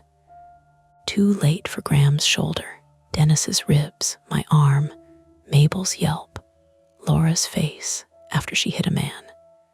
But there it was, finally. A police cruiser turning hard onto Maple Hollow Road, lights flashing against windows and wet pavement. Martin saw it. The fight went out of him in a way that was almost worse than the violence. He stopped reaching for Laura, stopped shouting, just knelt in the grass with Mabel's teeth still sunk shallow in his pant leg, and stared at our house. Claire stopped struggling too. I let go of her ankle. My left arm throbbed so badly I thought I might throw up. My jaw pulsed. Dirt stuck to the blood on my lip. 2 officers came fast, but cautious, guns drawn low, shouting commands. Laura dropped the fire poker at once and raised both hands. Dennis rolled onto his back and wheezed. "Not us," Graham said, shoulder, as if that explained everything. Martin lay face down when they ordered him to. Claire crawled out sobbing, one wrist bleeding from Mabel's bite, and put her hands where they could see them. I stayed under the house because I could not make my body go backward. An officer crouched at the crawl space opening. "Sir, can you come out?" "I don't know," I said. That was the truth. Laura dropped to her knees beside the opening, hands still shaking, hair loose around her face. "Ben," I focused on her voice.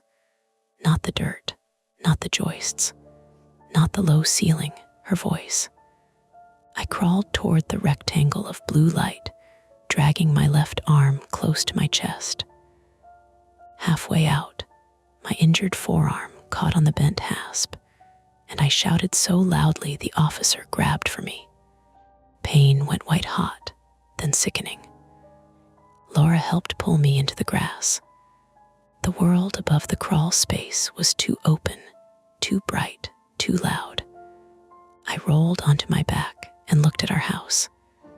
Through the broken kitchen window, I could hear the wedge alarm finally dying, its shriek warbling down into a pathetic electronic gargle. Warm air blew from the open front door where an officer had gone inside to clear the house. The thermostat in the hallway had gone dark. No message, no number, just a black circle on the wall. Martin was handcuffed near the driveway, face pressed to wet grass. Claire sat on the curb with an officer behind her, crying into her knees. Dennis leaned against his mailbox, refusing an ambulance until someone looked at Mabel.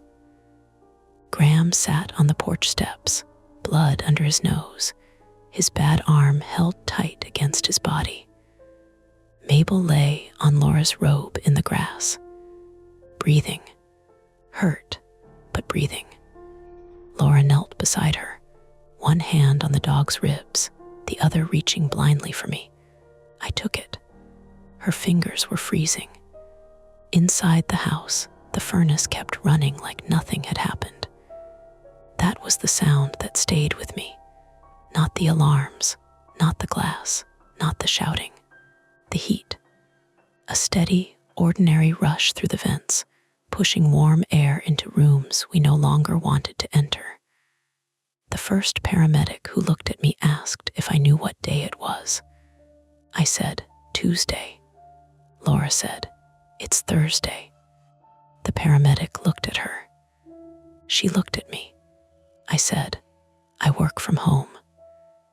That was enough to make the paramedic smile, not because it was funny, exactly, but because people in emergency work seem grateful when fear gives them anything normal to hold.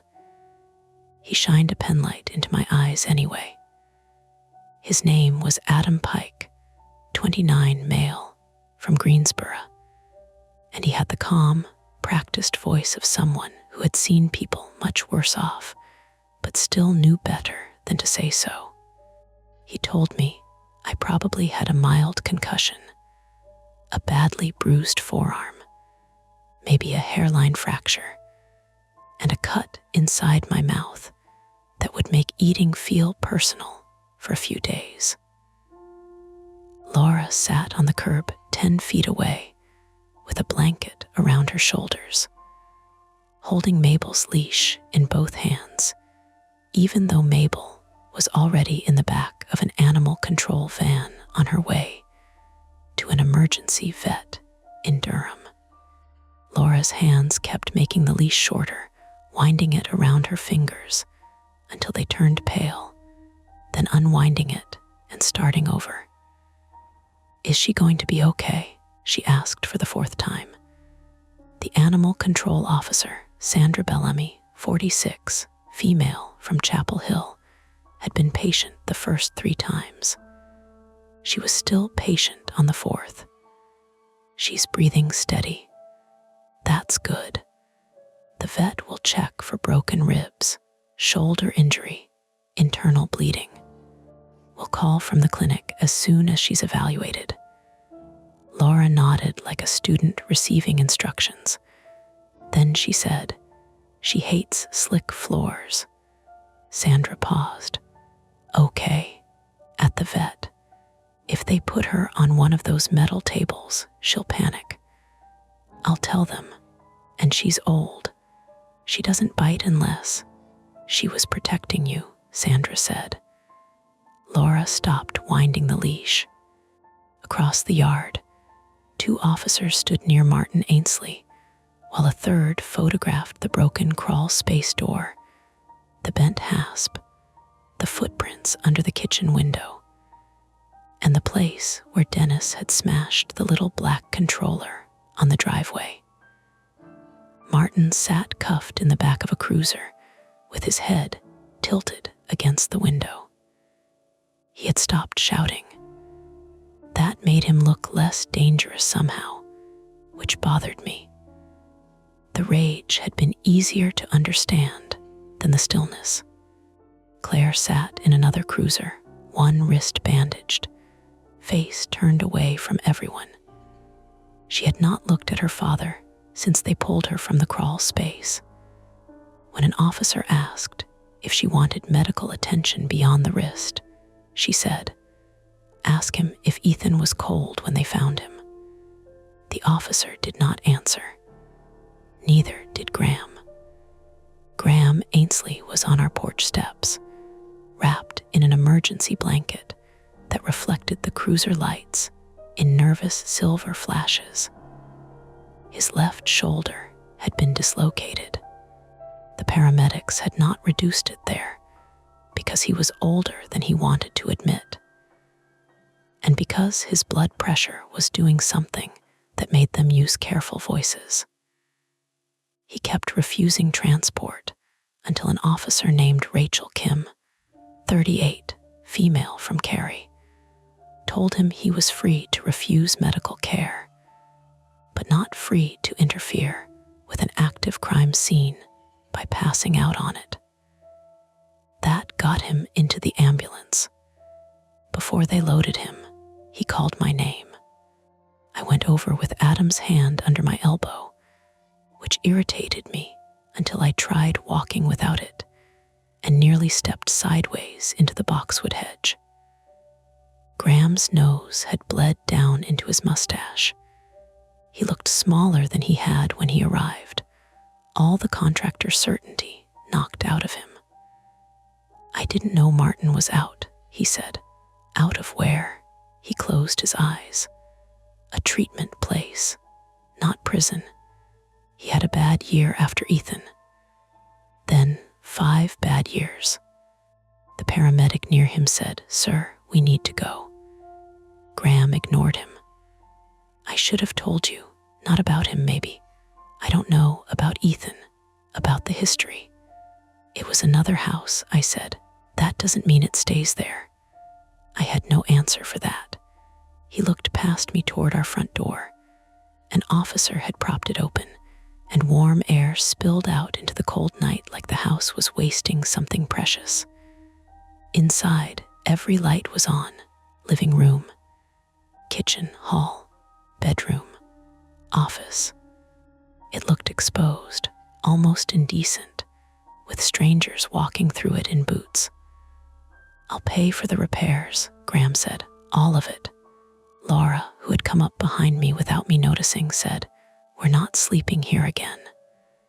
Graham's face pinched, not offended, struck. "No," he said softly. "I wouldn't either." The ambulance took him away at 3:58 a.m. Dennis went in the second one because his little rib thing, as he called it, turned out to be 2 cracked ribs and a bruised kidney. He argued with the EMTs until Rachel Kim told him his robe was open. That ended the argument faster than any medical advice. By 4:30, the street had become the kind of scene neighbors remember in fragments and later stitch together incorrectly. Porch lights on, people in slippers, someone holding coffee they never drank. The Hendersons' inflatable snowman collapsed completely in their yard, its fan finally dead, one mittened arm fluttering whenever the wind moved. A tow truck came for the Subaru first. The driver, Luis Romero, 52 male from Durham, tested the battery and found it fully drained but otherwise healthy. The hood latch had scratches near it. The battery cable had been loosened like mine.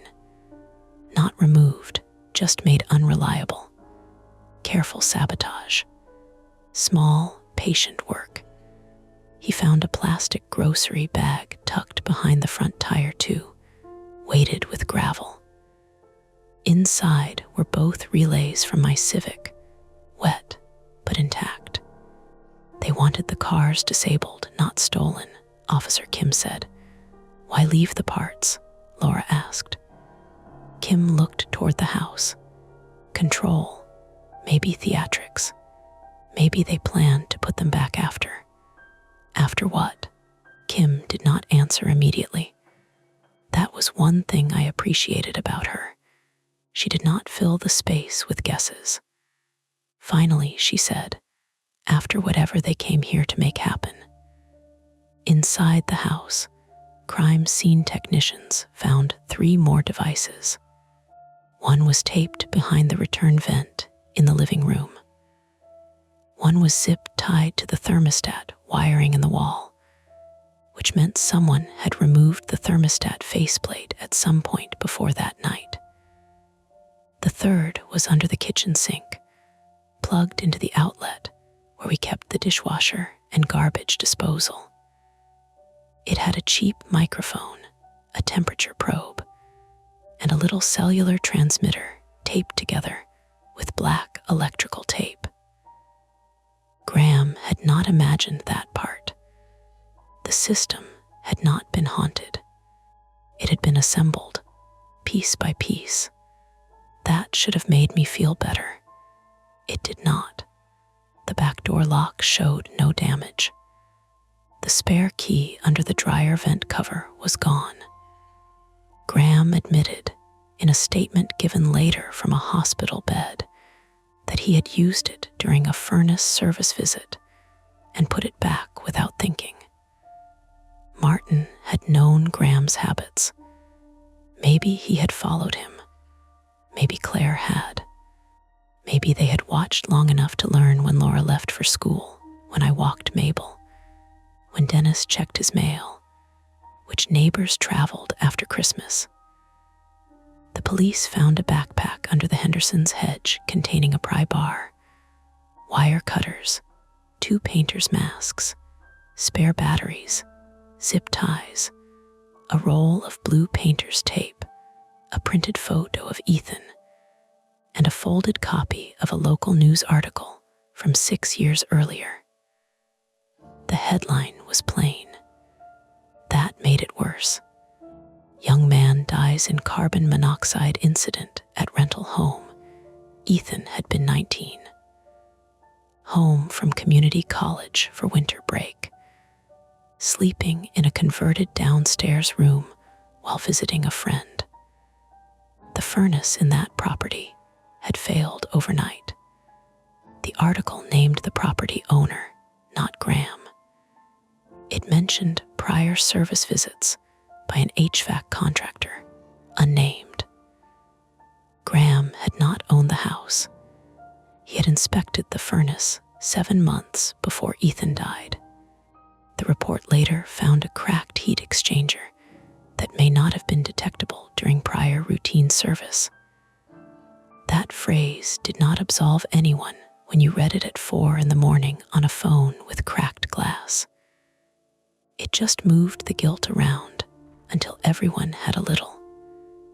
Martin and Claire had built a story they could live inside. Graham missed it. Ethan got cold. Someone had to feel it. By sunrise, our house was quiet again, but not calm. Police tape crossed the front porch and the crawl space opening. The broken kitchen window was covered with cardboard. The thermostat had been removed from the wall and bagged as evidence, leaving a round, unpainted patch and a cluster of wires capped in orange plastic. Without it, the hallway looked like a face missing an eye. Laura and I were allowed inside for 10 minutes to get essentials before going to a hotel. Officer Kim walked with us. That was when the ordinary parts hurt the most. Laura's school bag was still on the chair by the kitchen table. The spelling quizzes were on my office desk. My mug from the night before sat beside the sink with a brown ring of tea at the bottom. Mabel's blanket was piled beside the dresser where she had left it before everything started.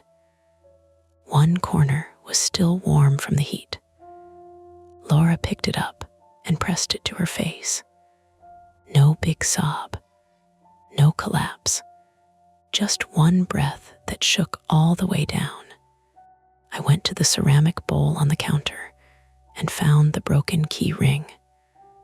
The fob was still there among the receipts and paperclip. So stupid, so small, a black plastic oval that could have changed the shape of the night if it had come with me.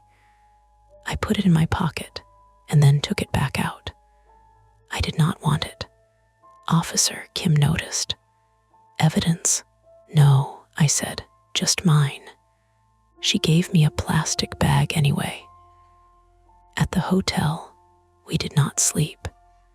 We sat on top of the bedspread in our socks, while the heating unit under the window rattled and blew air that smelled like dust and carpet cleaner.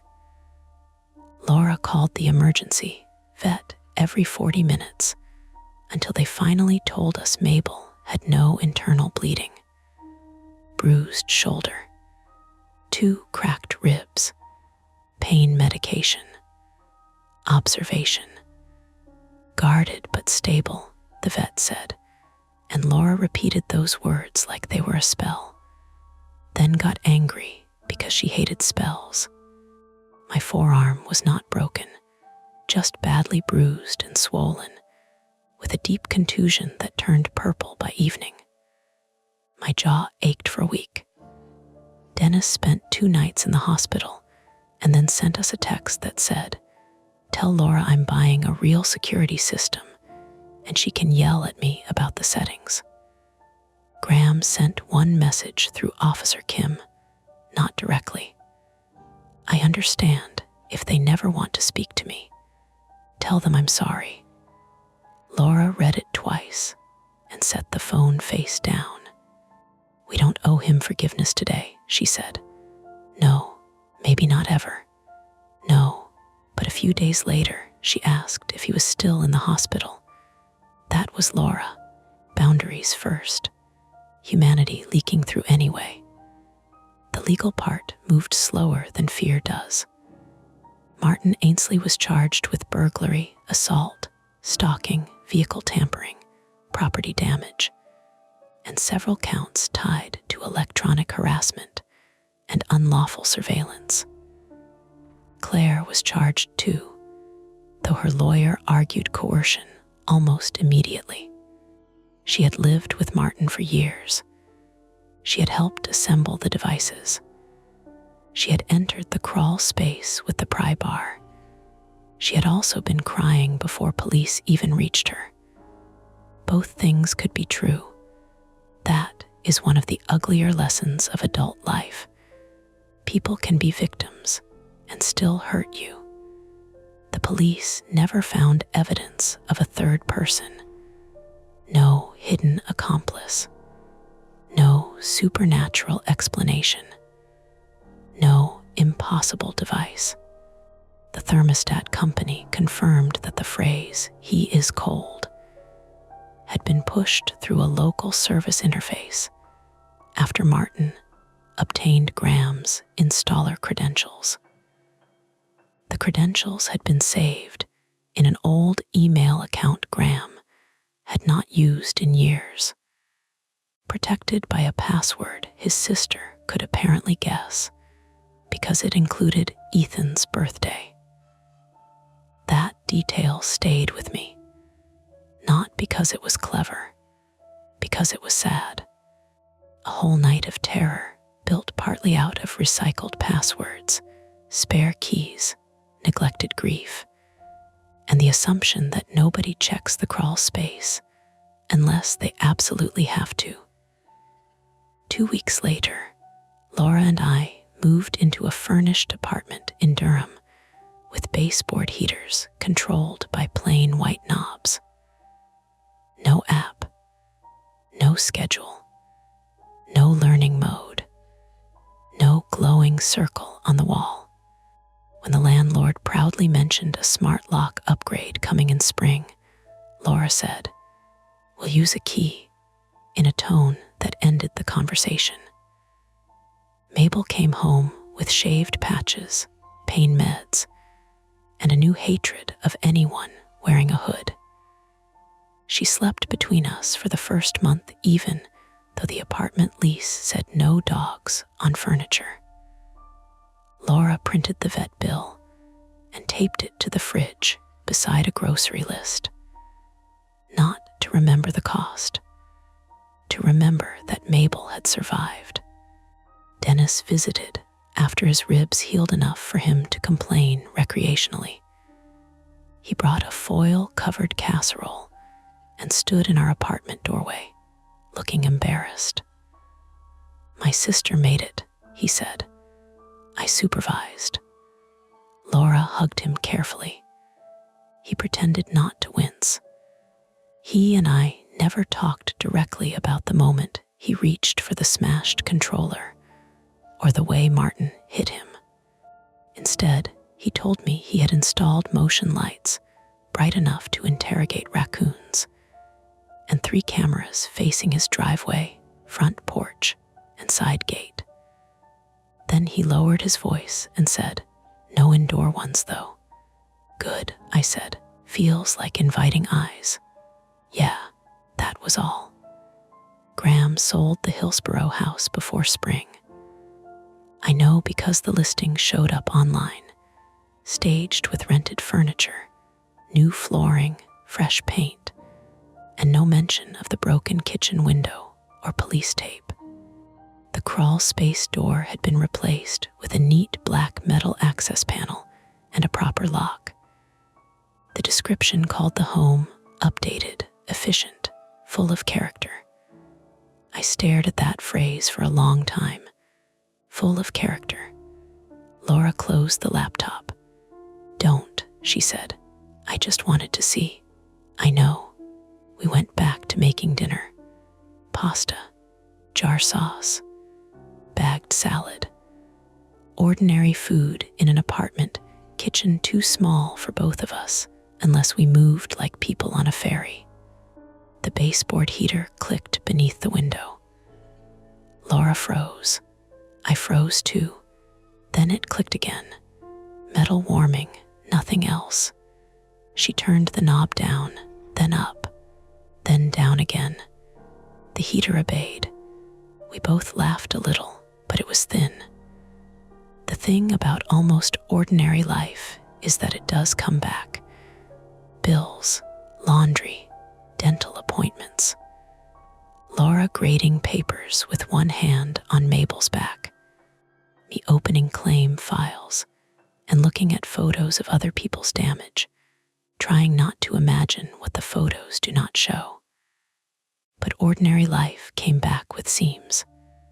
I still notice every vent, every access panel, every service door on the side of a building. If a furnace kicks on under a floor, my body counts the seconds before my brain does. Laura no longer sleeps through electronic chirps, a microwave finishing, a phone alert, the smoke detector's low battery beep in the apartment hallway.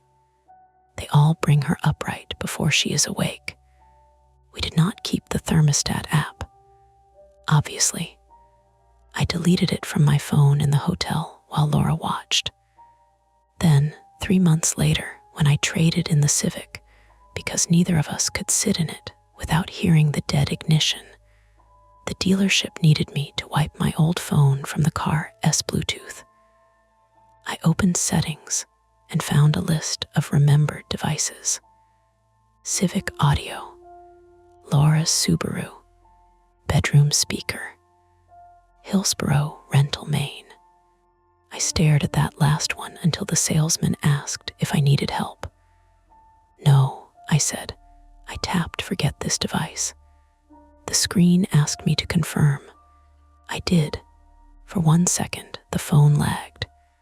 Then a notification banner slid down from an app I had already deleted. No icon, no sound, just text. Disconnected from crawl zone sensor. I showed Laura later. She did not ask if I was sure. She did not say apps glitch. She did not offer explanations. She took the phone from me, powered it all the way off, and put it in the kitchen drawer beside batteries, rubber bands, and old takeout menus. We left it there overnight. In the morning, it was dead. Just a dead phone in a drawer. That is what I tell myself. Most days, I believe it. But last week, our new heater clicked off at 2:17 in the morning. The apartment was warm. Mabel was snoring. Laura did not wake up. Lay there, staring at the dark shape of the window blinds, listening to water move in the pipes. Nothing happened. No message, no voice, no cold breath from under the floor. Still, I got up and checked the thermostat knob in the living room. Plain plastic. No screen, no Wi-Fi, no words. It was set to 70. I stood there barefoot on the carpet until the heater clicked back on and warm air began to rise. Then I went back to bed without telling Laura. Not because I wanted to protect her, because I did not want to hear myself say it out loud. That's it for this nightmare. If you enjoyed it, please like the video, subscribe to Mia Horror Stories, and turn on notifications. It really helps keep the stories alive. And don't stop here. Dive into another one of our videos and keep the fear going.